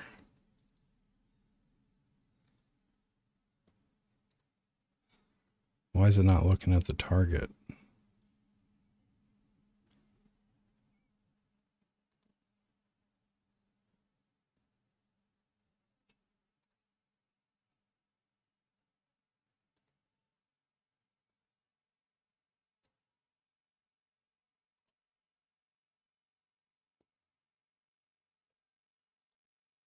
Look at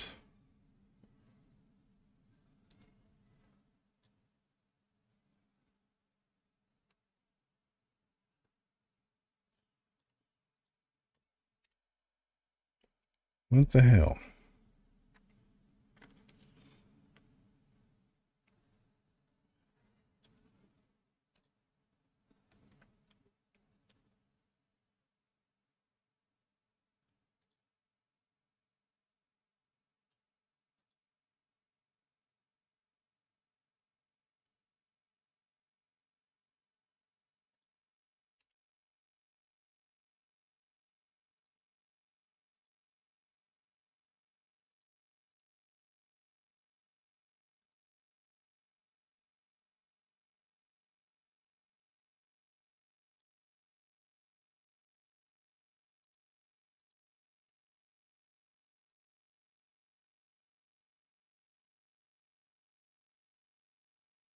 What the hell? Why you no looky?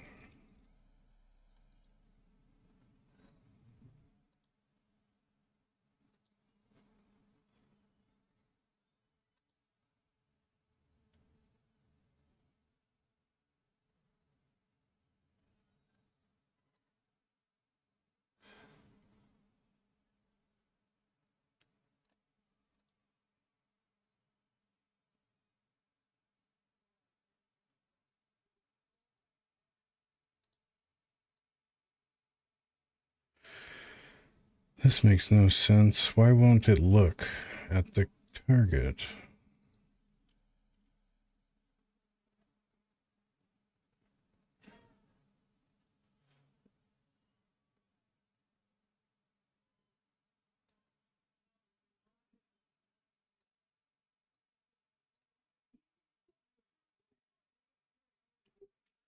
Track dolly not looking at target.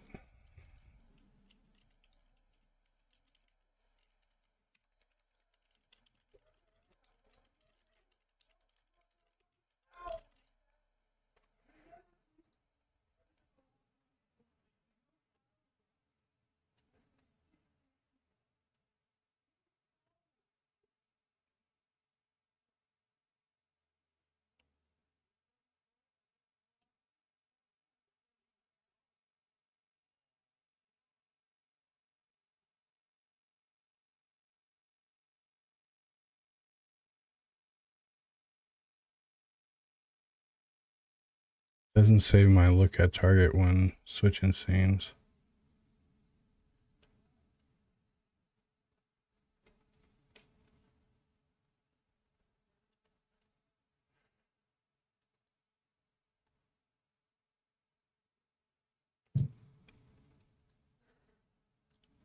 So if that's true, then I need to... So if the button, we press the button, as soon as we activate the test thing,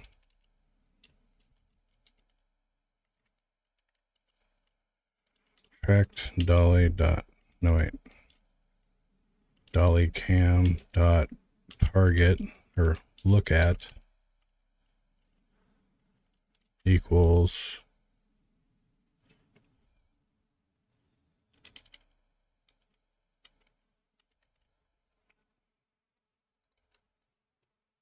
I do need the camera target.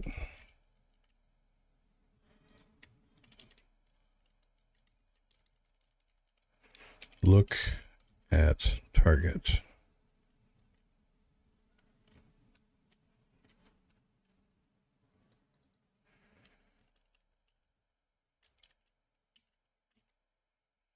All right. That should do it.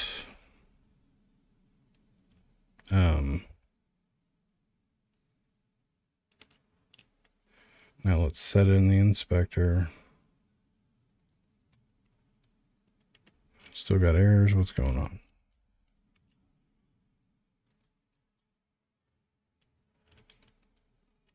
Oh, it might help if I took this.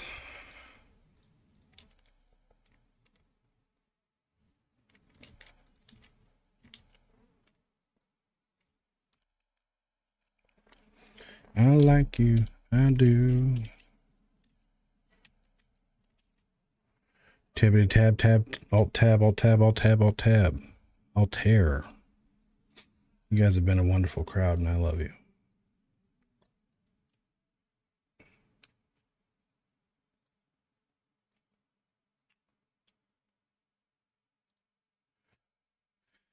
Is this it? Have I done it? I doubt it. Oh my god, I gotta unmaximize that. I keep forgetting.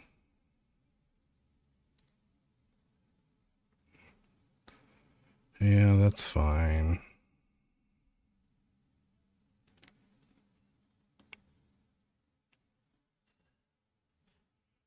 So it made it here.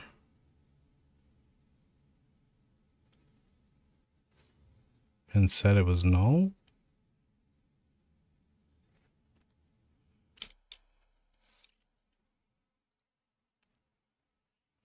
I like you. I do. The empath is null. I might have to get the path component. Path position is 0. Is that the dolly target on the transform? We're all active. Path is null.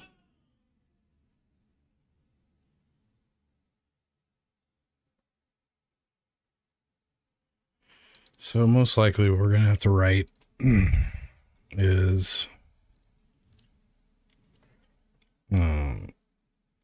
smooth path.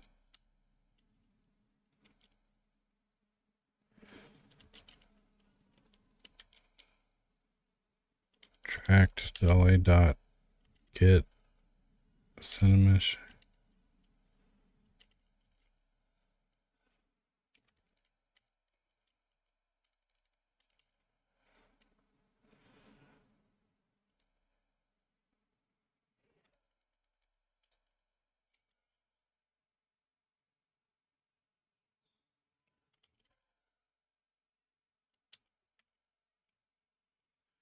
I don't know if this is going to be right or not, but we're going to try it.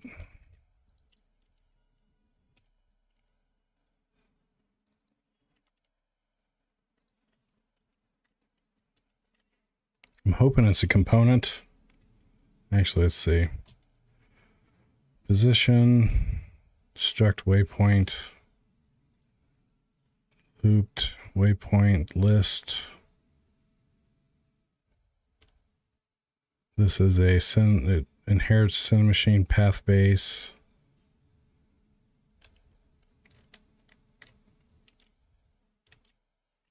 Now if I go into the tracked dolly, empath, this must be done null. Boy, it's null. Camera mode, camera up, pitch dampening, yaw dampening. Auto dolly is a struct. Controls how automatic dolly occurs. Stage. Get the cinemachine pipeline stage that this component implements.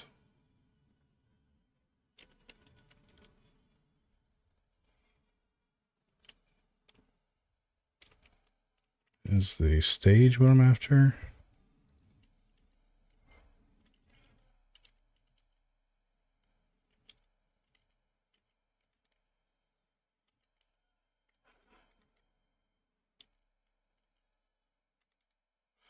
The fuck is that?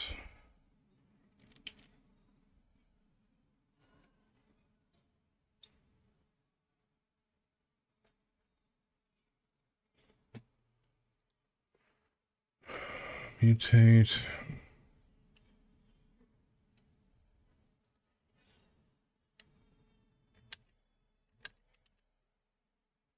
Is it cinemachine smooth path? Why is the body getting set to nothing? Oh, no wonder it was null. Oh, save during play. I bet you this is probably my problem.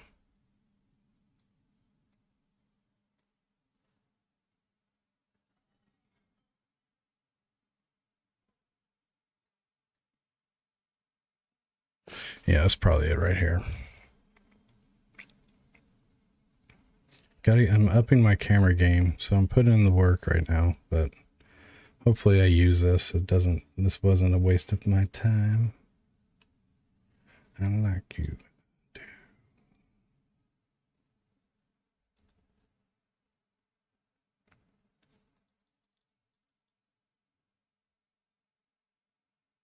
Shit.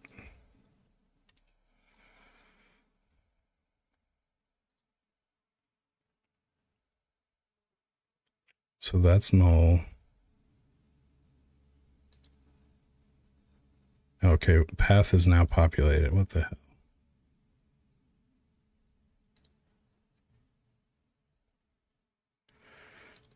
So I don't need any of this bullshit. Somehow my body, or...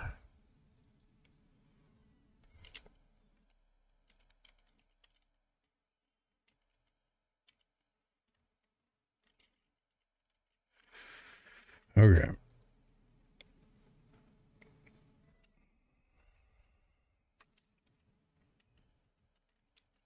Let's see if this works.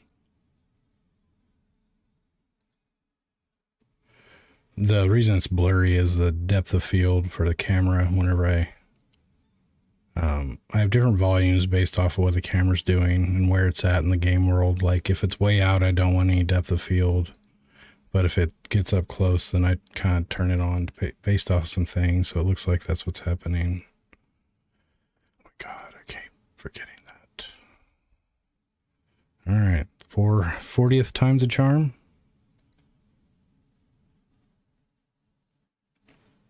I hate you. I hate you.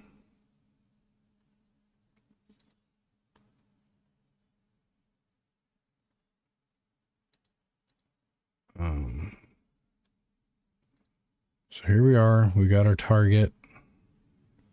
Our body's tracked.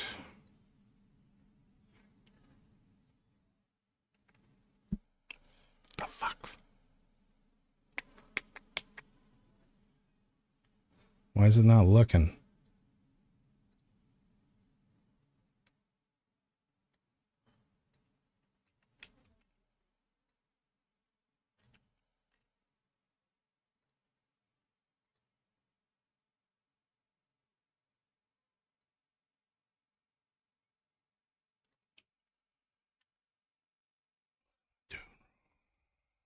Wait, do I still have a...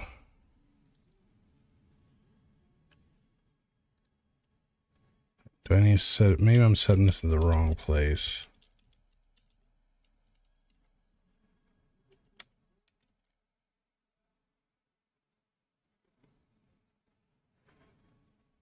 It's read only, that's what I figure.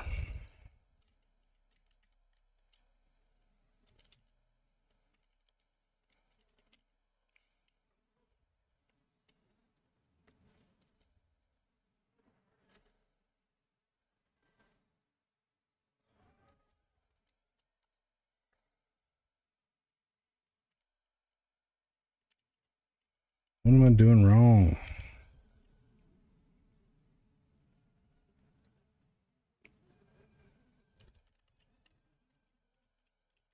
Let's see what ChatGPT's got to say.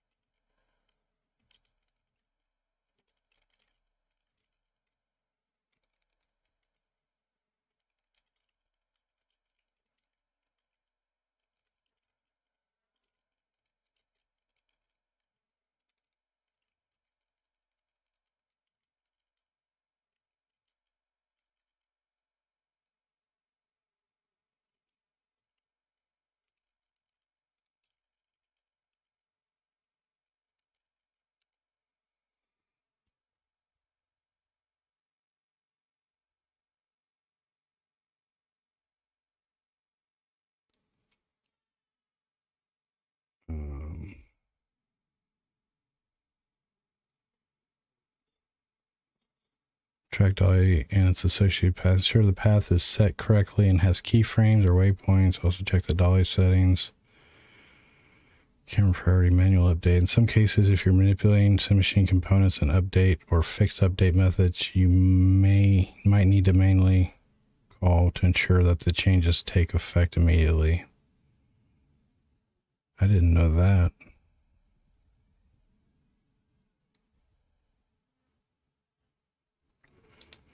If you're manipulating some machine components and update or fixed update methods, you might need to manually call.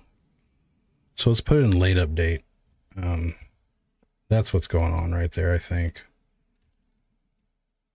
Well, we can do... I didn't know about this little bitty. Get camera.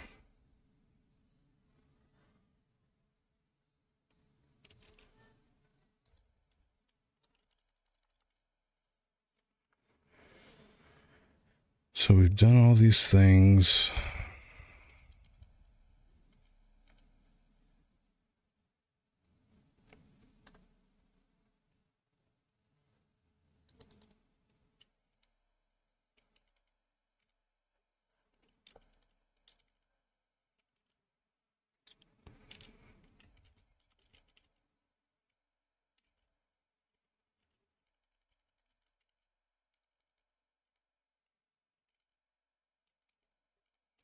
Well, yeah, that fucking method don't even exist.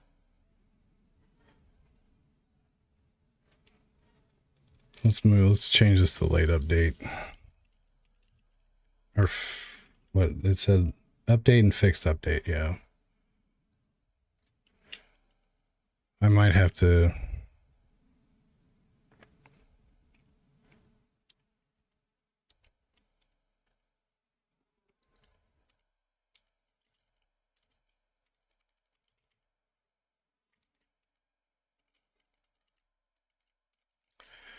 It did give me an idea what to do. So now we're in late update. Let's see if it likes it in late update.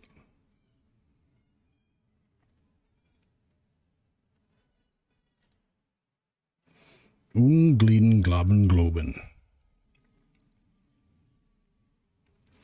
I like you. I do.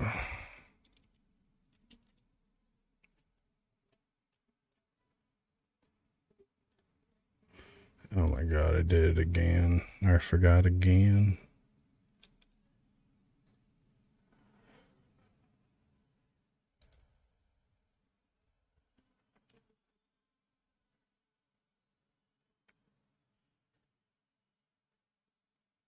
God damn it.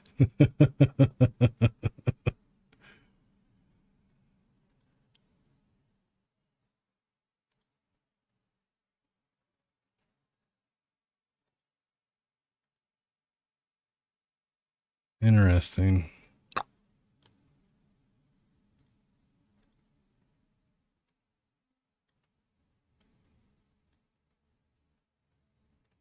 Okay, there we go. Now a third person. Do I need a follow target maybe?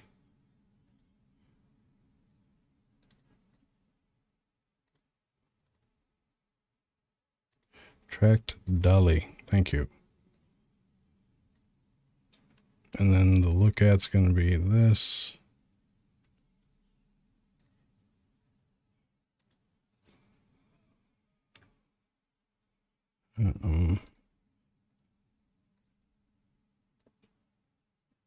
Fucking shit. That's so annoying.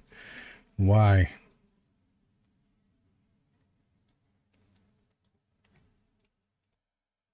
What's funny is I think it tracks, it looks at it when I'm out of play mode and I do this. So if I go enable this, come here, and I walk it. Oh, no, it doesn't. Okay. And I think that's because I've got it. This is a smooth path. So I'm going to, can I copy these? I'm going to duplicate.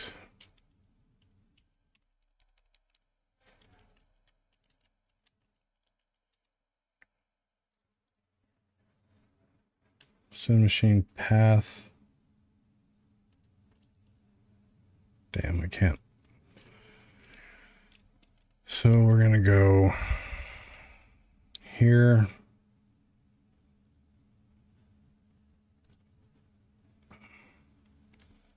We're going to go here. We're going to third position.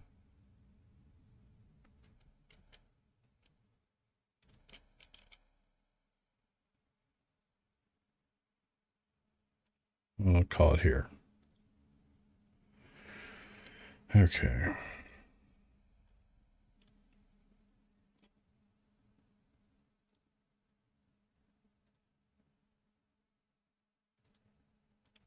What the hell is up with this thing?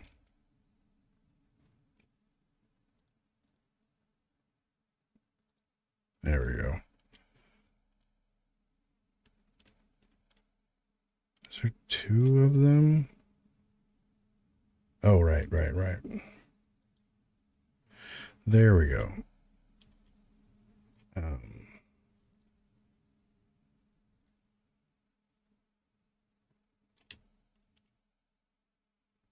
I don't know. It's going to be a wild ride, but we're doing it. So now we go here. We set this to that. And then the look at.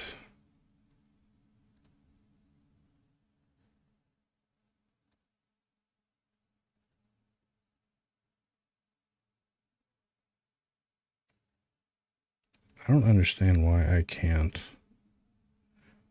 The camera's not facing my look at target.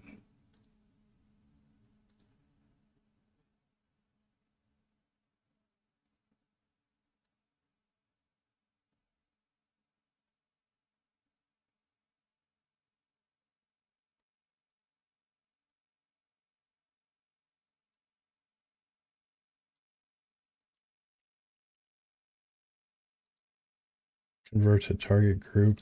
No.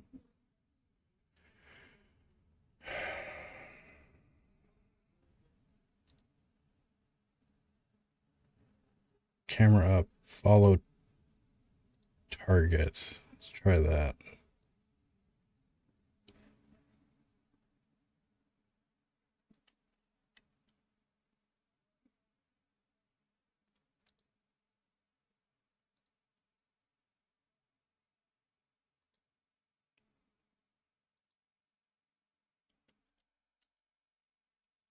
Camera should look at that fucking target.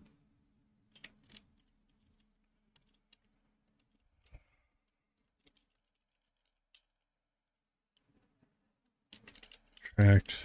Dolly.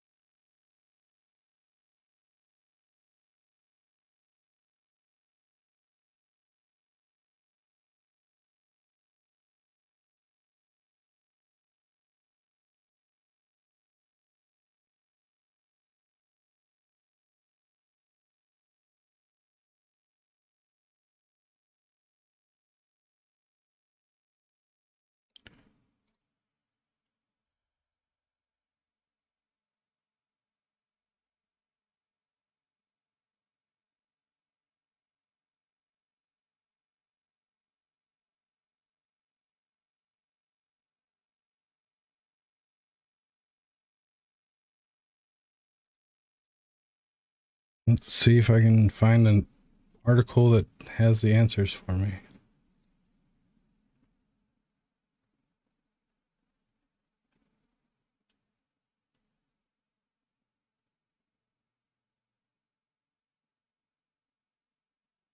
Sets the camera on track and the camera will move based off the position of the game object you're targeting. Oh, but the camera will be restricted to its track. Oh, give you.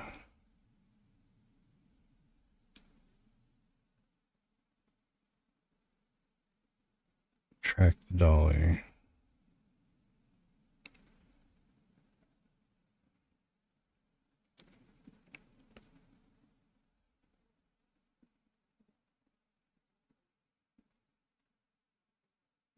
Ah, okay.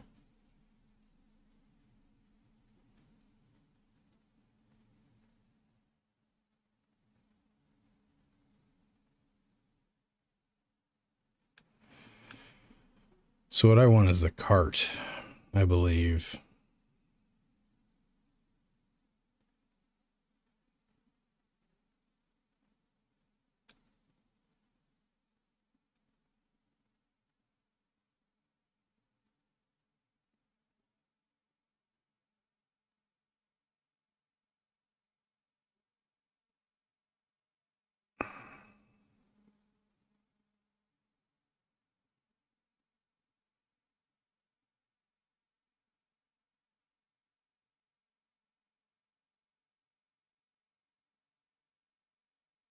So the cart moves.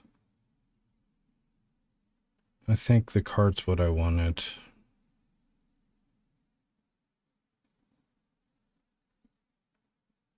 All right.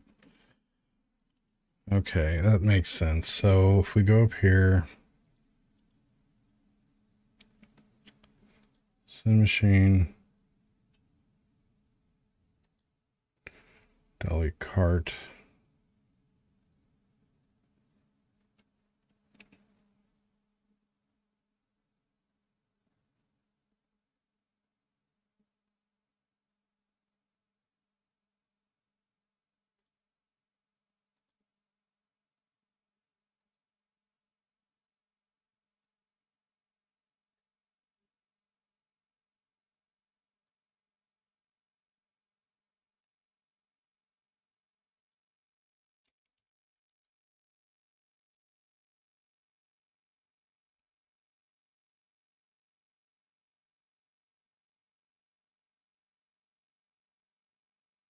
Ah.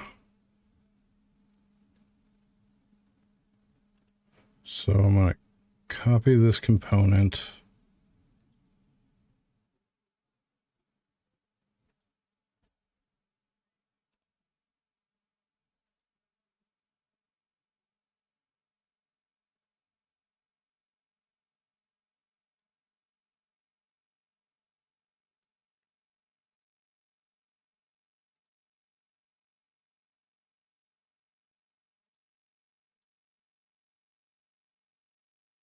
Follow target would be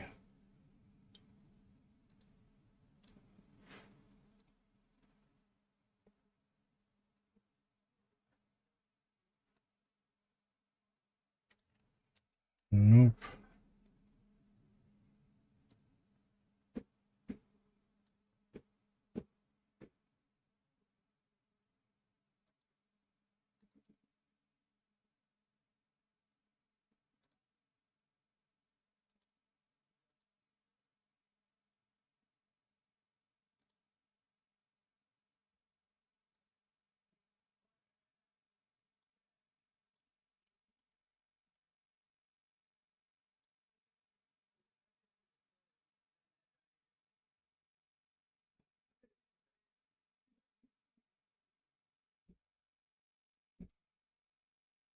Please look at the damn.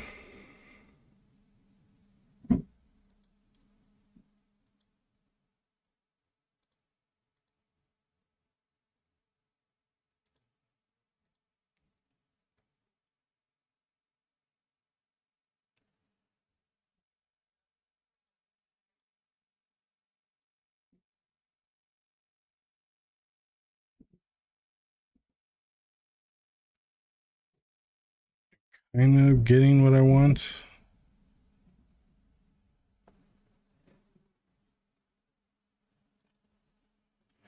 I'm just going to watch a video, make sure I'm doing this freaking right. I'm probably doing something wrong. All right, let me get my headset on.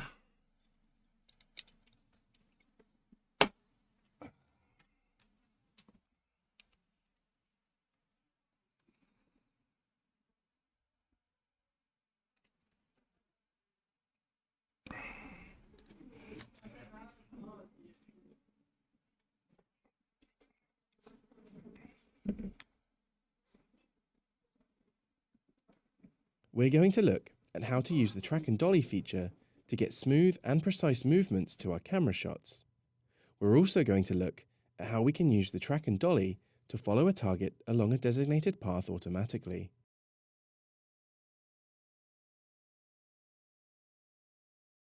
Let's suppose that we'd like to create a series of camera shots for a cutscene, focusing on various parts of the action in the scene. We could manually animate the camera to achieve this. However, Cinemachine's track and dolly feature is perfect for creating the bespoke camera movements we're after. In this scene, we have a character and they're walking towards the door. In the cutscene, we'd like to follow them to the door and then focus in on the camera as it looks at them. Let's create a new Cinemachine track and dolly camera by going to Cinemachine, create dolly camera with track.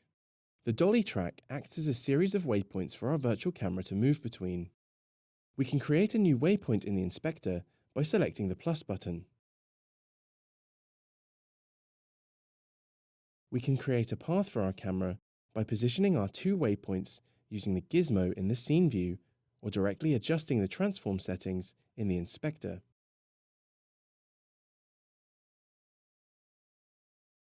If we select our camera, we can adjust its position along the track by changing the path position setting in the inspector. This setting moves the camera along the path between the waypoints. Each integer value represents the position of a waypoint on the track. So moving between a value of 0 and 1 will move between the first and second waypoint. Moving between 1 and 2 will move between the second and third waypoint. If we then assign this virtual camera to an animation track in a timeline, we can record and animate the path position value.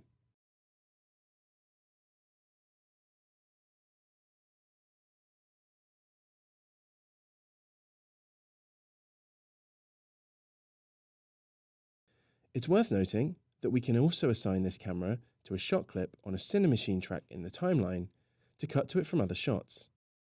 So, if we have a number of different shots that we'd like to cut between, we can simply assign the different virtual cameras to each clip and then cut between them accordingly.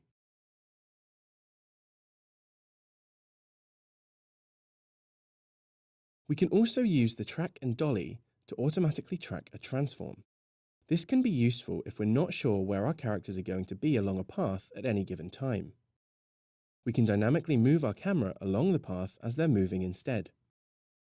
In this example, I'd like the camera to follow the character along a set path as the player interacts with the environment and moves our character around the screen.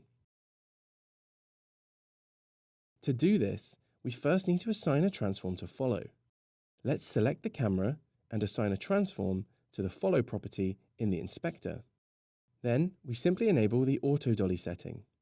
If we test our game, we can see that Cinemachine will automatically move the camera between the waypoints to best follow our selected transform. So as you can see, the dolly and track feature allows you to be much more specific with how Cinemachine moves the camera and tailor the perfect composition for your scene or game.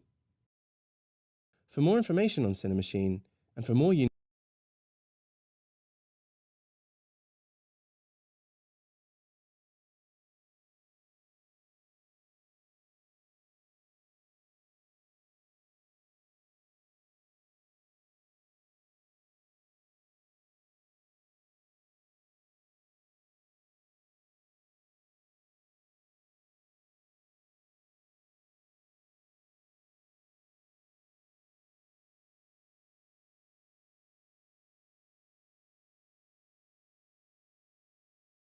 In this video, we'll be making smooth camera movements with dolly cams.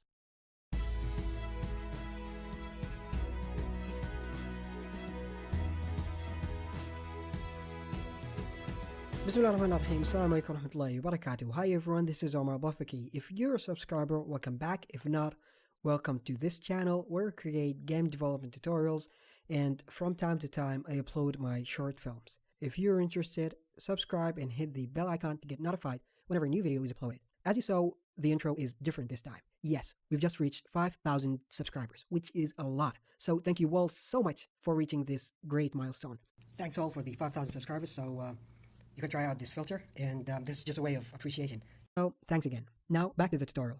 We'll be using another cool Cinemachine component, the dolly track. Probably you've seen dolly cams on Hollywood movies before. It is used to create steady and smooth camera movements. Before starting, you can watch the last 2 tutorials to learn more about Cinemachine. Alright, so in this scene, I have this free cool environment which I got from the asset store. I'll leave a link in the description below to get that. And the player here comes with the Cinemachine sample scenes. Alright, so far we've got just the main camera, nothing fancy here. If I hit play, the player is moving but without any kind of camera movements. To add the dolly camera, simply go to Cinemachine and then create dolly camera with track. You will see that it has created 2 game objects, the virtual cam, which you already know, and then the dolly track. So if you select it, you'll see it here in the scene. It is the green track here. So if I just move it around, you'll see that the camera is moving along with it. Basically, the dolly track is the path where the camera will be moving on. To draw that path or modify that path, we've got 3 different ways to do that. First one, we have to make sure that you're selecting the dolly track. You'll see these 2 spheres, 0 and 1. If I select any of these spheres, I can just drag them around. And vector here, a 4th option, which is roll. It is to rotate or roll the waypoint, which we don't really need at the moment, so just put it back to 0.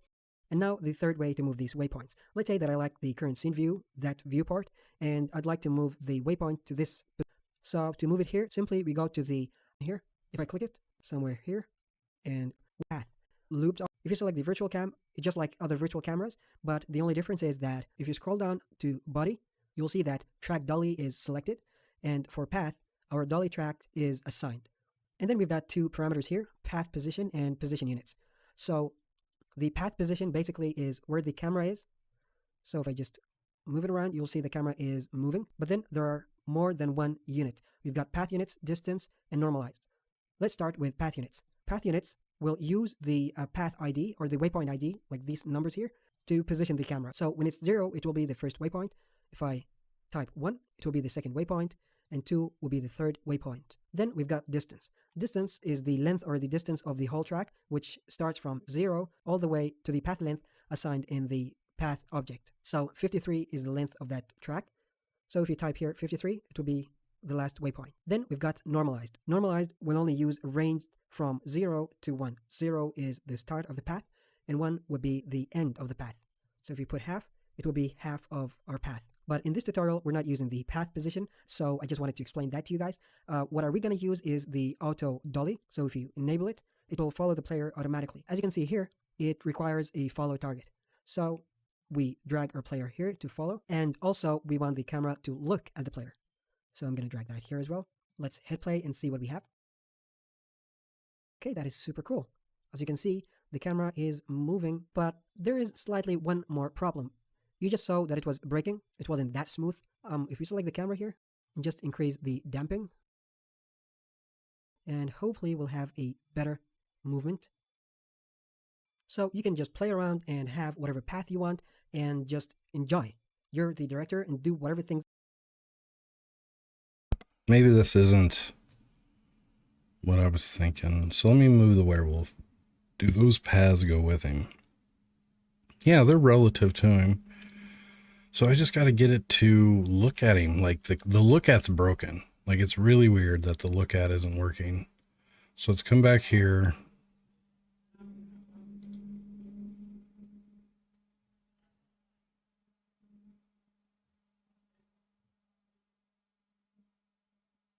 Oh, wait. Okay, I know how to do it now. So we're going to go back to track dolly,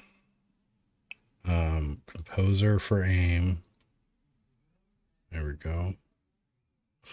And then we're going to also, set that there.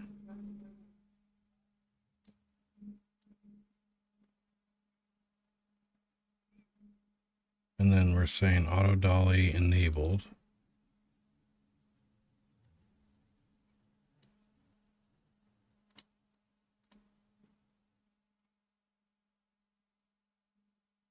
But now I can't set the position.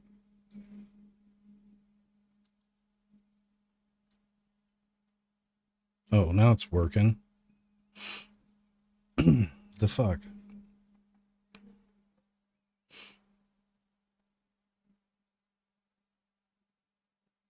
Okay.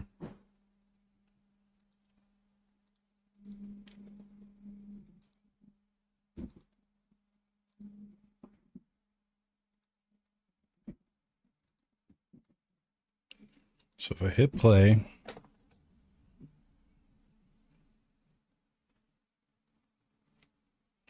oh my God, you know what? Fuck it. I'm stopping real quick. Focused. There we go. Been doing that all night. Like a crazy person.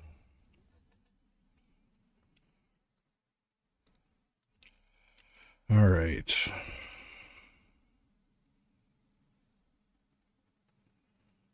Let me think here.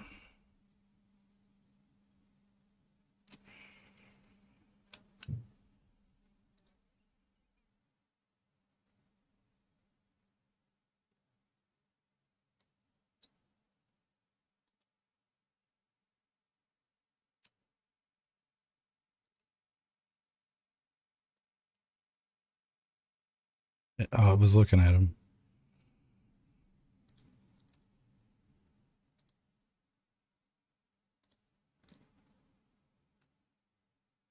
Okay, cool. I don't know why the lookout was broken, but I must have done something. So we're good now. The depth of field, I'm assuming you are the high. So we're going to go to off. There we go.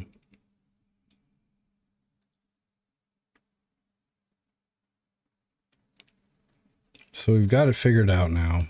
So now we can have a personal camera, a dolly track camera that I can swap paths out on. So every weapon or whatever is going to have a dolly path or dolly track that they have that they will assign here.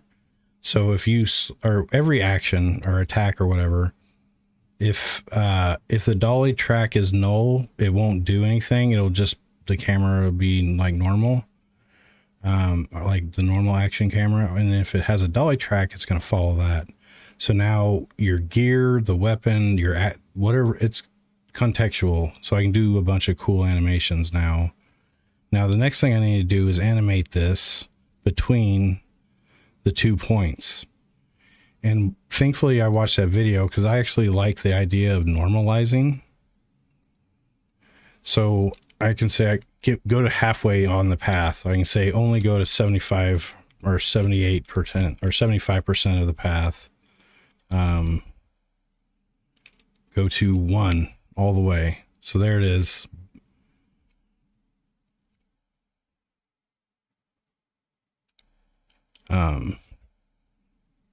There we go.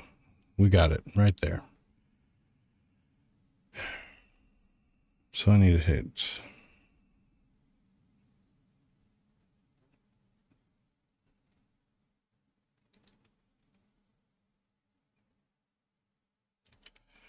So now we need to update the position.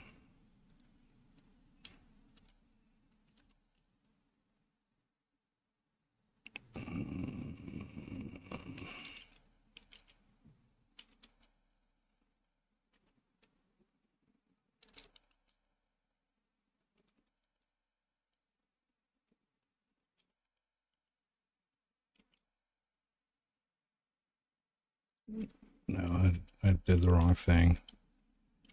Path position. Float. Ah, that's position units right there. So if I wanted to go work through the units, which in some track setups, holy shit, I could do like a Silent Hill camera setup where you're, depending on, no, I don't know. Anyways, we're going with the floats. So plus equals, shit, so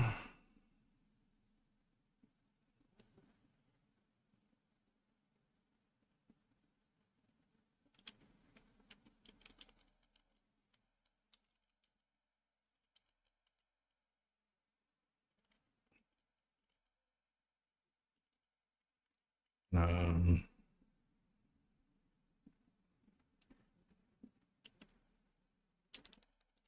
Let's go delta time. No, wait. Shit, what am I thinking?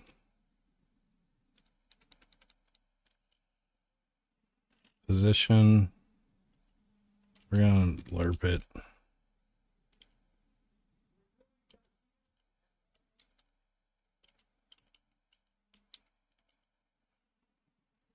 Zero.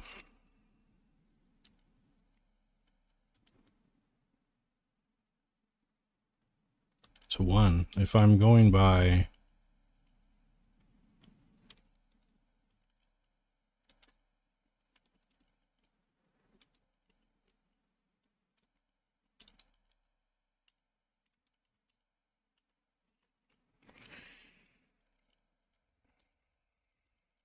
so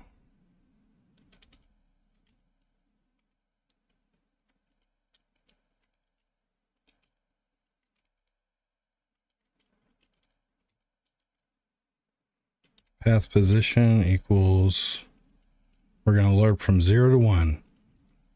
And see, doing normalized, I don't care how many points are in the way path.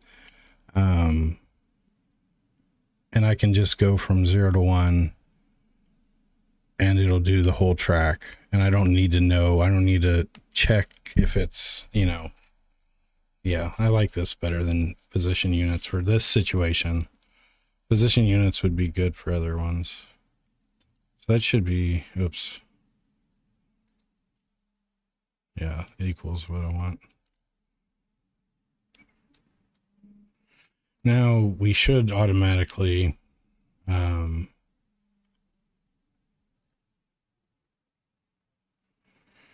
pussycat on my lap. Alrighty.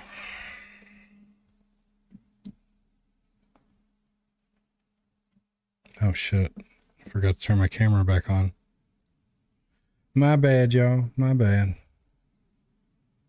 Alright, we're playing. We're live. We're dangerous.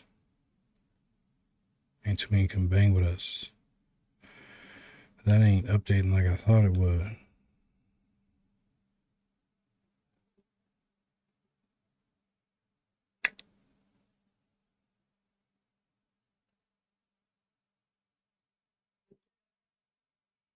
So it is updating, but oh shit. I meant to do plus equals, I believe. I think that's it.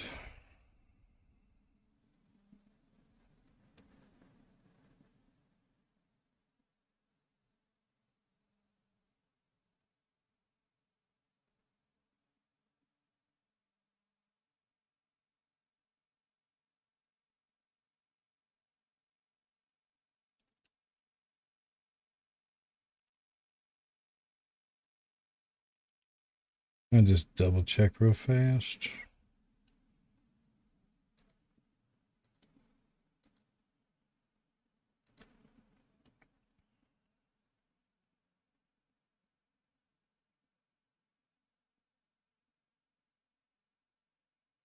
No, I'm doing all right.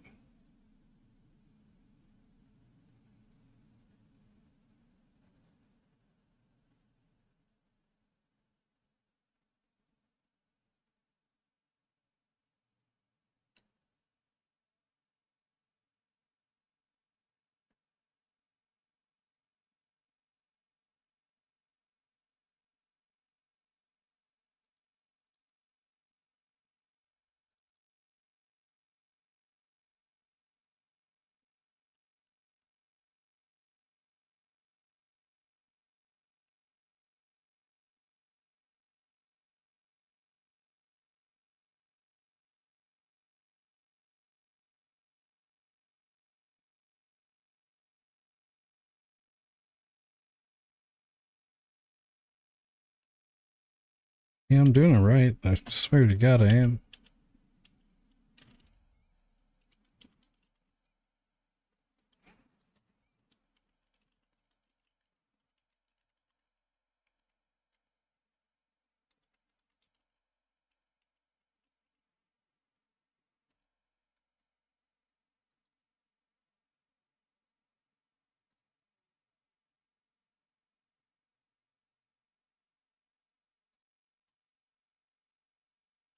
I swear I know how to learn.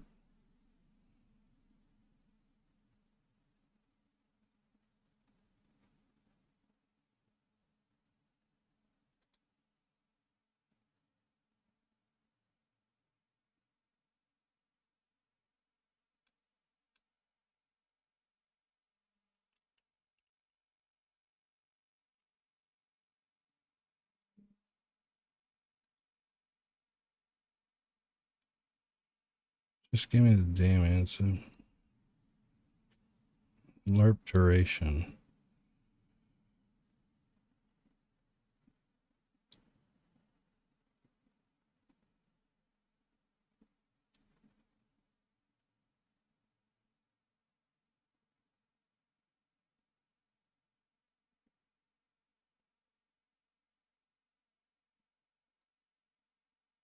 Yeah, I'm completely right. I know what the fuck is its problem. I don't have to plus it here. Well, that's vector3.lerp. Yeah, that's what I thought.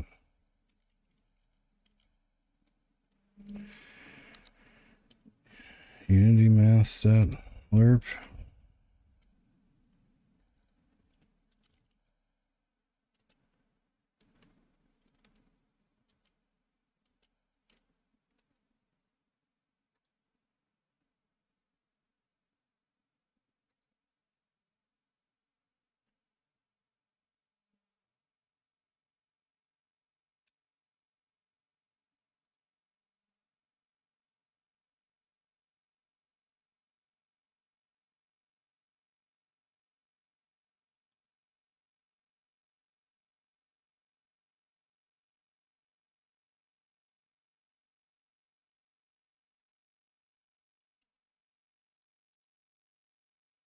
It should work, honestly.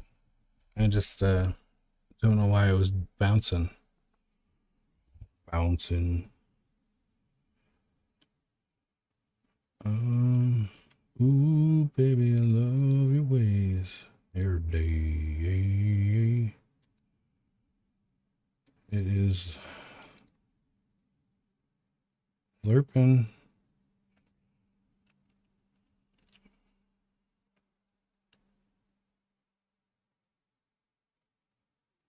Over a fixed period of time.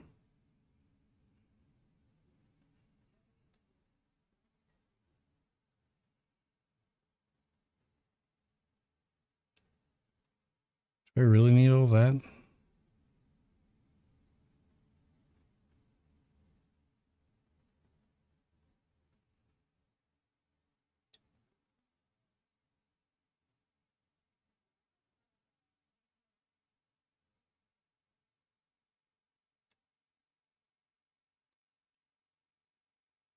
Snap the value.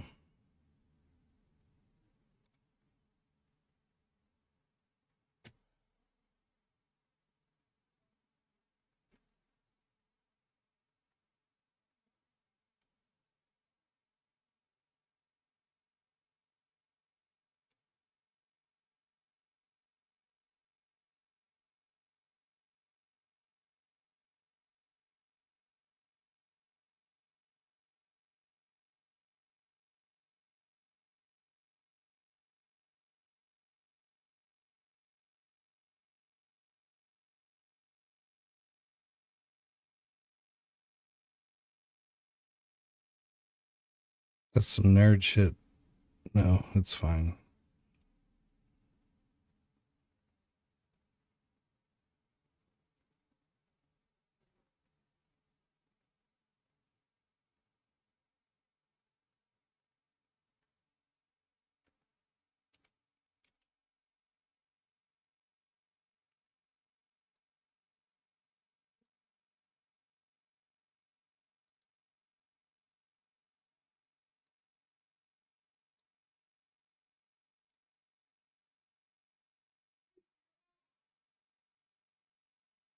Oh shit, that's how it is. That's what I want. I think.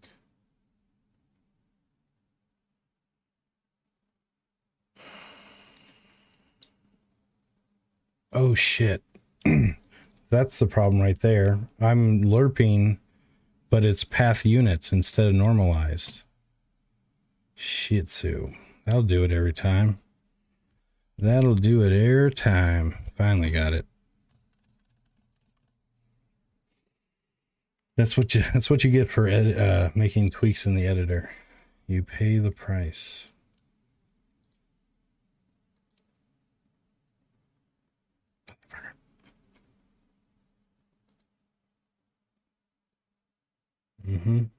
Yeah. You gonna go ahead and just hell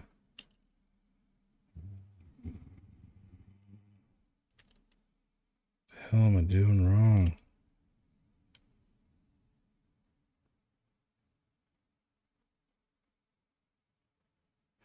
Okay, I'm gonna do this duration shit.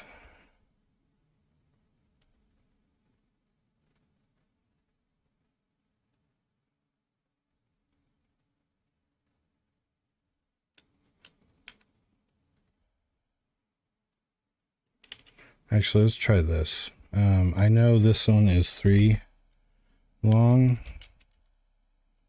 So we're gonna slurp from, oops.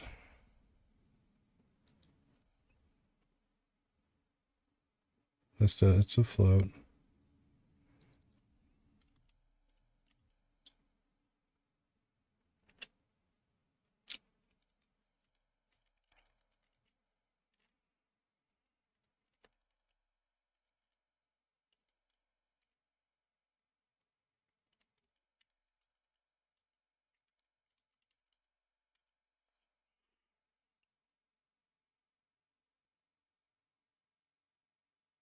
This can be animated directly or set automatically by the auto dolly feature to get as close as possible to the follow target. The value is interpreted according to position unit settings. Oh, shit. Okay.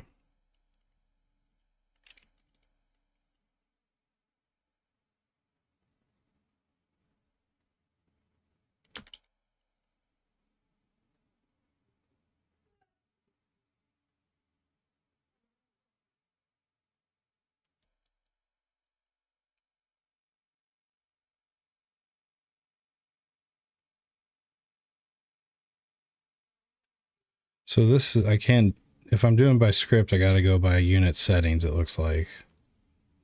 I think is a problem. This value is interpreted according to position unit settings. Yep. So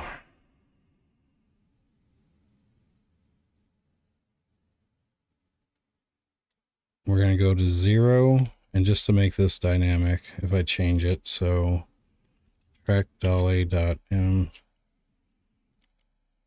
position units dot max send machine based position units.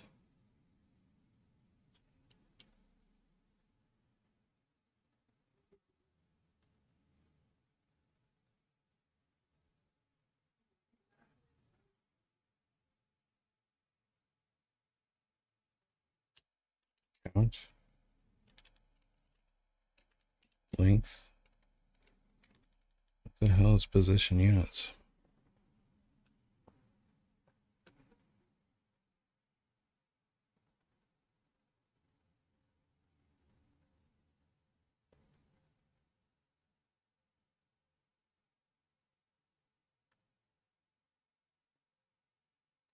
I don't get it. I don't get it. I don't get it.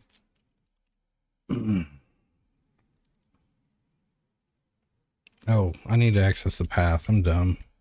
I'm trying to come at this the wrong way. Path.max.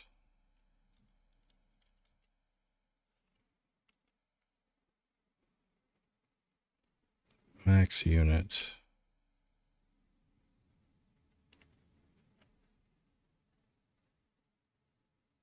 We're going to go with max position. So now it should lower from 0 to max.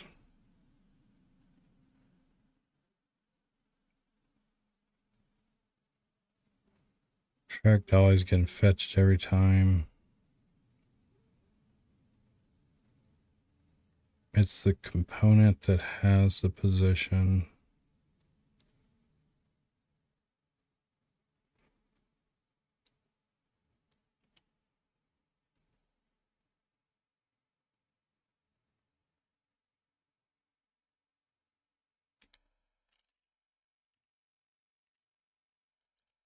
Let's see if that works. So I was doing it in late update. Now I've got it in update. So I'm hoping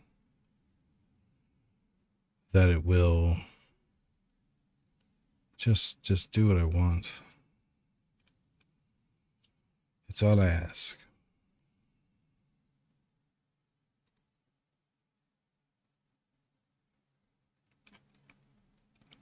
I swear I know how to lerp.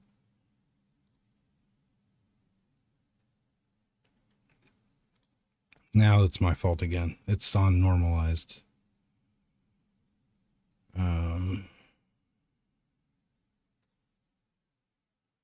Wait, position units. Oh shit.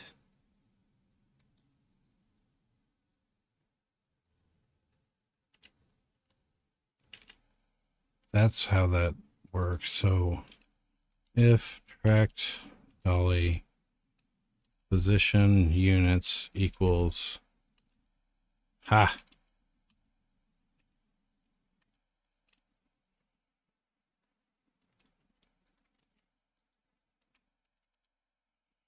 Now this would be 0 to 1.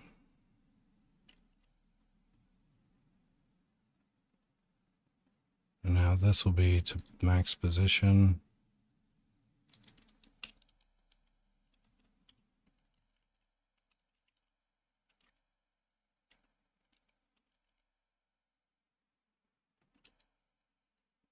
Path units.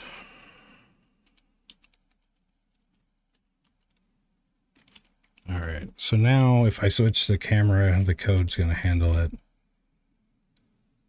But hopefully, might anyone see what I'm doing wrong with my lerp? I am,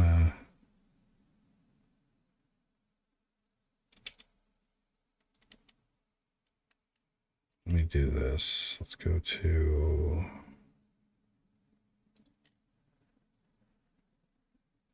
oh wait, no, I'm not lerping here, am I?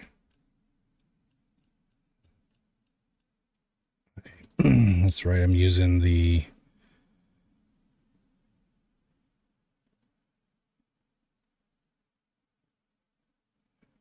Catmull ROM.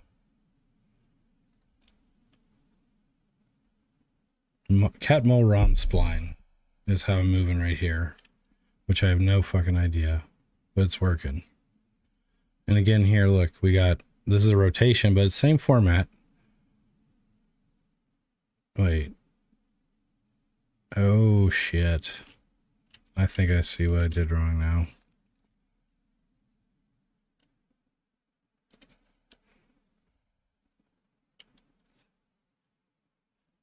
Ah. Yep, okay. There it is.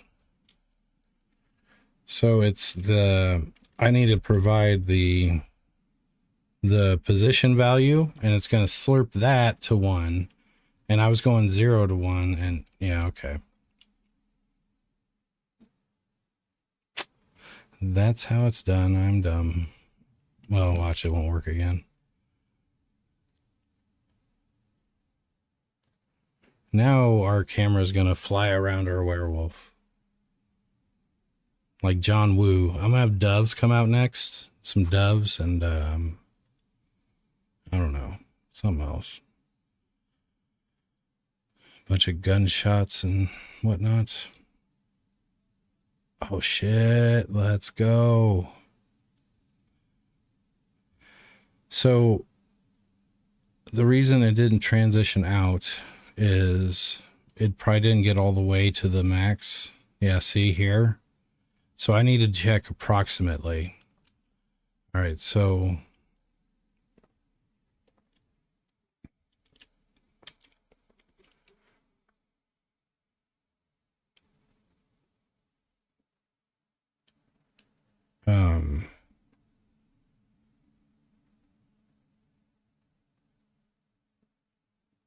is it?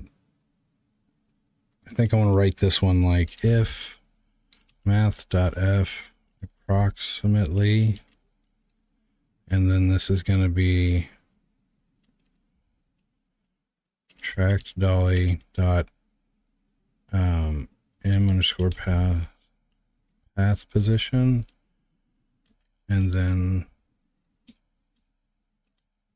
tracked dolly m underscore path dot max position. Does that need to? Yeah.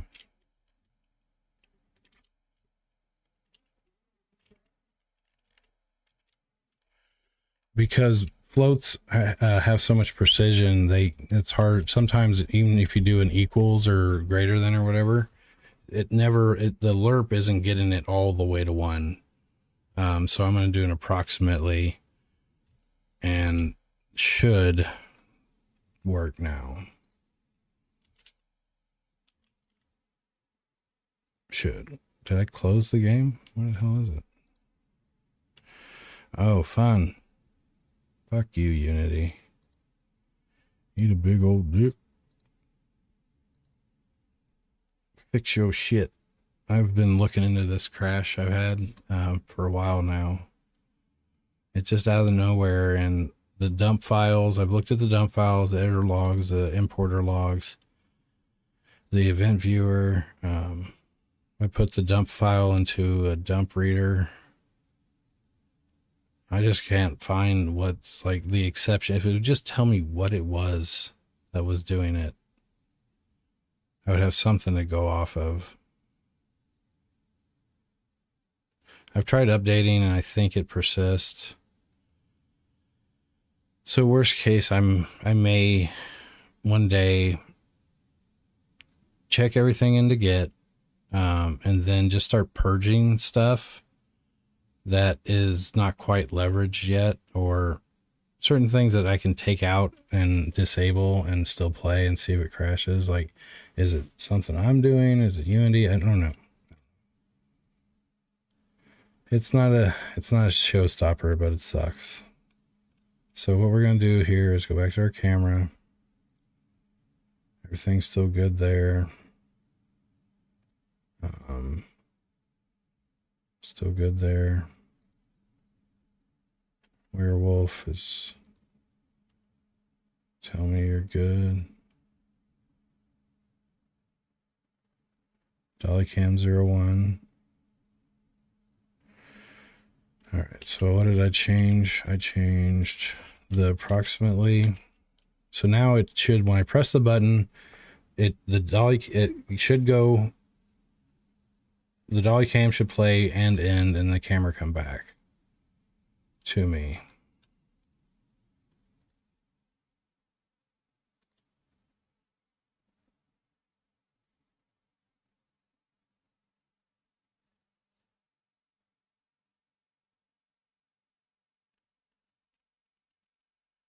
Well, you know what they say about shoulds. Makes a should out of you. .99999. 3. Oh, shit. I'm an idiot.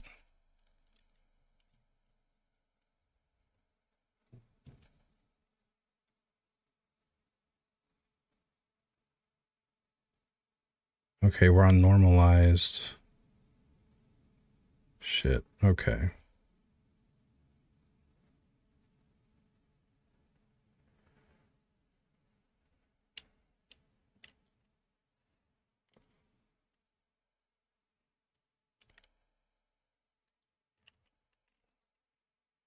This is for you. And this is going to be for you. So now this code supports both normalized and path units. I could add distance, but I don't know. You have to go look at the distance. I think distance is the least useful.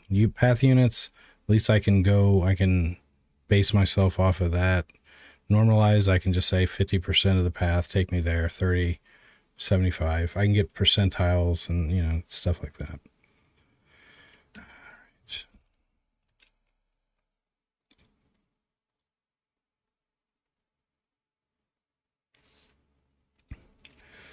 So I need to watch like some, oh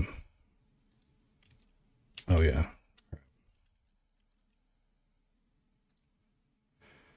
Trying to think of like some really cool like fight scenes or Street Fighter or something where it's got a lot of camera action based off of like a special move. And then I just need to start studying that a little bit in my free time. And then, so I think I'm going to focus on the werewolf, and I'll get his attacks fleshed out all with action camera or dolly tracks. And then take the lessons learned from him and streamline it, and then apply it to all the units. Oh shit. No, I need to do this on the player unit. This work is going to stop after a second, and I'm going to move it to the player because he's the parent, and I want this to propagate to everyone. Whereas I'm going to have to copy it from the werewolf down to enemy, down to... Yeah, shit, this isn't smart. Not smart at all. Anyways, hit the button. Oh, yeah. Motherfucker. Yes. Do it. Do the thing.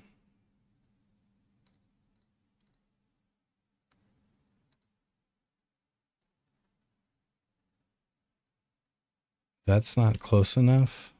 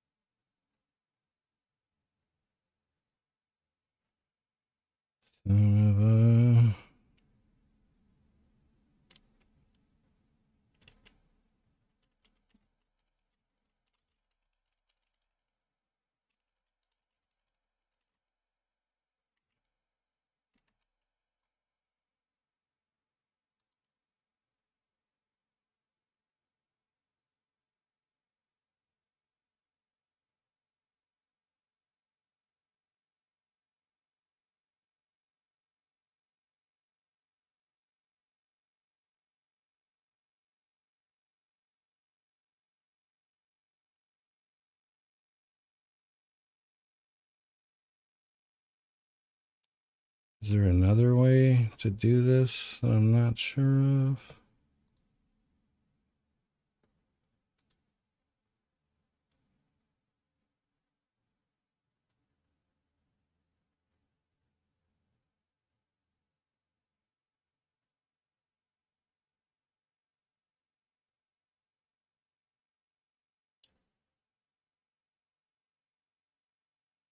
It approximately should work, man.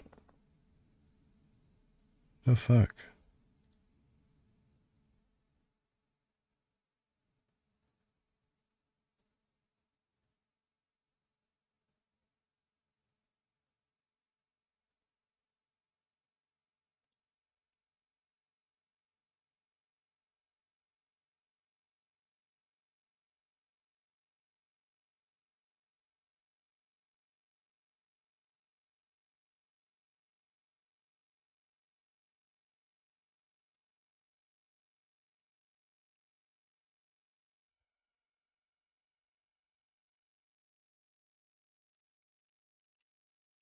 What the fuck? Why is it?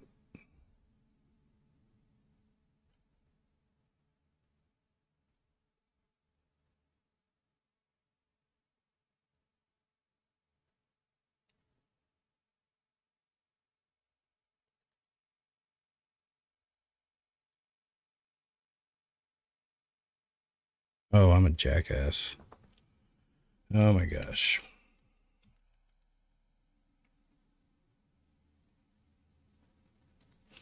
That'll do it every time. That'll do it every time. I always get something backwards, some fucking boolean or some fucking number. Off by one by off.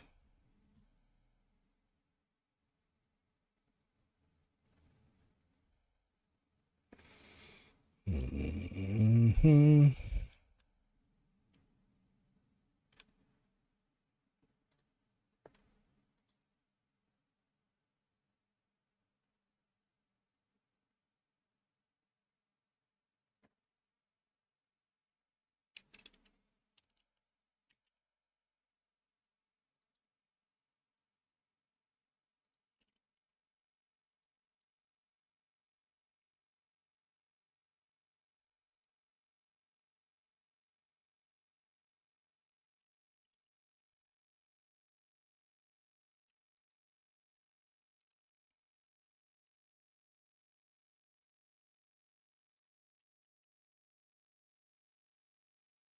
.959.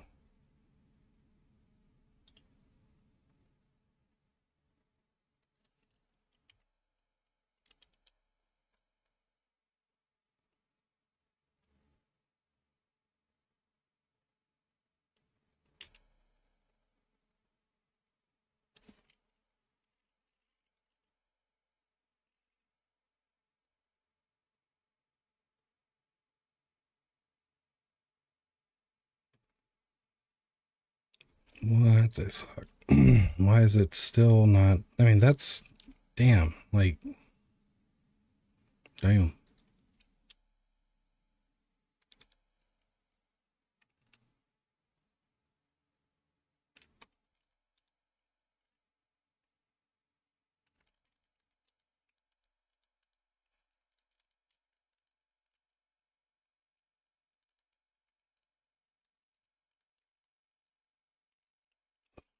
I'm being petty here.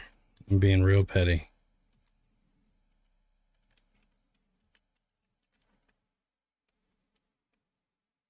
I shouldn't have to fucking do this. Why is approximately not working? Approximately want to punch it in its face.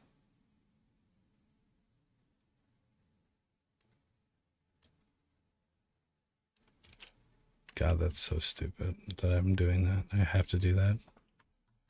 Or I probably don't have to. I'm probably doing it wrong. But I've looked at the documentation. I've tried the methods. The floating point precision is just slightly off. This is probably why I should stick with those the units, like a number or pathing units or whatever. Path units, yeah. Because then it's not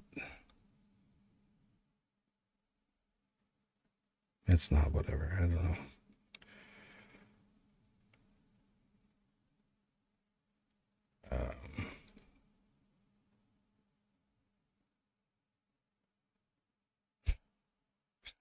Oh, there he is. Okay, so now I gotta increase the speed. I bet you if I up the speed, it would have been happier. But I'm not fucking with it right now.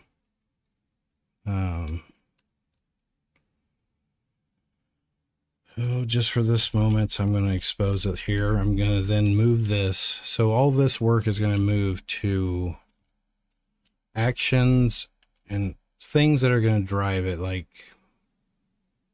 what's going to own. So like the werewolf's first attack will have its own dolly track. Its second attack will have its dolly track. And they could have multiple dolly tracks, and I could randomize between them too. So you're not always getting the same action camera and dolly track per thing. Just kind of spice things up.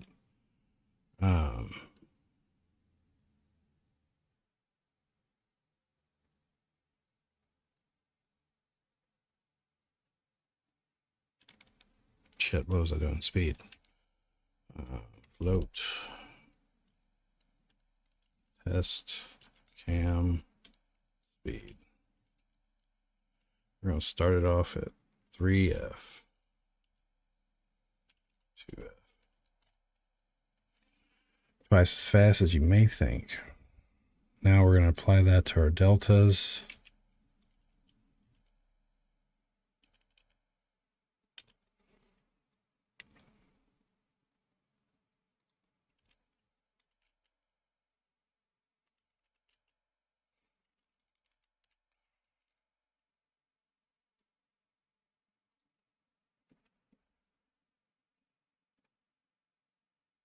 Cinemachine's badass. I mean, I kind of struggled getting to this point, but again, this work is going to be so worth it.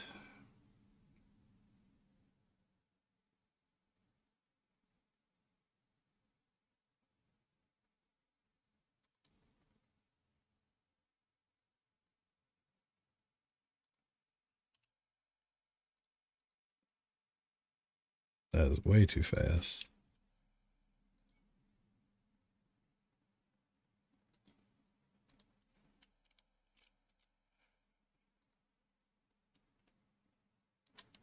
You know, I should probably.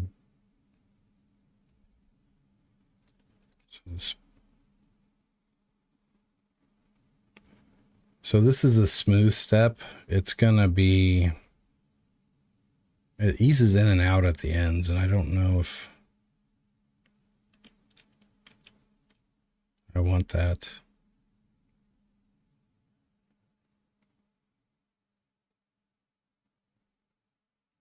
I may allow a curve on the weapon. So say a weapon or an action or an attack has its dolly track. It has also a speed curve. So the speed of the camera will map or follow the curve. And that way you can speed up the camera or decrease the speed of the camera at certain sections. So say like you want to fly back and like the camera come back real quick, then stop, and then all of a sudden the speed comes back, or you know, I think a curve is the best way to handle that. And what else would there be? That pretty much put a bow on it.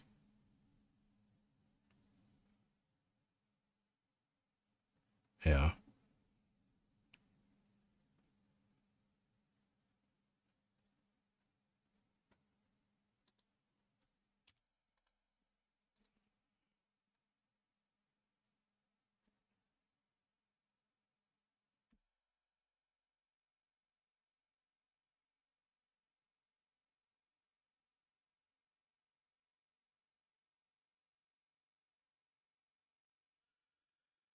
Let's look at event viewer and see nothing new probably.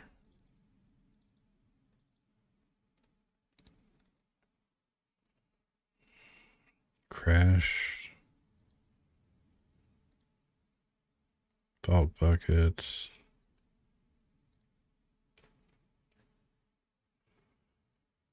Dump. Crash exe right there. And then you look at the Unity stuff.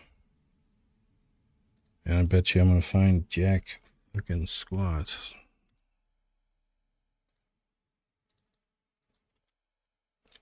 So whenever your Unity crashes, if you go to app data local temp, Unity folder,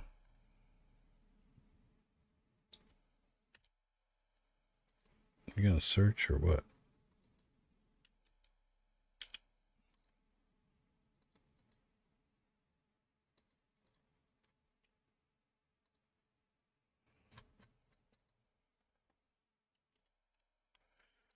Unity editor, sort by date.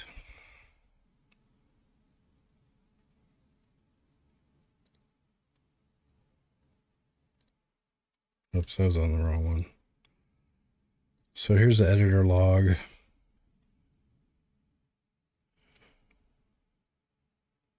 $31 jobs, AI, some Unity shit.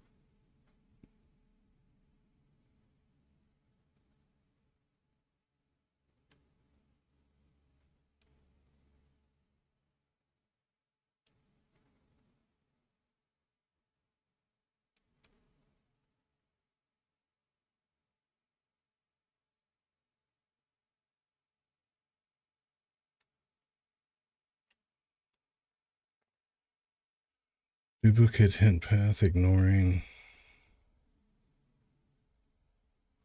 Okay, these are all the debug warnings.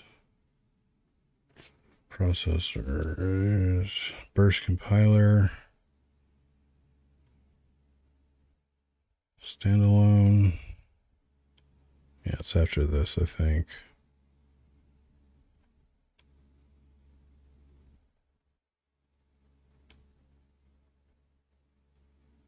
Fallback shaders. Loaded scene. Initialize touch.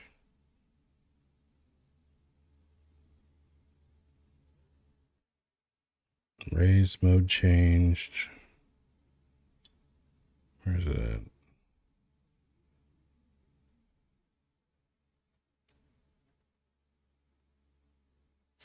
Autosave extension.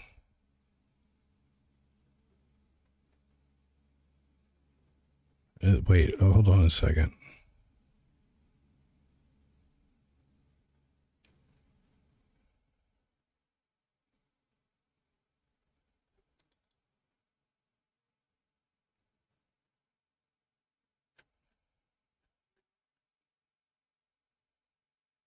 Static batching.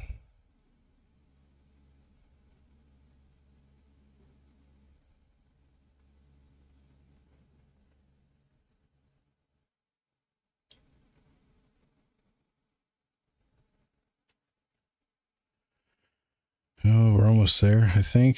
What the fuck? Why is it so long? All right, I'm going back. I'm going down. Sorry.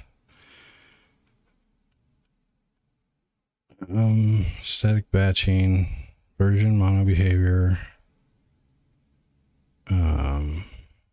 What's the last thing? Unit animator. Unit animator.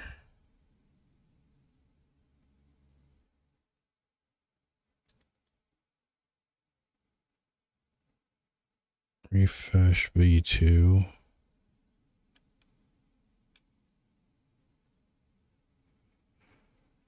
And then it just says it crashes and shows these modules.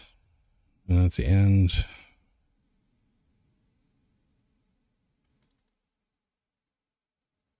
aborting stack walk. What the fuck is that?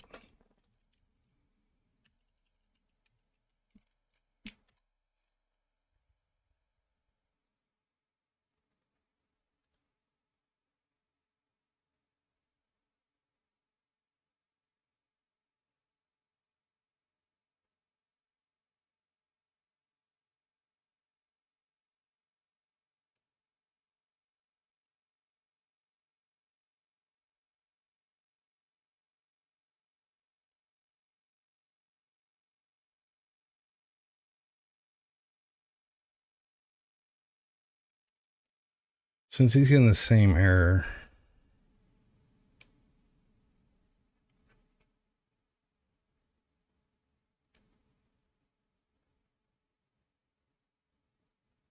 Manage stack trace.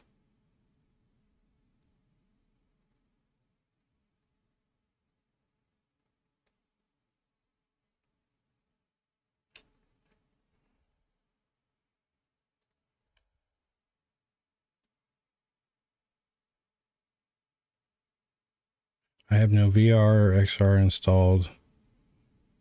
I'm getting this crash with no plugin installed. They said the crash only seems to happen when I close Onion. It doesn't just.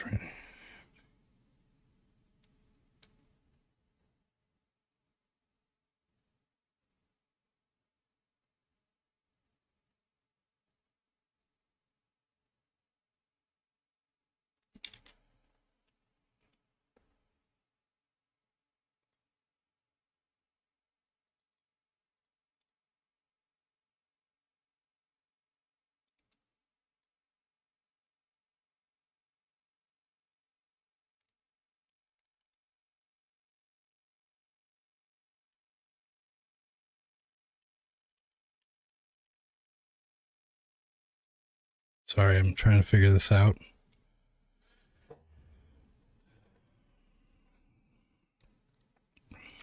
Actually, I think profiler begin.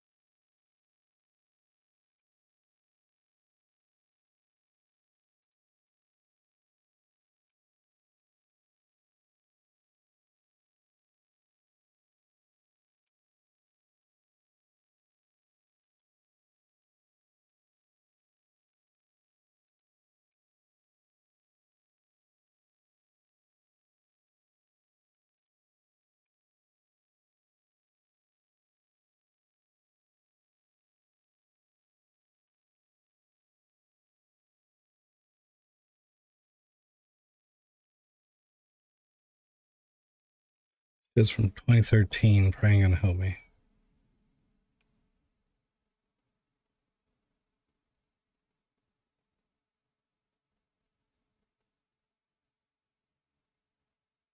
So this looks like a common message, and then what's down here, I think this is what's crashing me.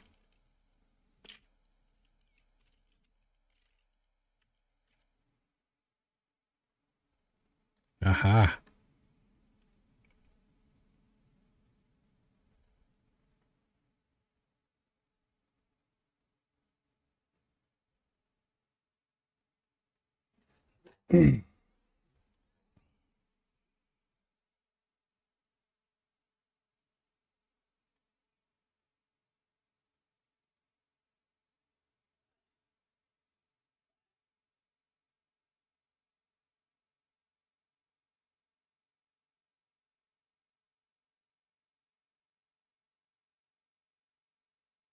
God damn it.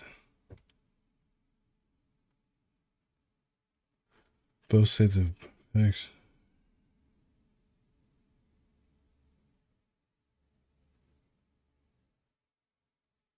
Removing and disabling all the lights in the scene does fix it though. Disabling shadows on the lights doesn't help. Not drawing shadows at all doesn't help. The crash is exclusively tied to culling, it seems.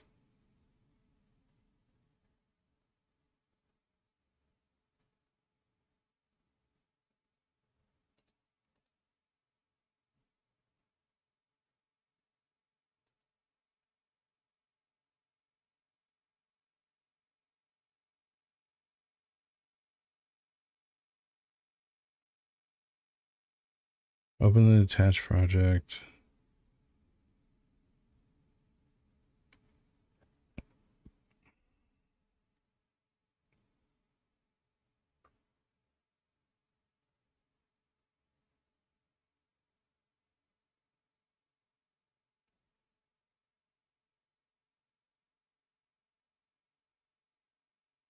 I love how this has been fixed 3 times.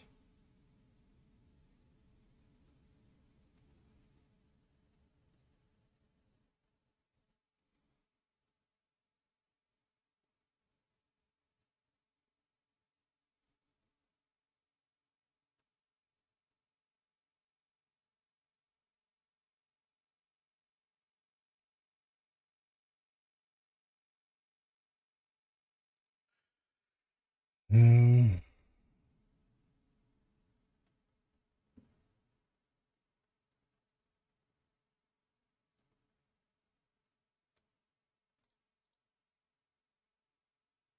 sorry guys, this sucks, I know. This sucks ass.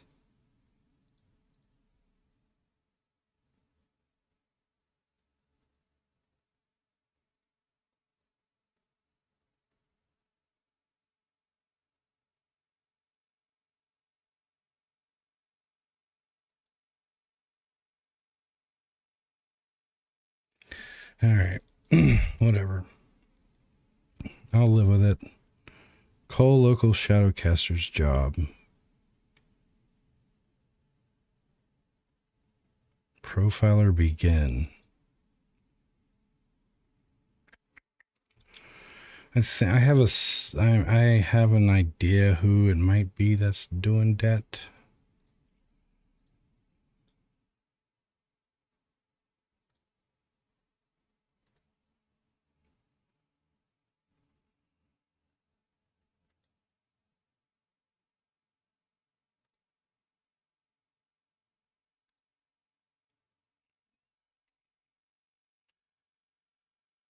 So that's new info. Let me see if the last editor is the same situation. Oh.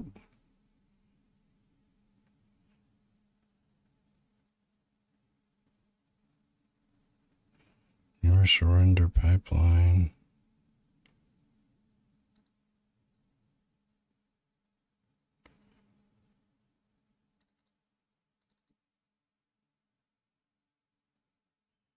Do render loop.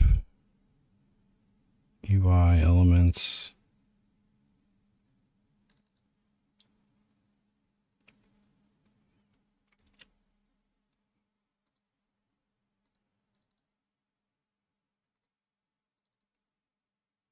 Fuck.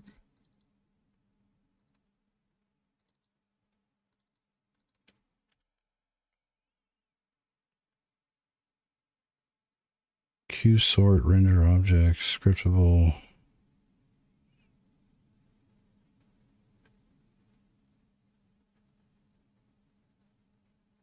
Job, run thread ripper, worker thread routine.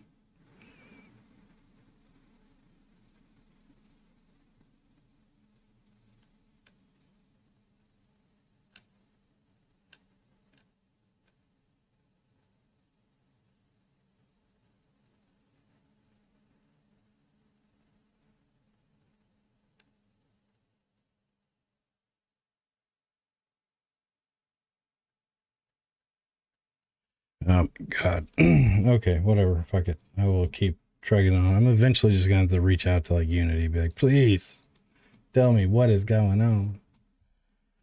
All right. Well, I also have the hack and slash and purge until things aren't working. Actually, let's do this. I have a feeling it's this guy. The Fog of War system. It's broken right now anyway, so I'm going to delete it. Remove it from my render pipelines, render features, and then clean it up in the scene so there's no scripts. Because this is a job system that and it's been complaining about leaks and stuff. So, and a lot of the times these are related, and that's the only asset I think that I got that's running jobs. But I don't 100% know. So delete the Fog of War. What's the next step? Do I got errors? Yeah, probably do. So we'll go here.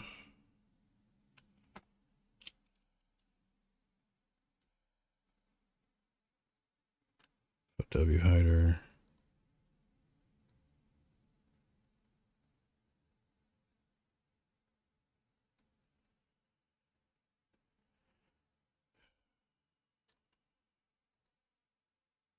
Thankfully, I haven't wrote a lot of scripts around this yet.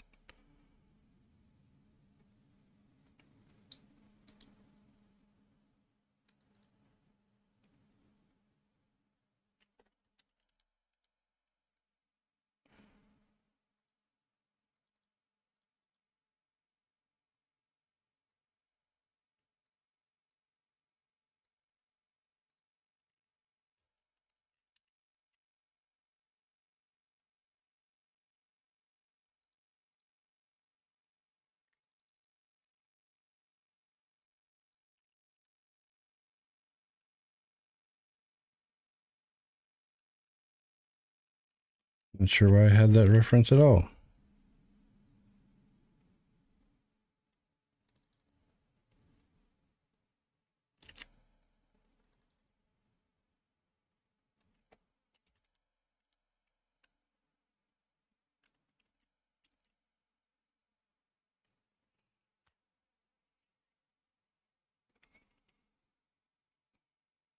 Damn, it's almost midnight.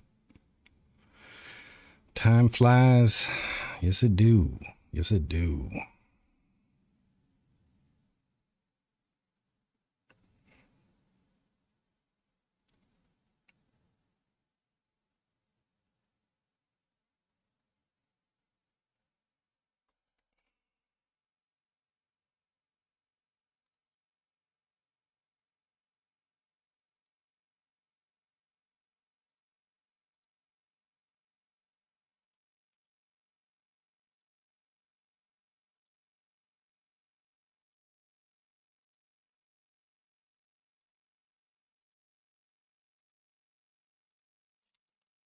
There we go. Now I should just be missing scripts on the units. It's not a big deal. I'll just remove them.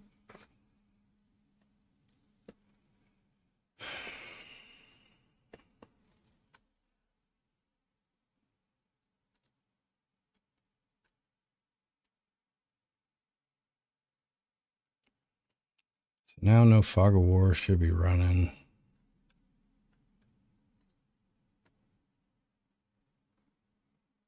That's hilarious. It says missing script, but it still has all the fucking information. I've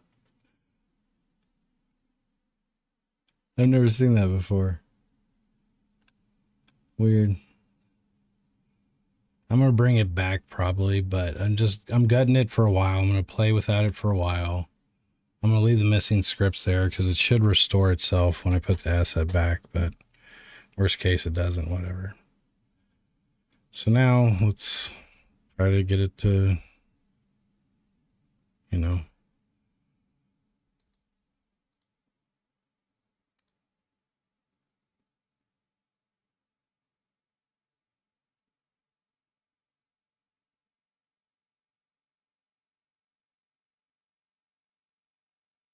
I need like an effect around this, like the vignette or whatever around the edge, like a kind of like speed or kind of, I don't know, a screen overlay effect for whenever I'm doing action camera that I can apply.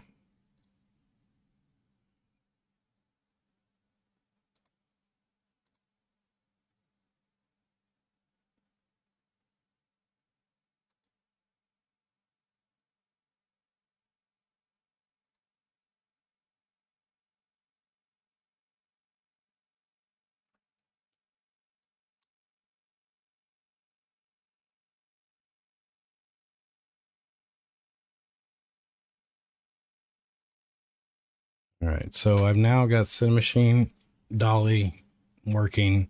I have a visual way of setting up these cinematic way. I can set it up in the inspector, visually in the editor, instead of writing positions or creating objects on my characters. The dolly track will now we'll just play a dolly track based off of their position.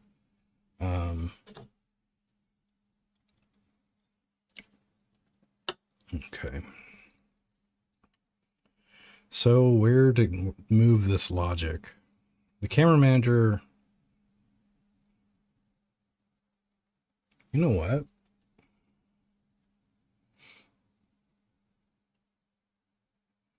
Units could request the camera manager to play their dolly, and then they could set it that way.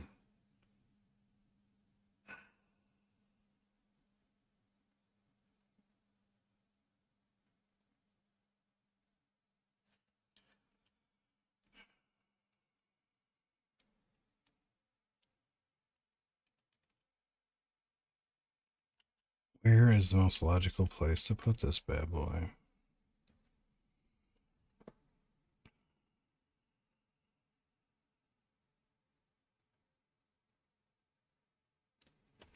Dolly manager, maybe?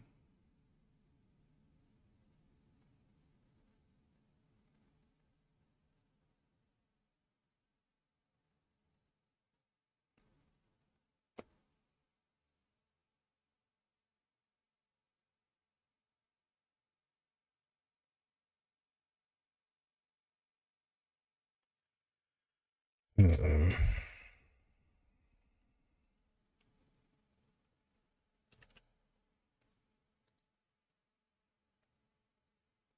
Let's make a funner dolly. Let's make a crazy one. Um,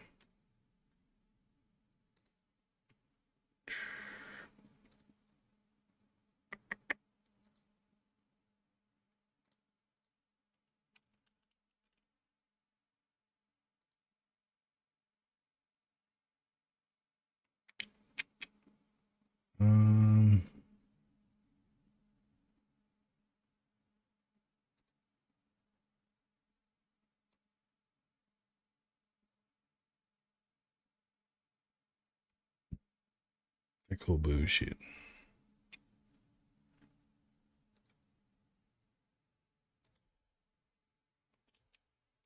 It's really that far back? Oh, okay. No. All right. So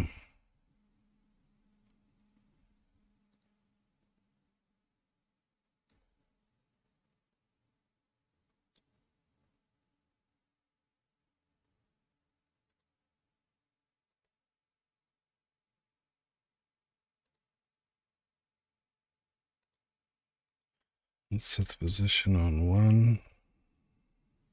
Or shit, it's normalized, huh? Whatever.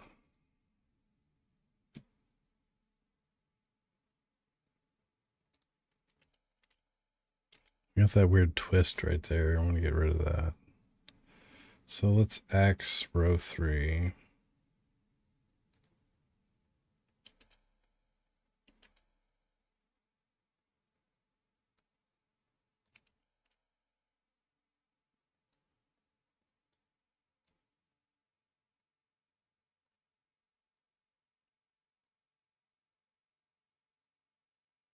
That's 2.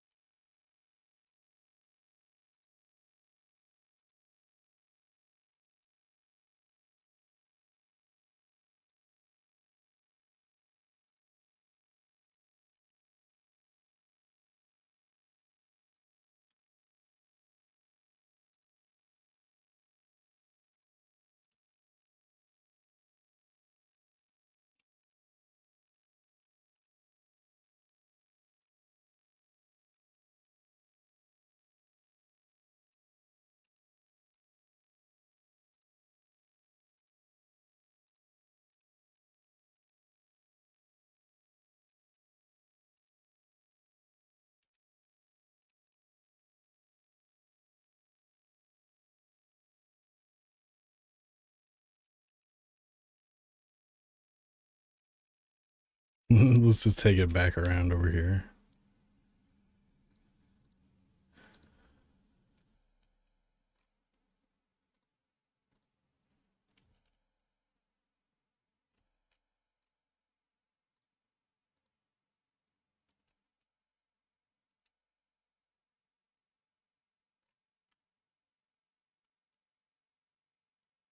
And we'll end right there.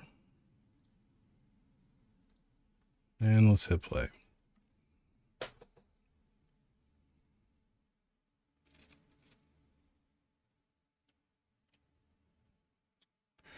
America.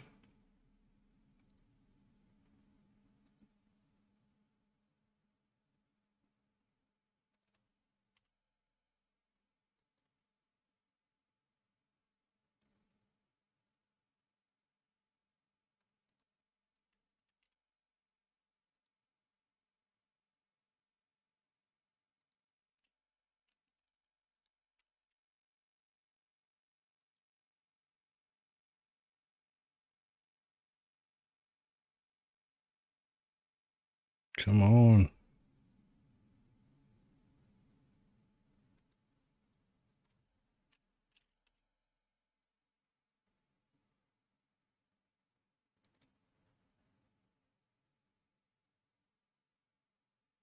It goes through the first waypoints way too fast.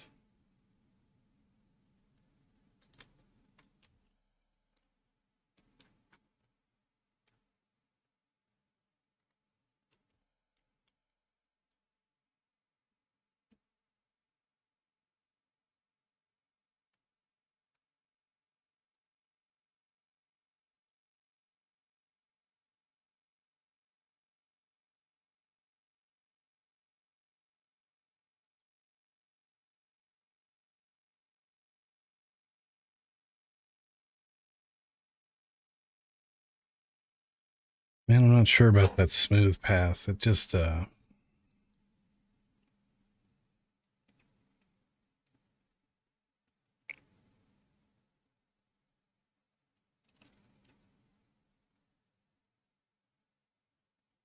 does it go so fast?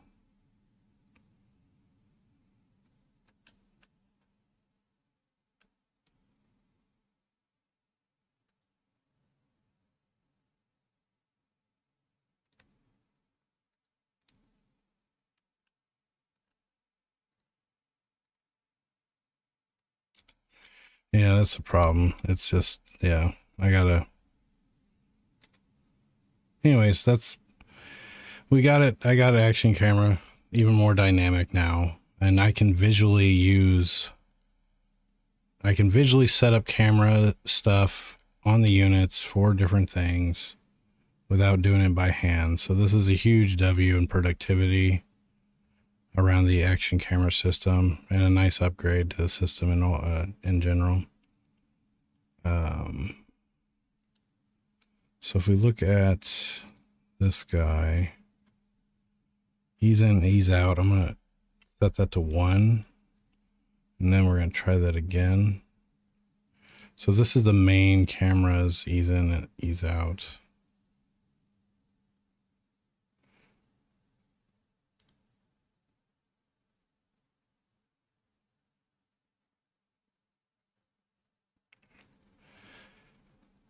So the very first point in the path, I think we have a problem with the rotation of it. So if we select this guy,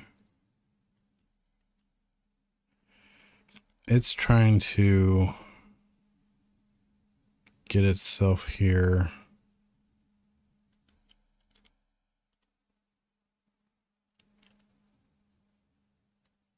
So let's bring this one back. Over. Let's try that again.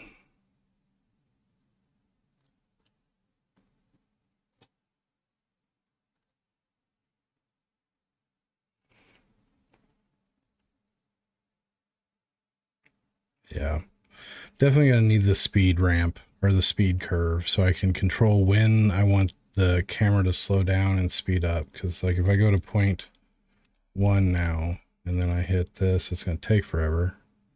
But you get that, you know, camera's going too damn fast. Look at that, so fucking cool. I gotta fix that wire. Way too slow.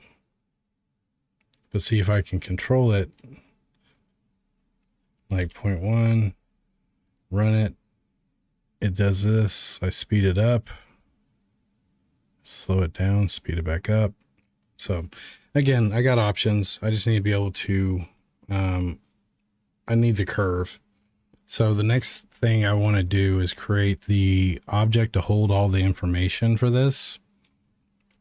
So it's going to hold the virtual camera, game object, that's the transform. Yeah. Right. That's the game object to enable. Right.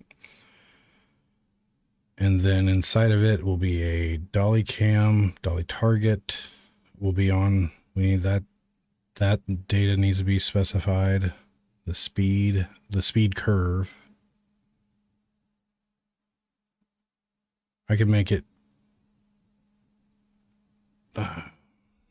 So let's create that class. Action camera or dolly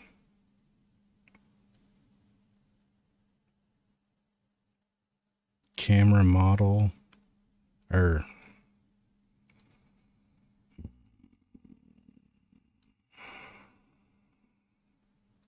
feels like this belongs in camera.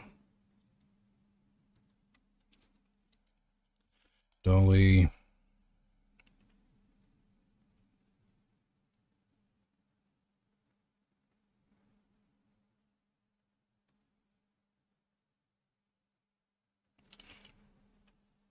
we'll call it action camera config.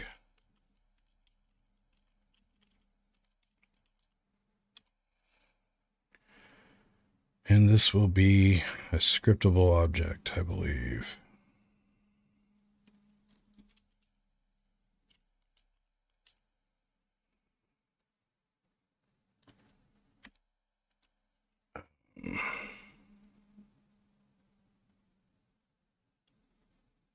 Yeah. So the data I need is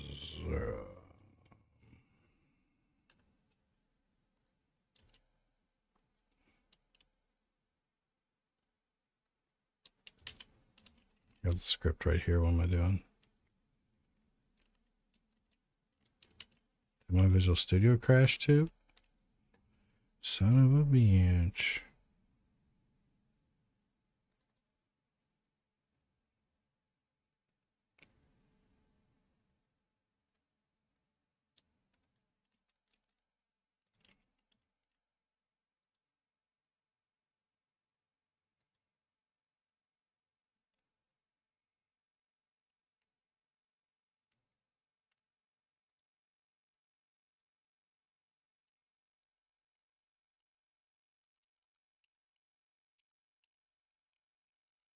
How do you do a curve?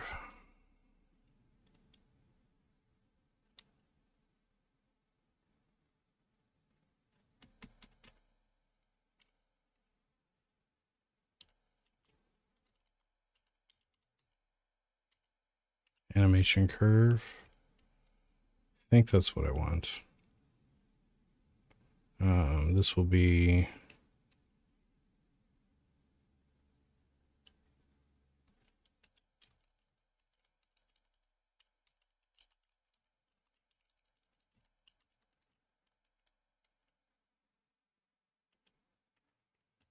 the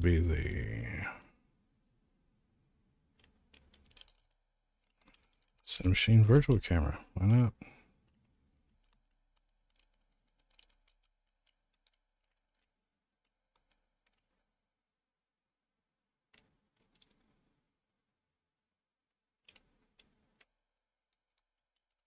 This will be the parent. Animation curve. Now this would be the default speed, I believe. This will be your flat speed, right? Curve, can't supply any of those.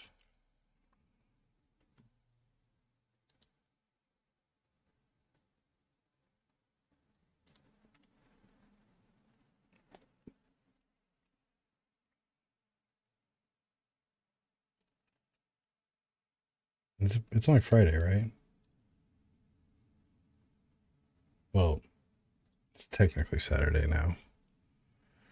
Sweet.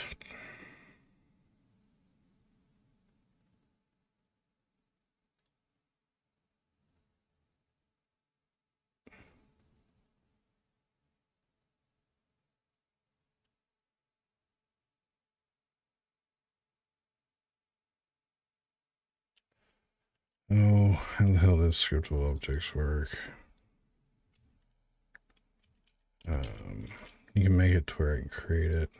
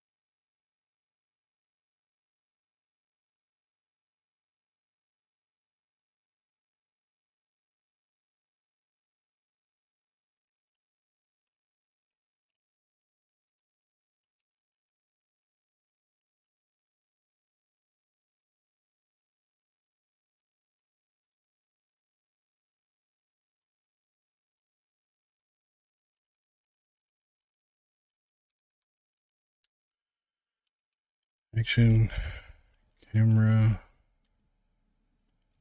config. See if that works.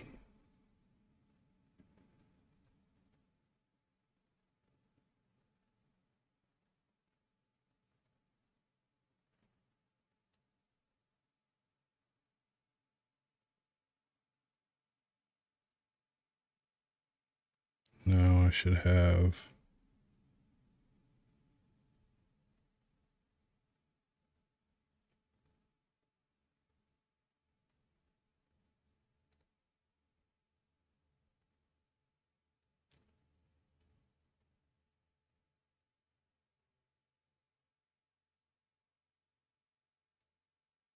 Oh wait, I know why I don't see it.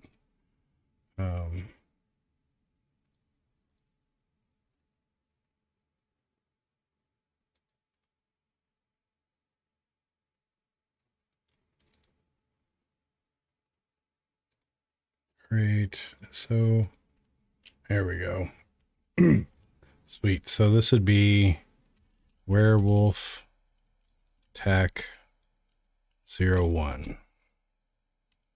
And then here's our curve. So now I can set a bunch of points and the speed will be based off that curve. So like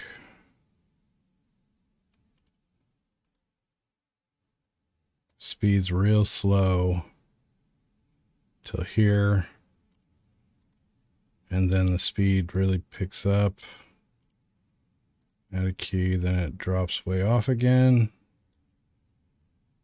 And then it picks up. So we're going to have like this. Whoops. Variable speed like that. And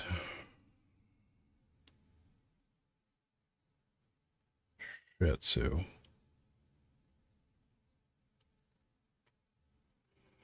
The look at target, since it's a scriptable object, I can't provide these things, can I? I cannot.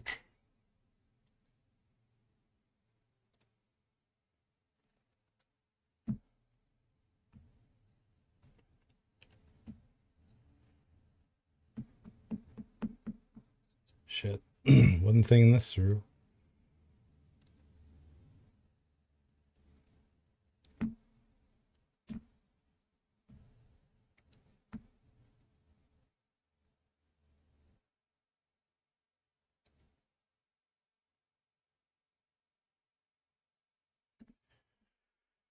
Well, the only thing I can really set here now then is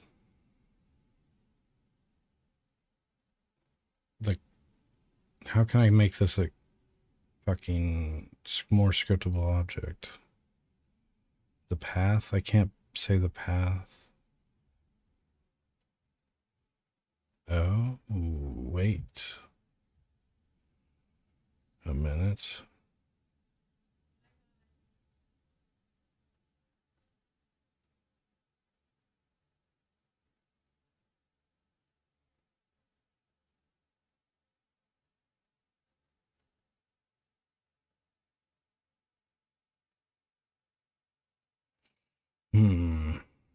Well, fuck. There's not much data I can push out into the scriptable object except for the curve, the name of it. I mean, yeah, name.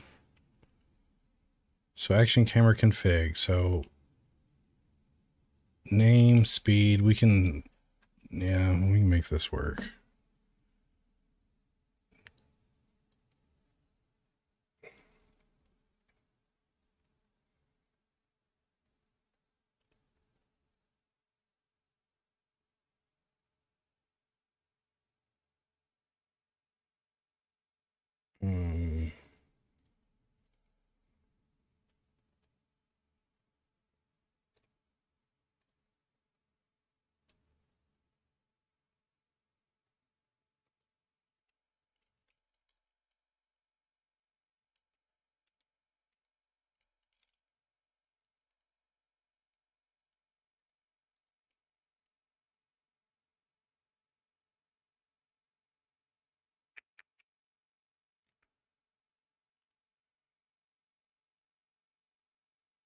So this object's going to get disabled and enabled. I don't need it here.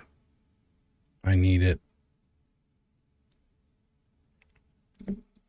Oh, let me think.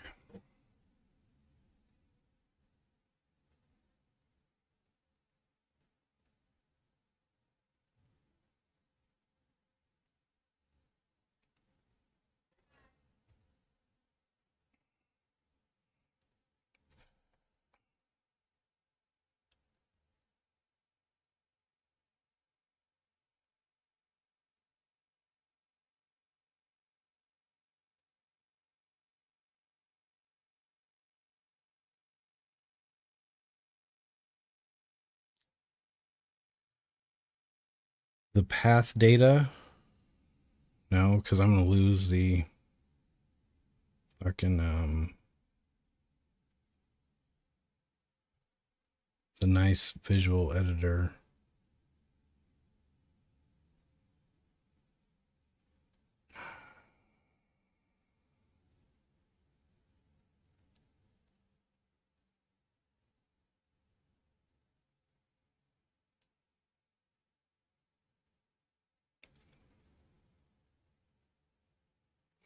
Even if it's, I keep it real simple.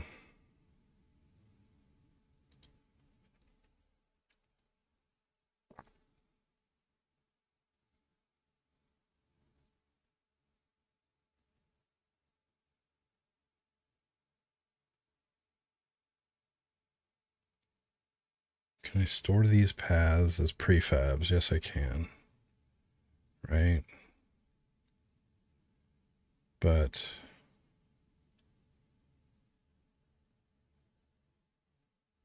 yeah, I could just instantiate. The dolly cam could be a prefab that gets instantiated on action, and then it does its thing and goes away. And that way I can have it as prefabs.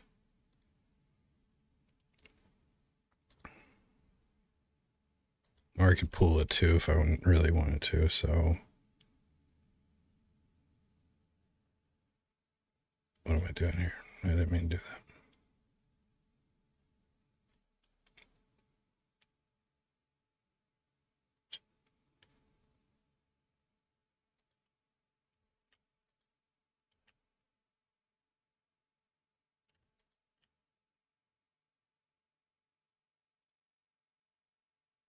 Create empty parent.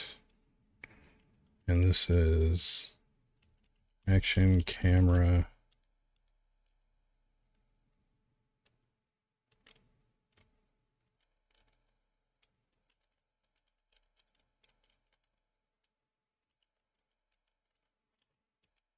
Tag 01. Now this is the dolly cam parent. There's the target. Target will reference the dolly target, which is always going to be, okay.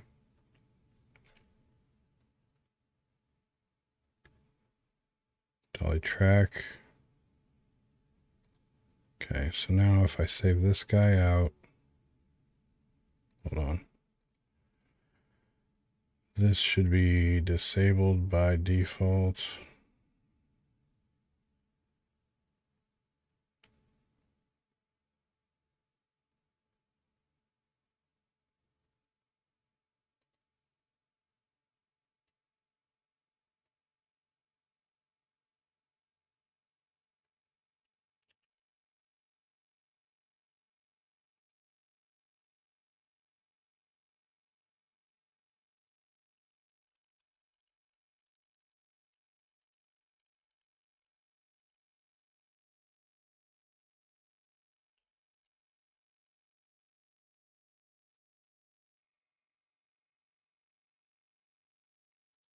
Okay, so now I think in the state that I have this, I can spawn it.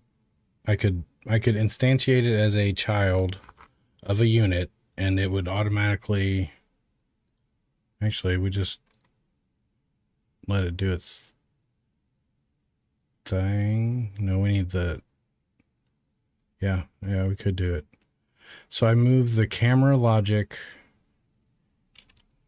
the camera manager logic to this guy, and the attack action, whatever action the enemy takes, so say the werewolf does attack 1, it's going to instantiate that camera at the same time that it starts the action, and then it'll automatically play and the camera will destroy itself. And that way, then I'll eventually, since I only need one action camera for every single action, I could pull it up and pull it out of there instead of instantiating and whatnot, because it's only going to ever be used at one time. Yeah. So let's create our script for that.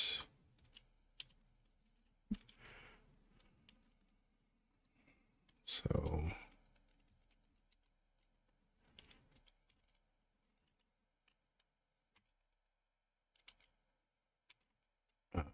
string name,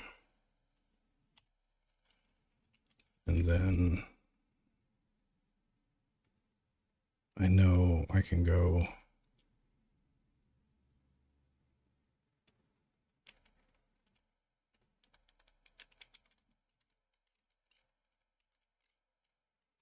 ID maybe. I won't have the parent. I won't have this. I won't have this.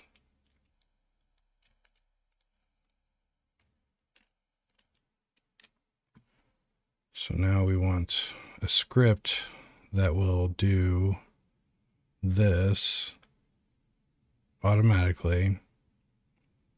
So we're going to call it the action camera one shot script.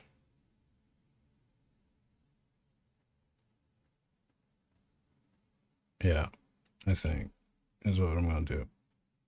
So now I'll come over here.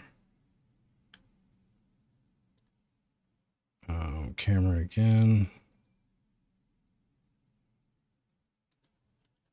Actually, I'm going to call it action camera player.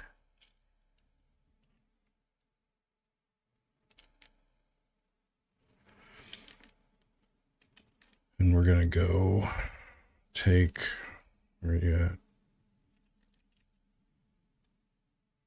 The fuck.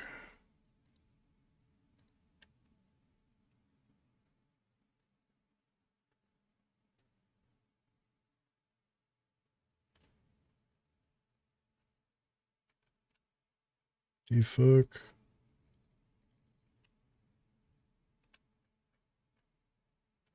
So we're going to take this update.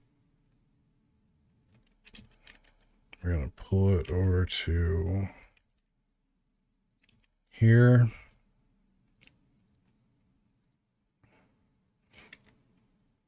And then we're going to action camera config.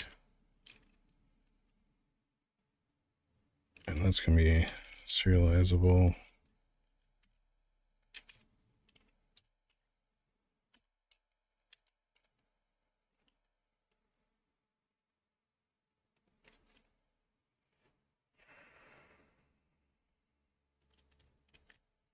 So let's take all this stuff here.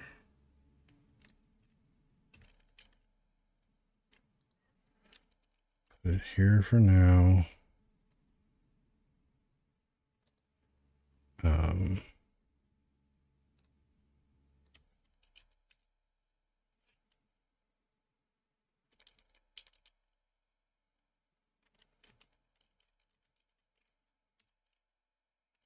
I guess I don't need a return after that, but whatever. So once we get to the end, we'll just destroy ourselves. We don't need to set shit, right? Because the prefab's going to come in ready to go.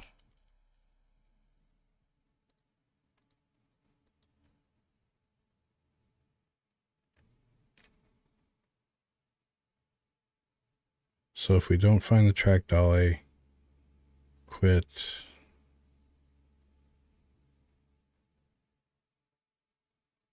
Okay.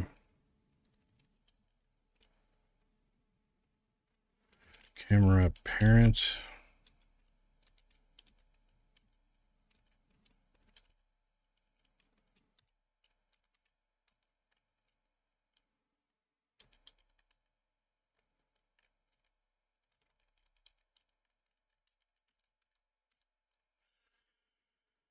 Okay. Shit. What was dolly cam? It was this, right?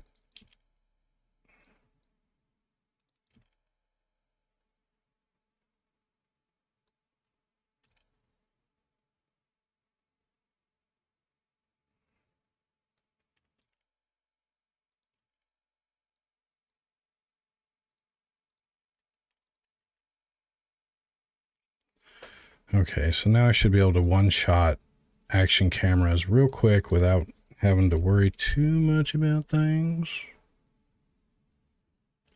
So on start, I don't think I want to fetch anything.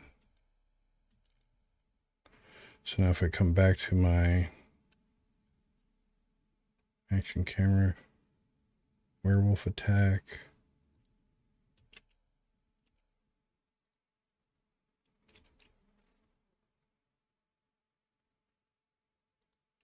Did I not save?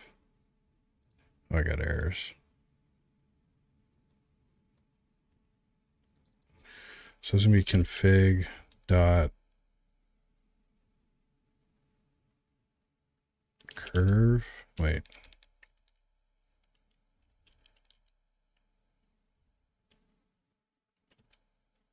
Name.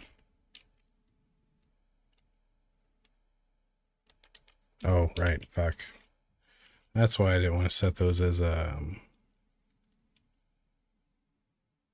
crap.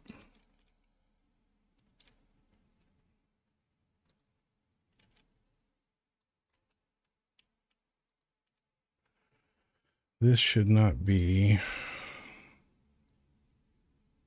So let's do this. Public.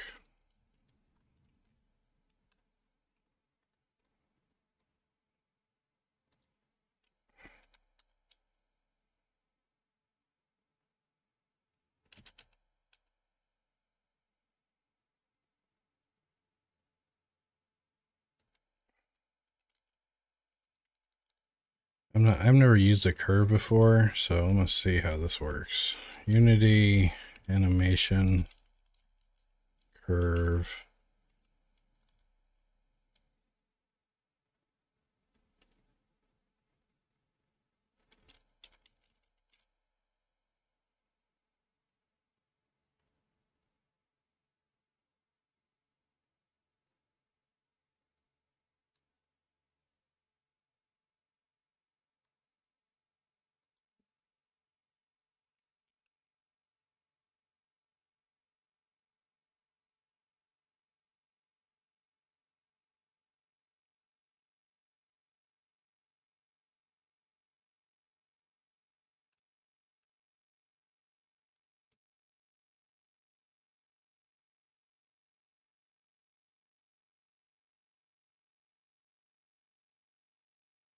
Post warp mode.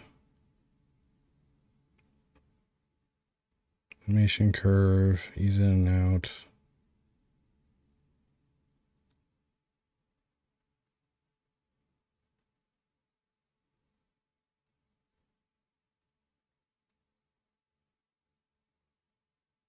Curve dot evaluate. And S. S is what? The fuck is S? Oh, S equals time divided by duration.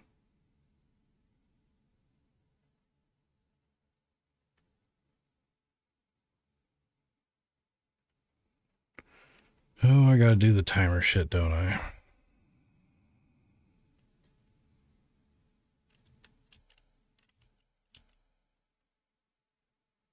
Well, let's see if I can.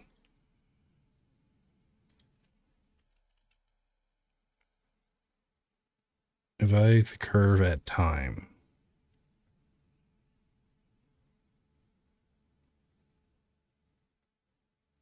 Wouldn't that be time dot delta?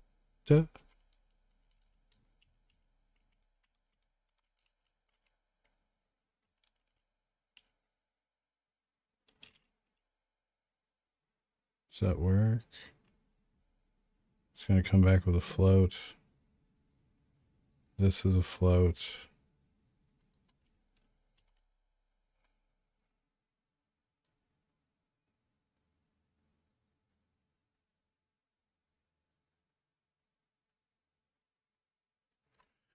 This is going to be interesting.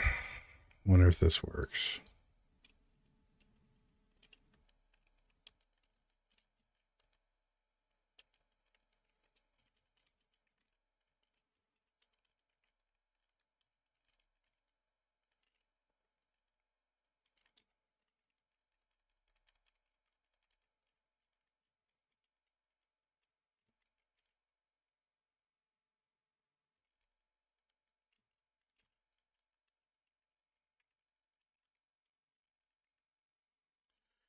All right, let's see if this works.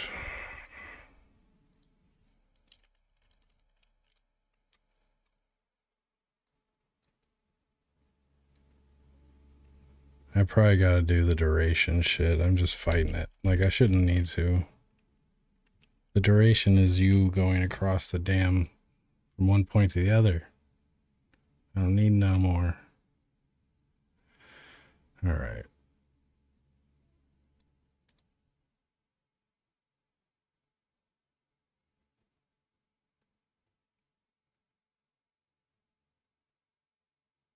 Oh, these fuckers.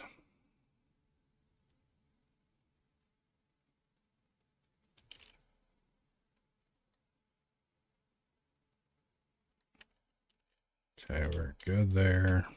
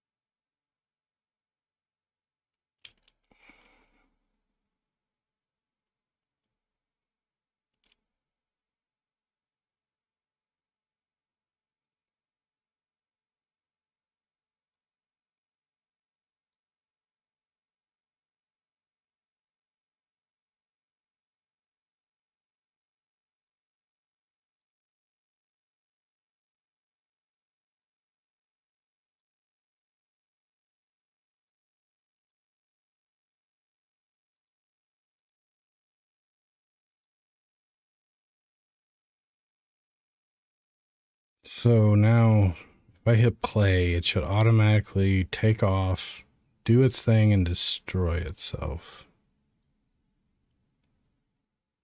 Maybe.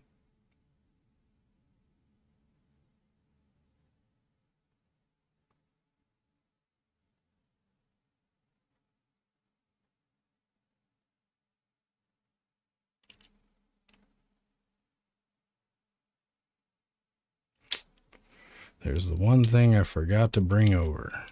Where the hell is it?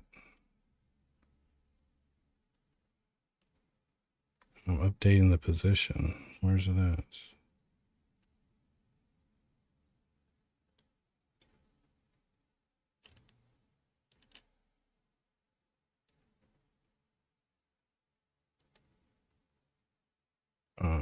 Camera parent equals false.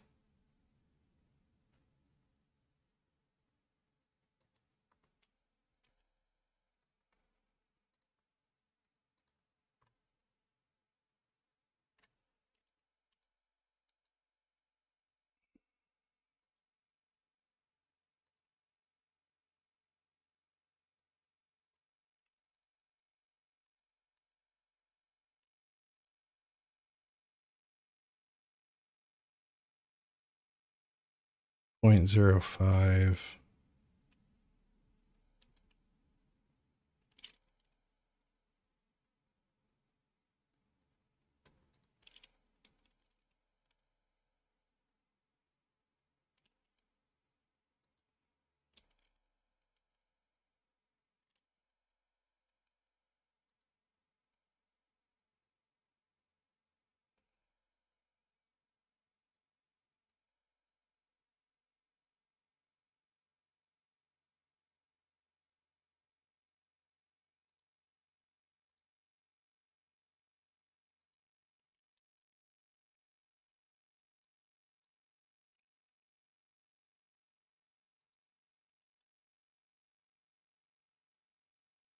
0.014. Fucking shit.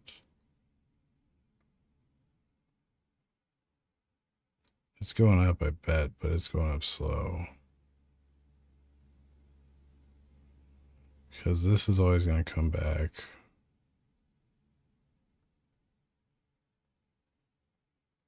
As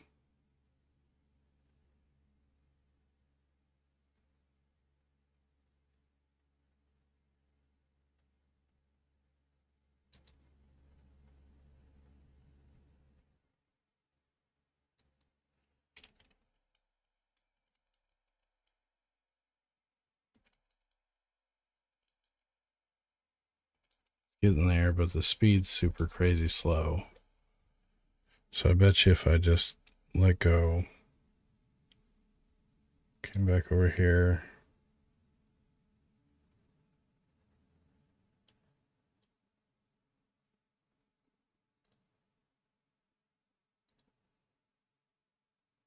Yeah, it's going microscopically slow.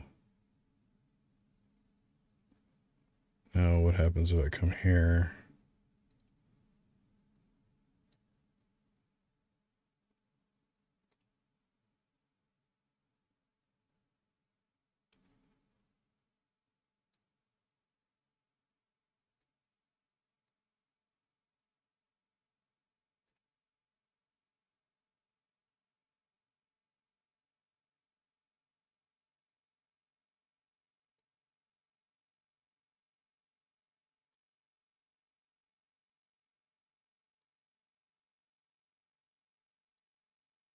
There it is. So my curve's working. It's just was super, super slow.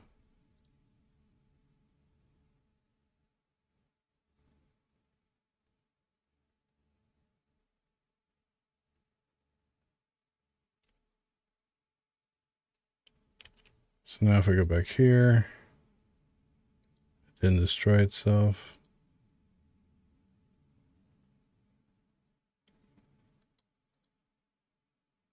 Oh, it destroyed the script. Oh, okay.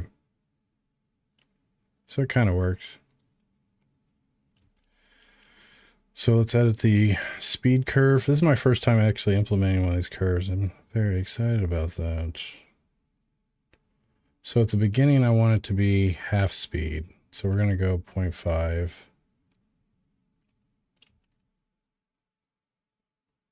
And then it's going to ramp up to 1. Then it's going to go back to 5. And then back to 1.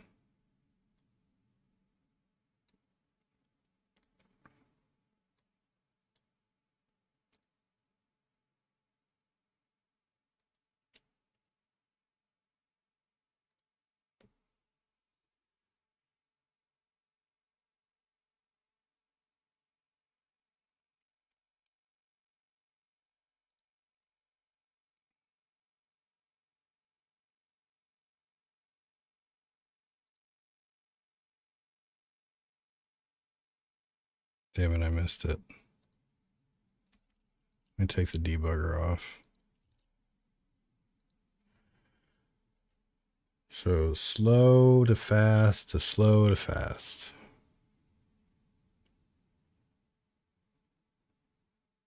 It needs to be slower for that beginning part. Oh my god, I've been using animation curve. Gangsta, gangsta.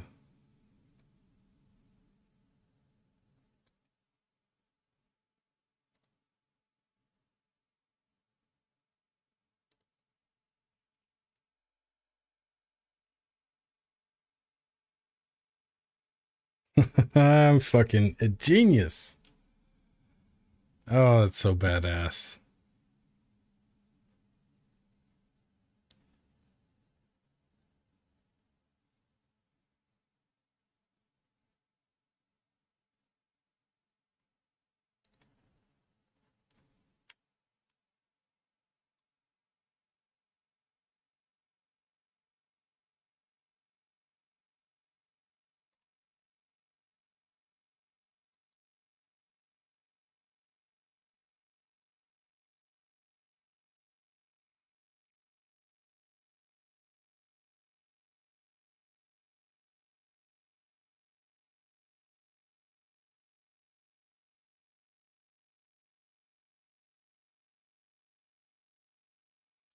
The ease in and ease out. I gotta fix that shit. I think there's an ease in and ease out that's doing this to me.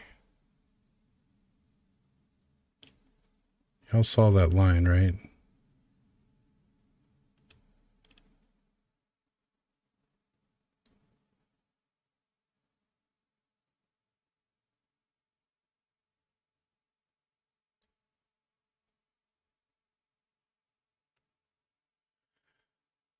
So it destroyed itself and leaves the camera there. Now if I take that prefab and I drop it on the camera or werewolf, did it again. Oh my god, this is such a cool system. I literally can have action cameras that I can drag and drop. I just still don't get the slow crawl to...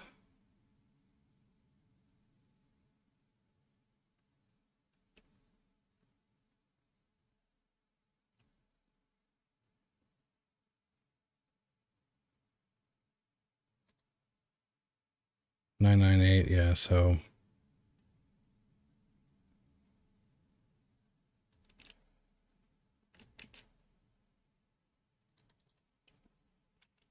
this dot parent.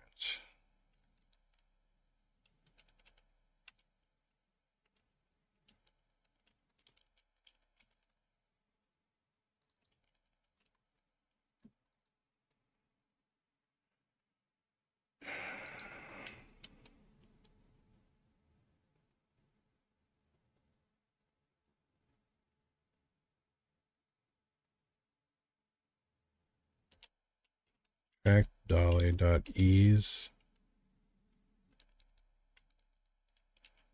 Cinemachine. Ease in, ease out.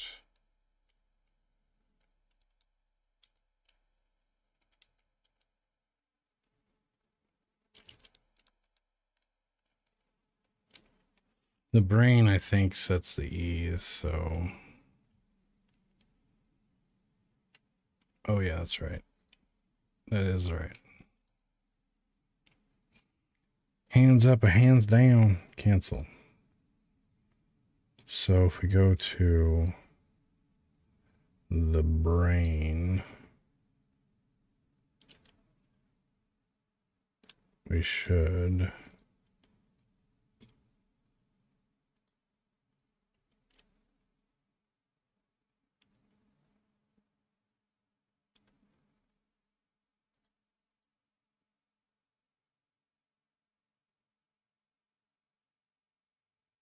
ease in,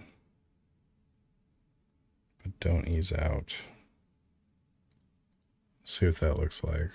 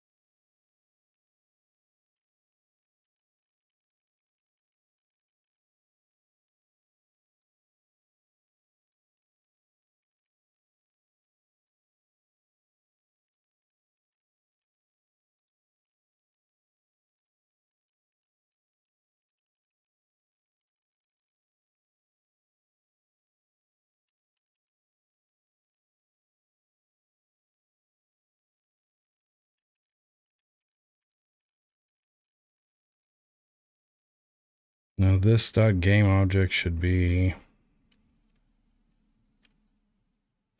the player. Yeah, well, Yeah, it just deleted itself. Okay.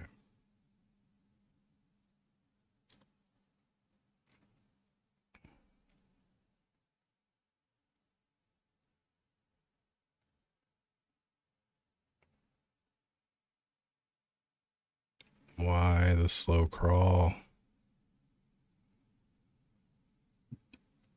I just don't understand it.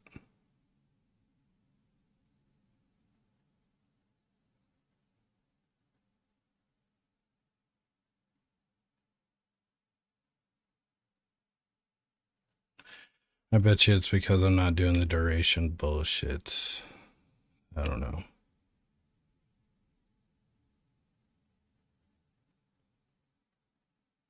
But regardless, womp.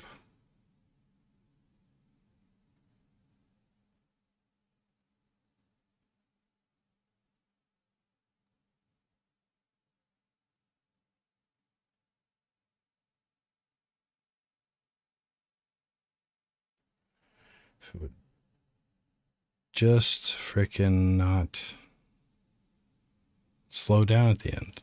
My curve says it should go fast. Duration. Oh my god, I'm gonna do it. I hate this. Or I don't hate it, it's just, you know.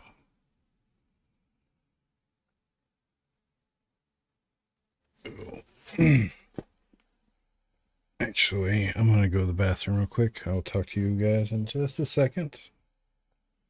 And we shall continue on with the glory. I must stand.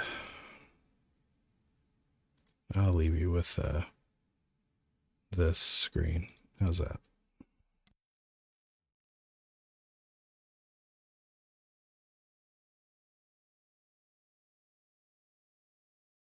I guess I'll do the BRB screen. Just go in the bathroom. I'll be right back.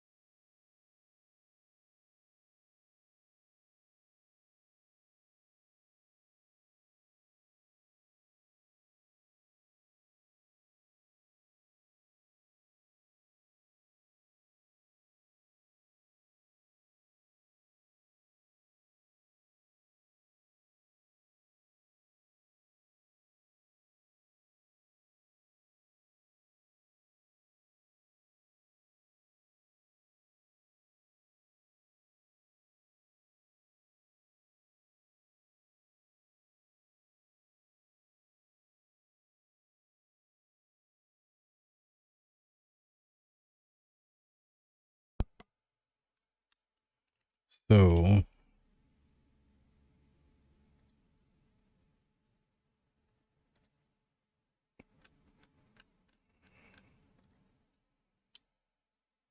my curve never updated. Not once, huh?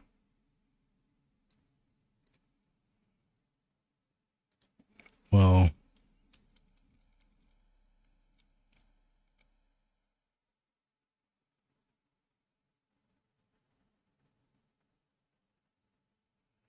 that makes sense. It's always pretty much coming back with the same point in time, delta to time. So time.delta can be variable and come back at different values, but it's a pretty healthy clip.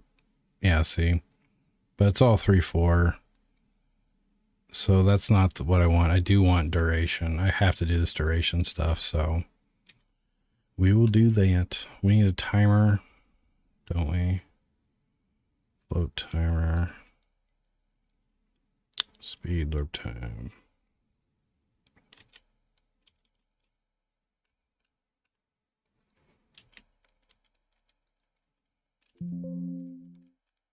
Pardon me.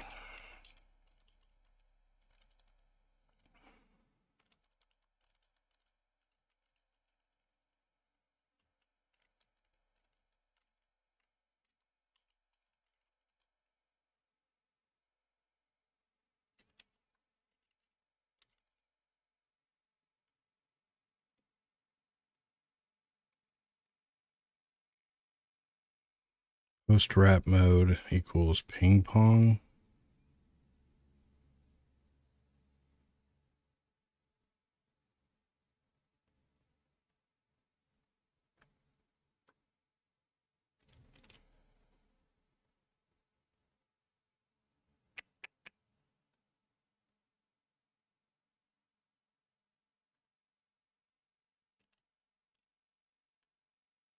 So on update, we're gonna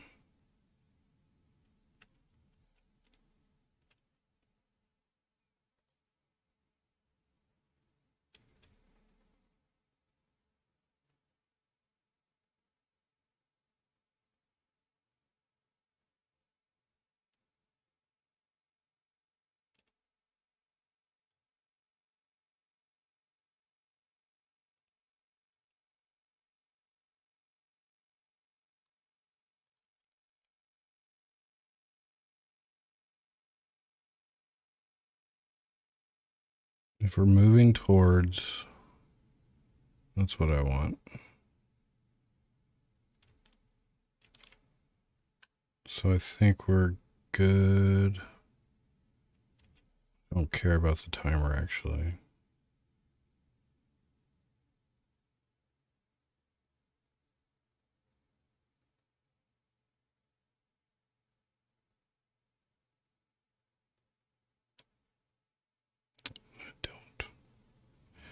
I do not.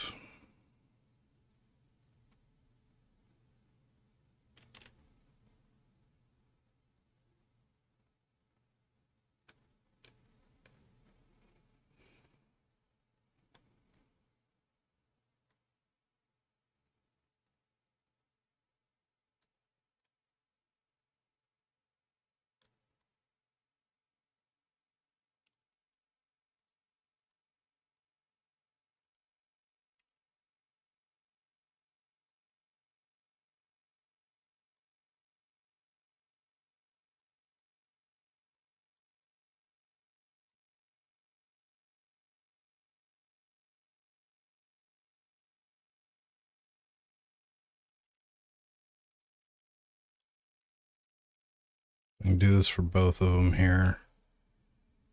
And that way they both got S, depending on the path they go down. And now I want to see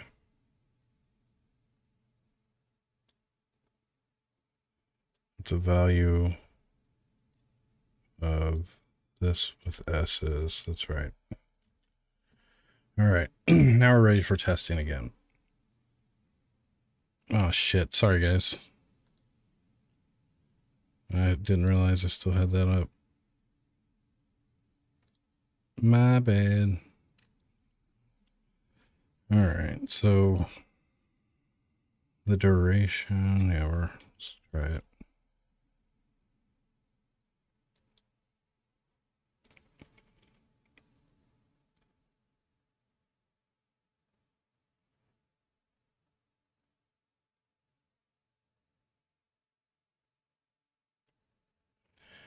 Now I think, and don't quote me,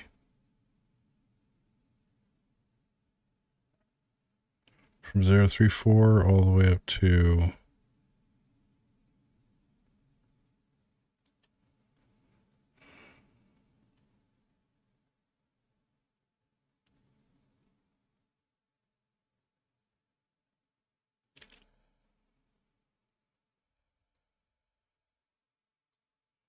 since path position is normalized,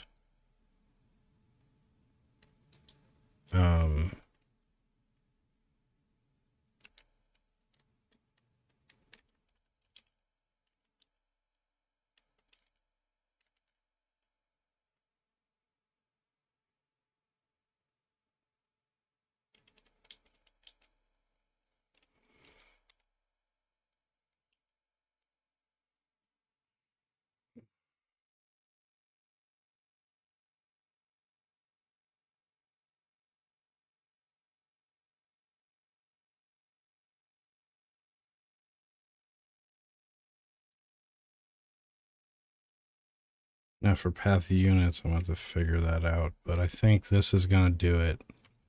Because since this is normalized, I can evaluate along that normalization from 0 to 1 and get my curve values more accurately. Whereas here, the last time, well, that's already got errors, but it when I was going by time and duration, where I was guessing,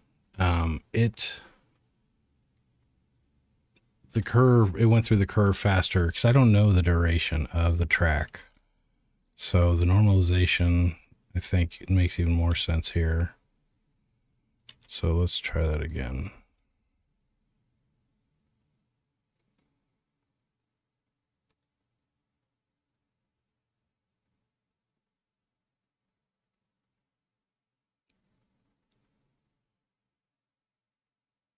So if we look, well, we're hitting 1.62 pretty quick. Let me look at our curve.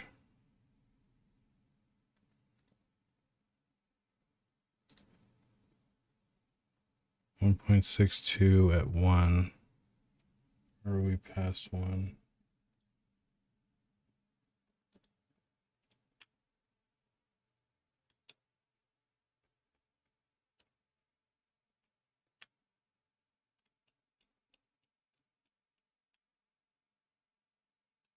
I don't think ping pong's what I want.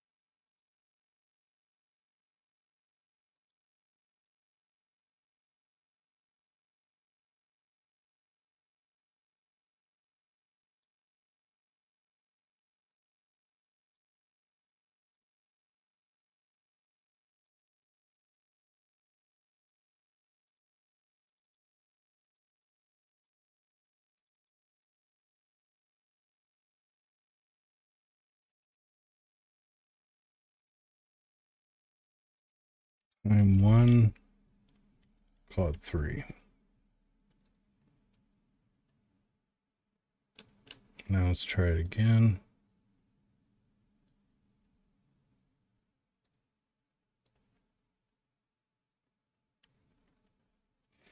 That worked much better. And it got to 3738. Interesting.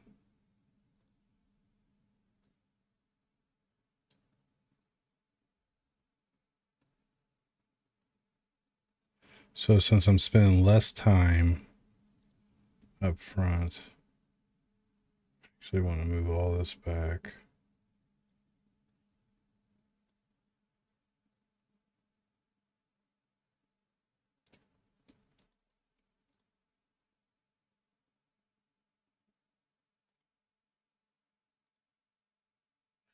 Let's try that. And the cool thing, since it's a scriptable object, I can persist this.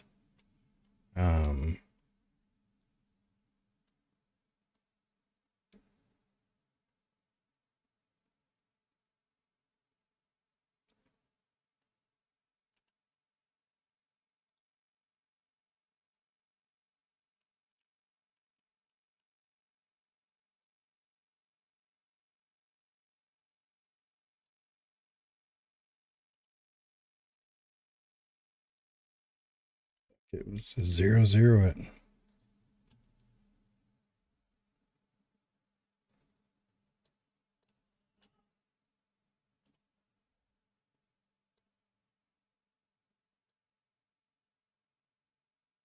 Oops, wrong thing.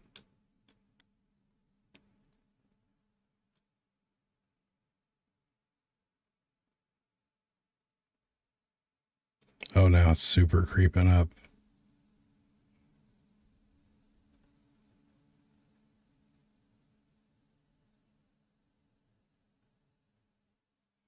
Yeah, it's weird if my curve doesn't have, or if it starts at 0, I don't like it.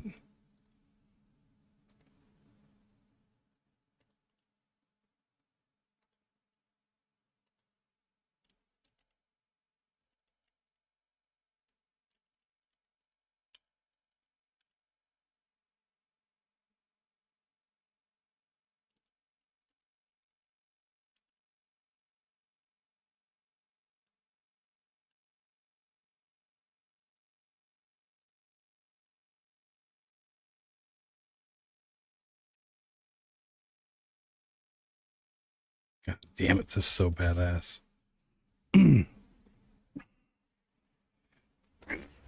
I could even have these be set by animation events. So an animation event could pass a number, and that number could get set into the speed. So for the first 10 frames, go at 0.1. We hit frame 11, I want you to go at 0.5.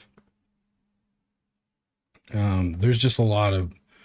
The curve is good, but if I want precise control during animation, the animation event driven camera speed will be amazeballs. So I'm going to get that implemented. I think...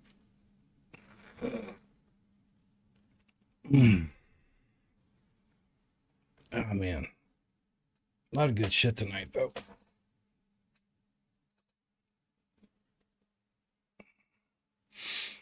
I might call it here soon, but this is Werewolf Tac 1. ID 1. Now, cam speed isn't used in here at all now because we're going from animation curve. So what I can do is if I don't want to use an animation curve, I just want a linear speed, then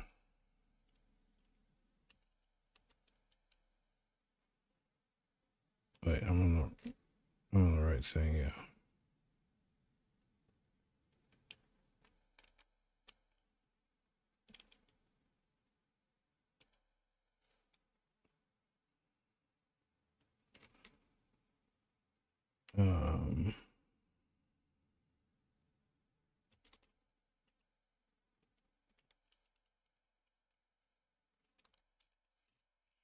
What I need here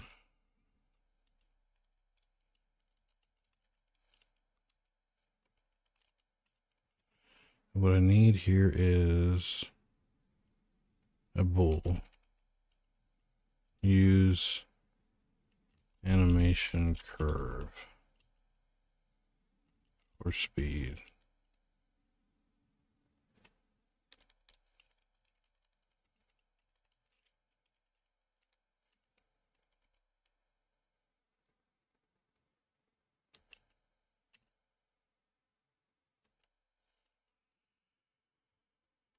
So here we go again on our own.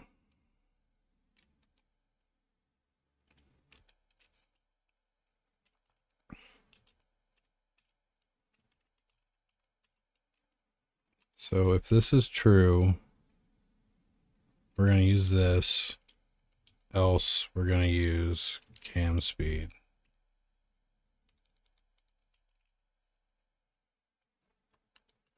Don't I have a camera speed? Oh, it's in the config, that's right. Config dot, there we go.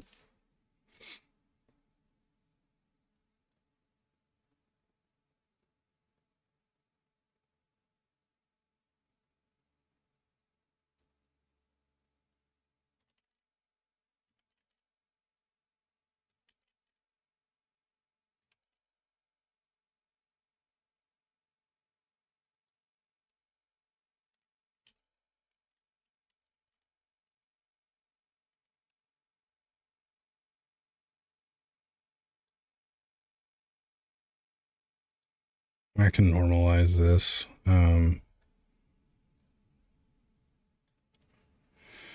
So we do this, and we're going to say the track dolly path position minus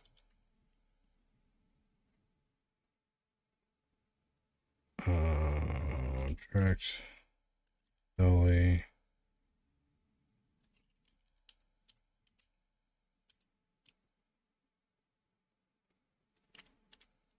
dot normalize.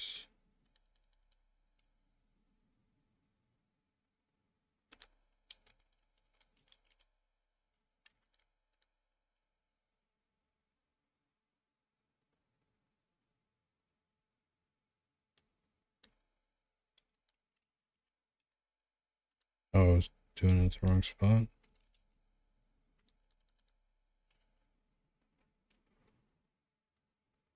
Float, float.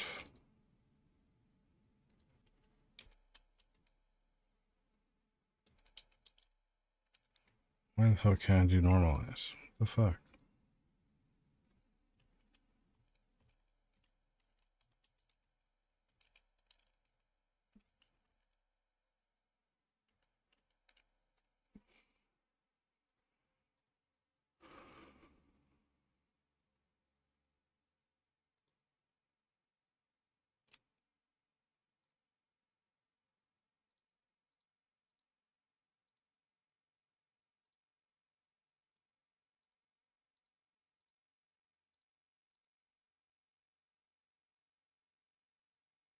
I know what I'm looking for.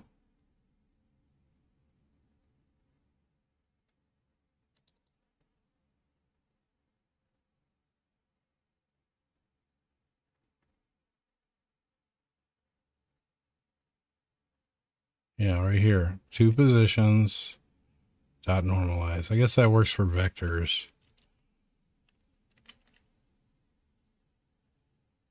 Oh, wait, I know how to do it. Else.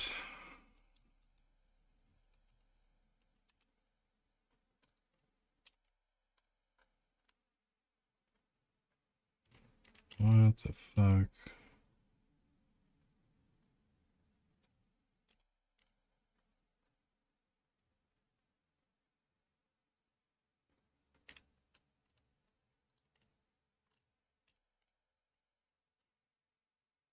Oh, right. I'm an idiot. Just need to divide it. Y'all didn't see me look that up.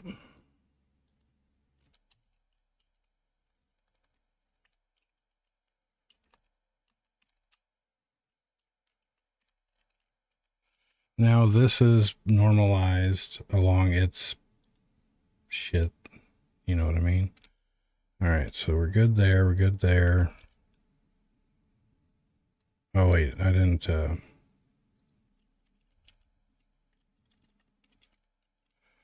No, this is use speed.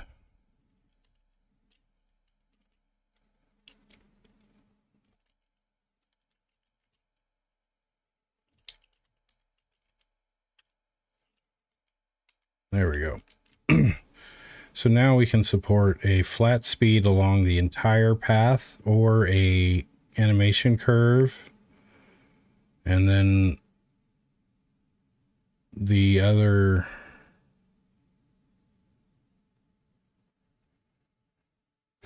animation event support is going to come eventually.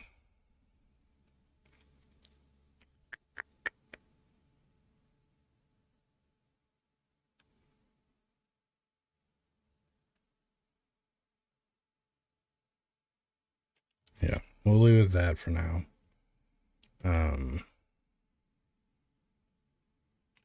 So let's test.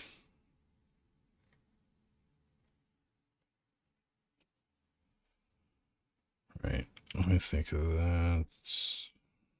Okay. Oh, we got an error. No?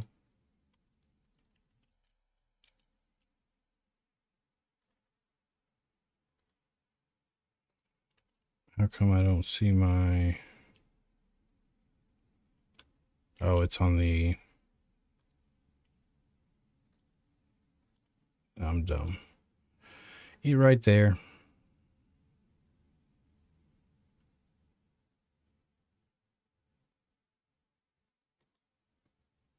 So...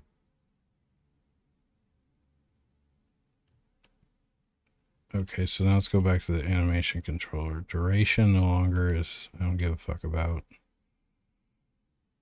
Right? Because...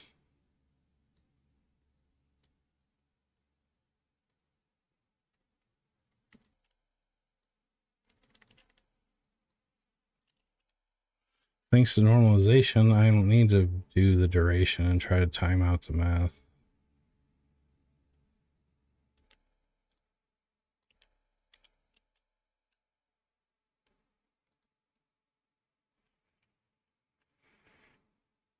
All right.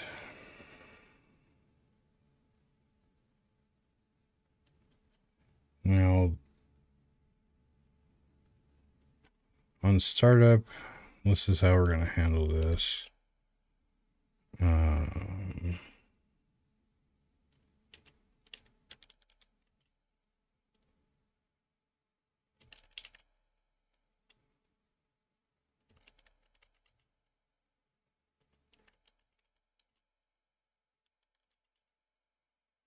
Speed equals 1. Now on startup, if config is not equal to null,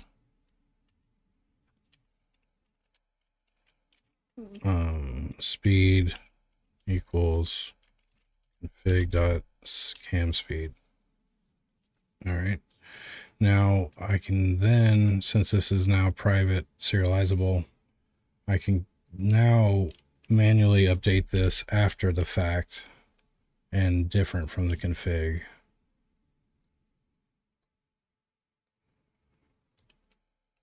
All right. So now we are good to go.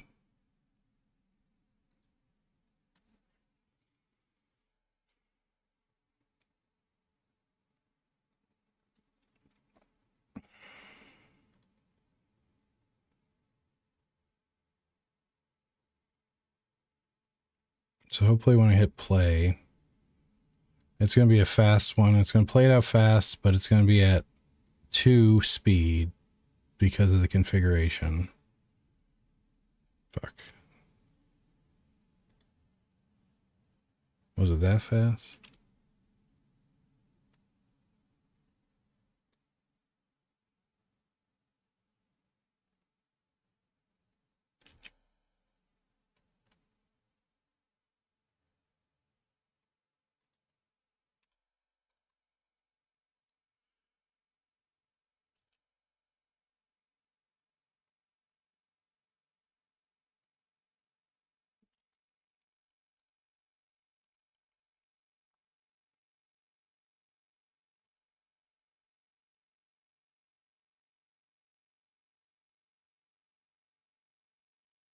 Like dolly position.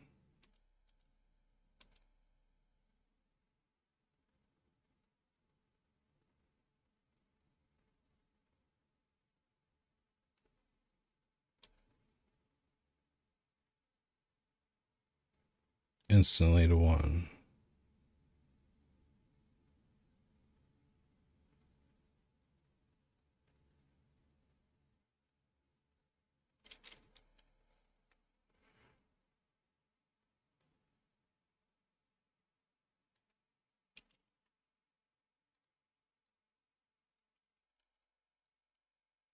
So the position is at 0, and as soon as this lerp is going to take it straight to 1, fast as hell.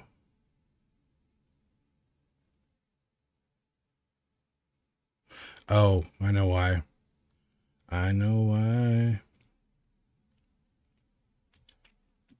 Because I didn't put times.delta over here. That'll do it every time. The 2F was just like, now there was no times dot delta, so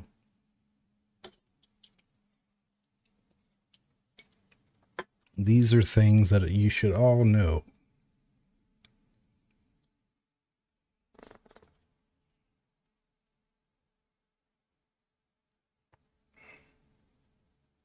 See, yeah. So that's 2. Now I'm going to change the config. Well, the config set at startup. Now I'm going to do 0.5. And what the fuck do I got selected? Oh, this thing.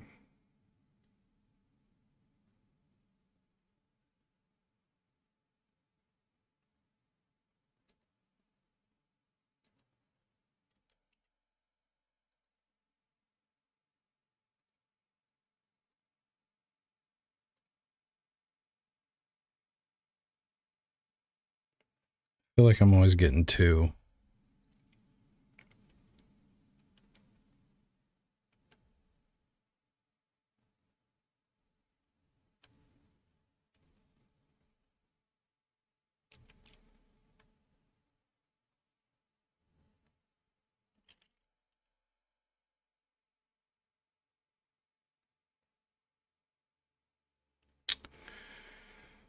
Yep.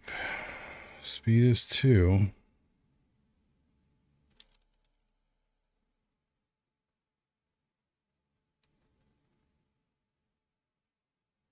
Oh, right. That's because. Yeah. I'm dumb.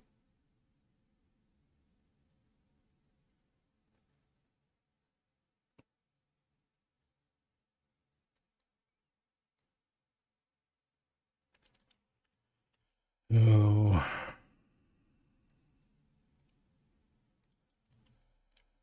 Let's just go with config. I can change it as just as easily. So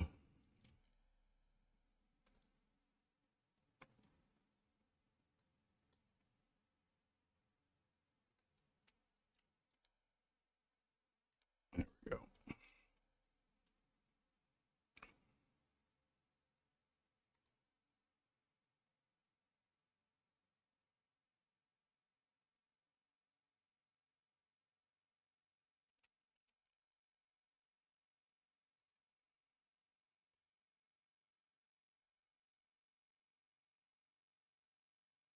So now if I come down to the scriptable object, I can say cam speed 0.5.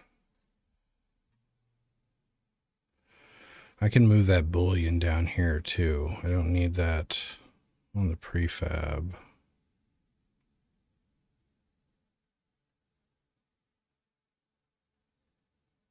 But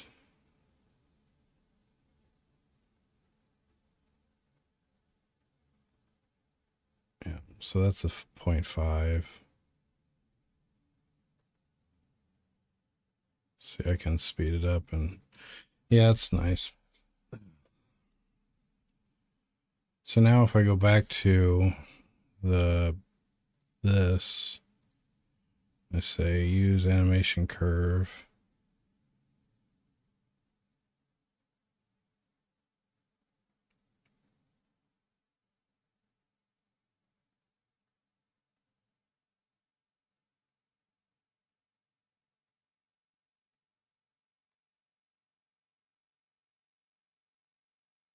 We're getting our curve. Beautiful.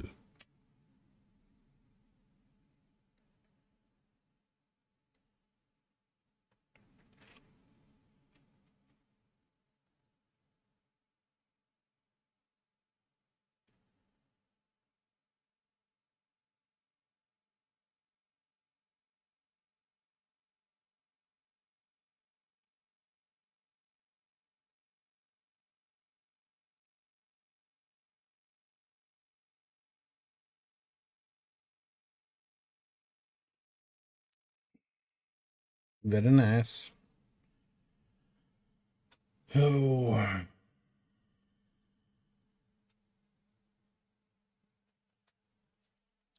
Well, I built that out.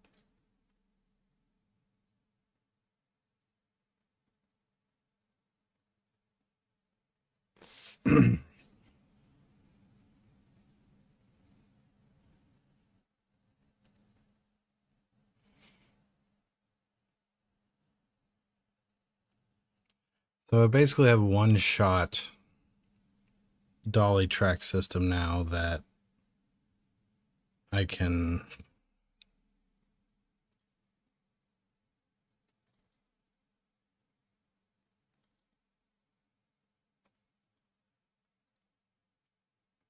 yeah. Yeah, I can it's probably best to edit it on the prefab instead of here. What I need to do is have a dummy, like, or something at 0.000 that's just got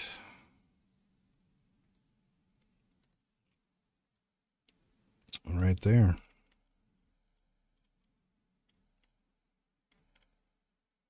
I don't know. Let's see.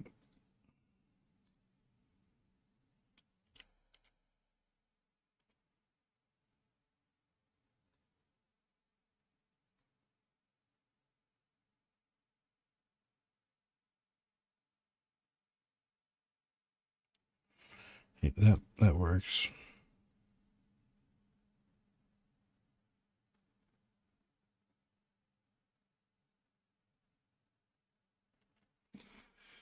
That's a pretty badass little system right there. If I do say so myself. Just get you so you can shoot off dollies, a whole bunch of dollies. And all I have to do is instantiate it as a child on the unit and it'll work. I can take it over here too, but watch. If I drop it on the hero unit, we're gonna get that sweet animation.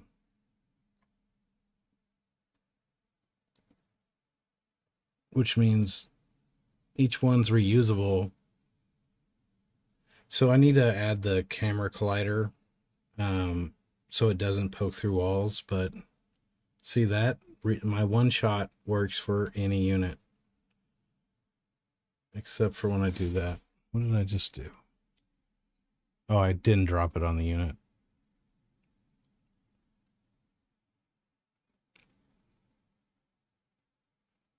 Hell, I can even spawn it like at certain points and have a camera fly through now.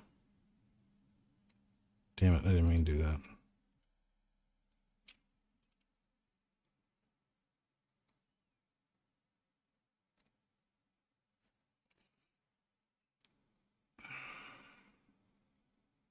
Fuck yes, man. Cinemachine is amazing.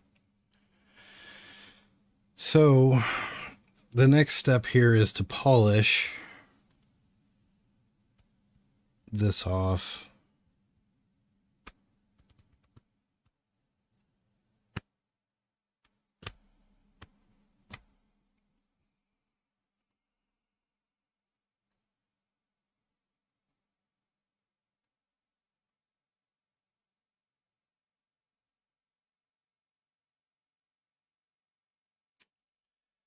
So badass.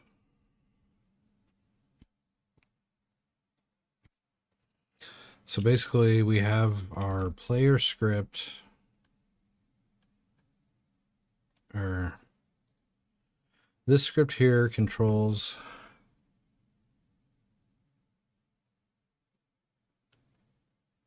yeah.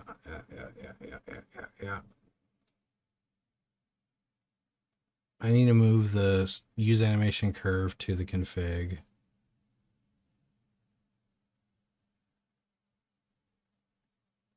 I need to serialize the config, actually. I think I can do that. I wonder what that looks like. Or is that even the right thing to do? So...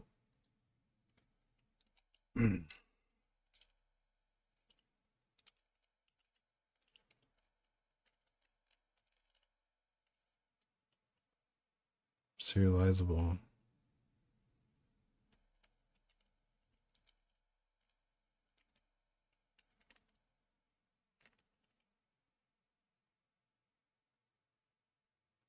Yeah.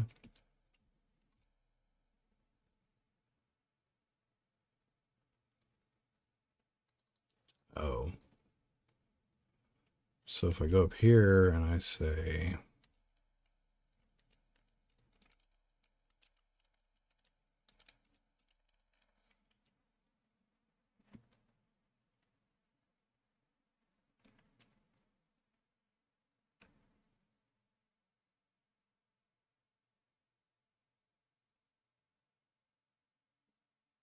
it didn't work.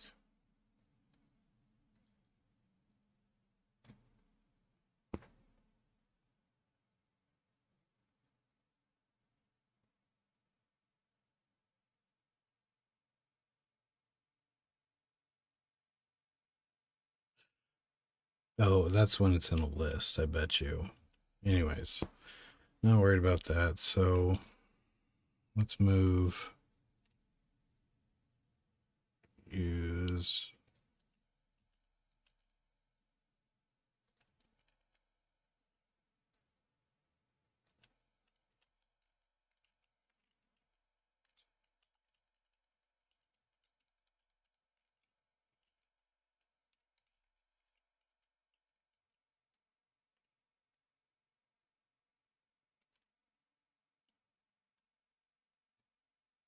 Where's my errors?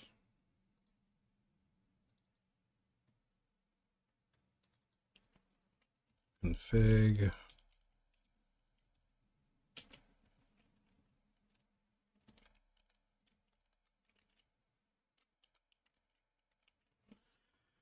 All right, there we go. So let's get rid of that. Let's clean this baby up.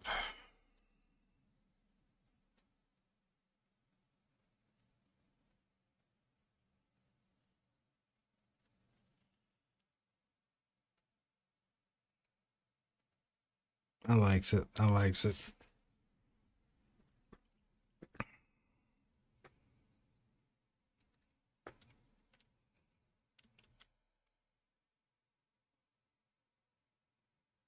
You're such a freaking goat. I love it.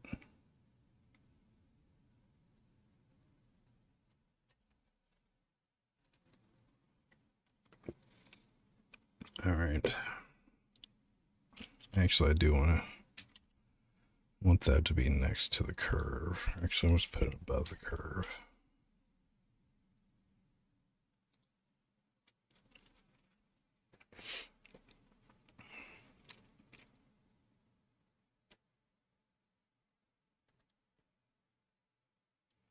Use animation curve. Speed equals 1.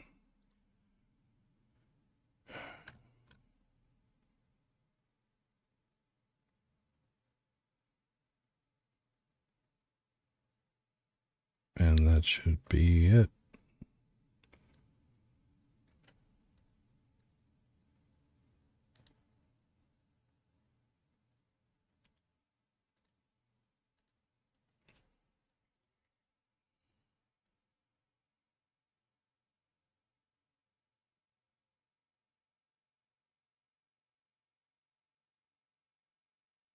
Fucking A, man.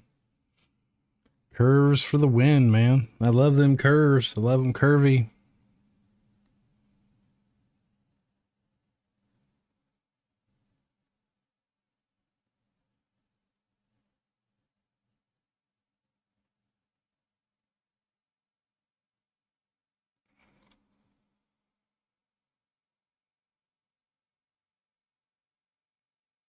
Animation event receiver.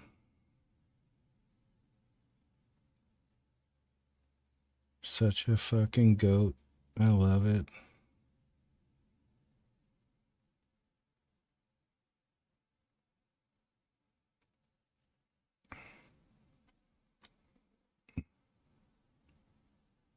Oh.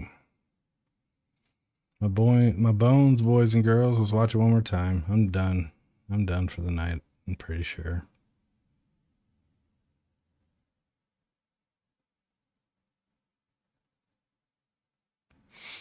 Not a bad little session, though. This is the boilerplate or the foundation of the action camera system, and all my cinema shit like that. I can now quickly set up cameras like that, chain them together, all that goodness.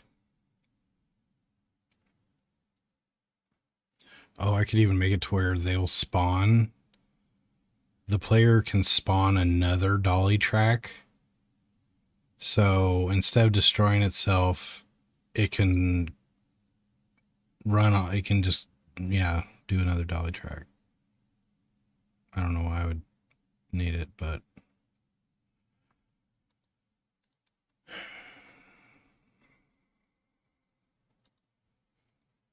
one more time, and then I will let y'all go, I think. I am beat. Where's my... I don't know.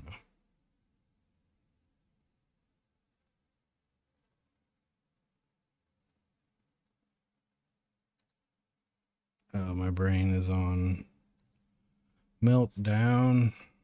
Thanks again, everybody. Have a good night.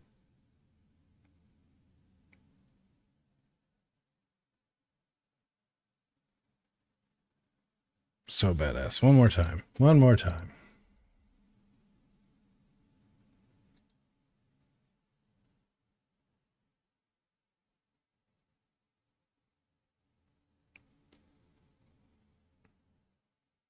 The amount of control I have with Cinemachine is unreal.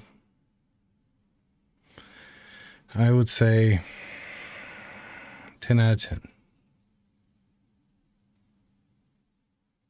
What am I on? 8 hours on this stream now? Jesus. I am ready to go to bed, I think. I keep just watching it. That's all I can do.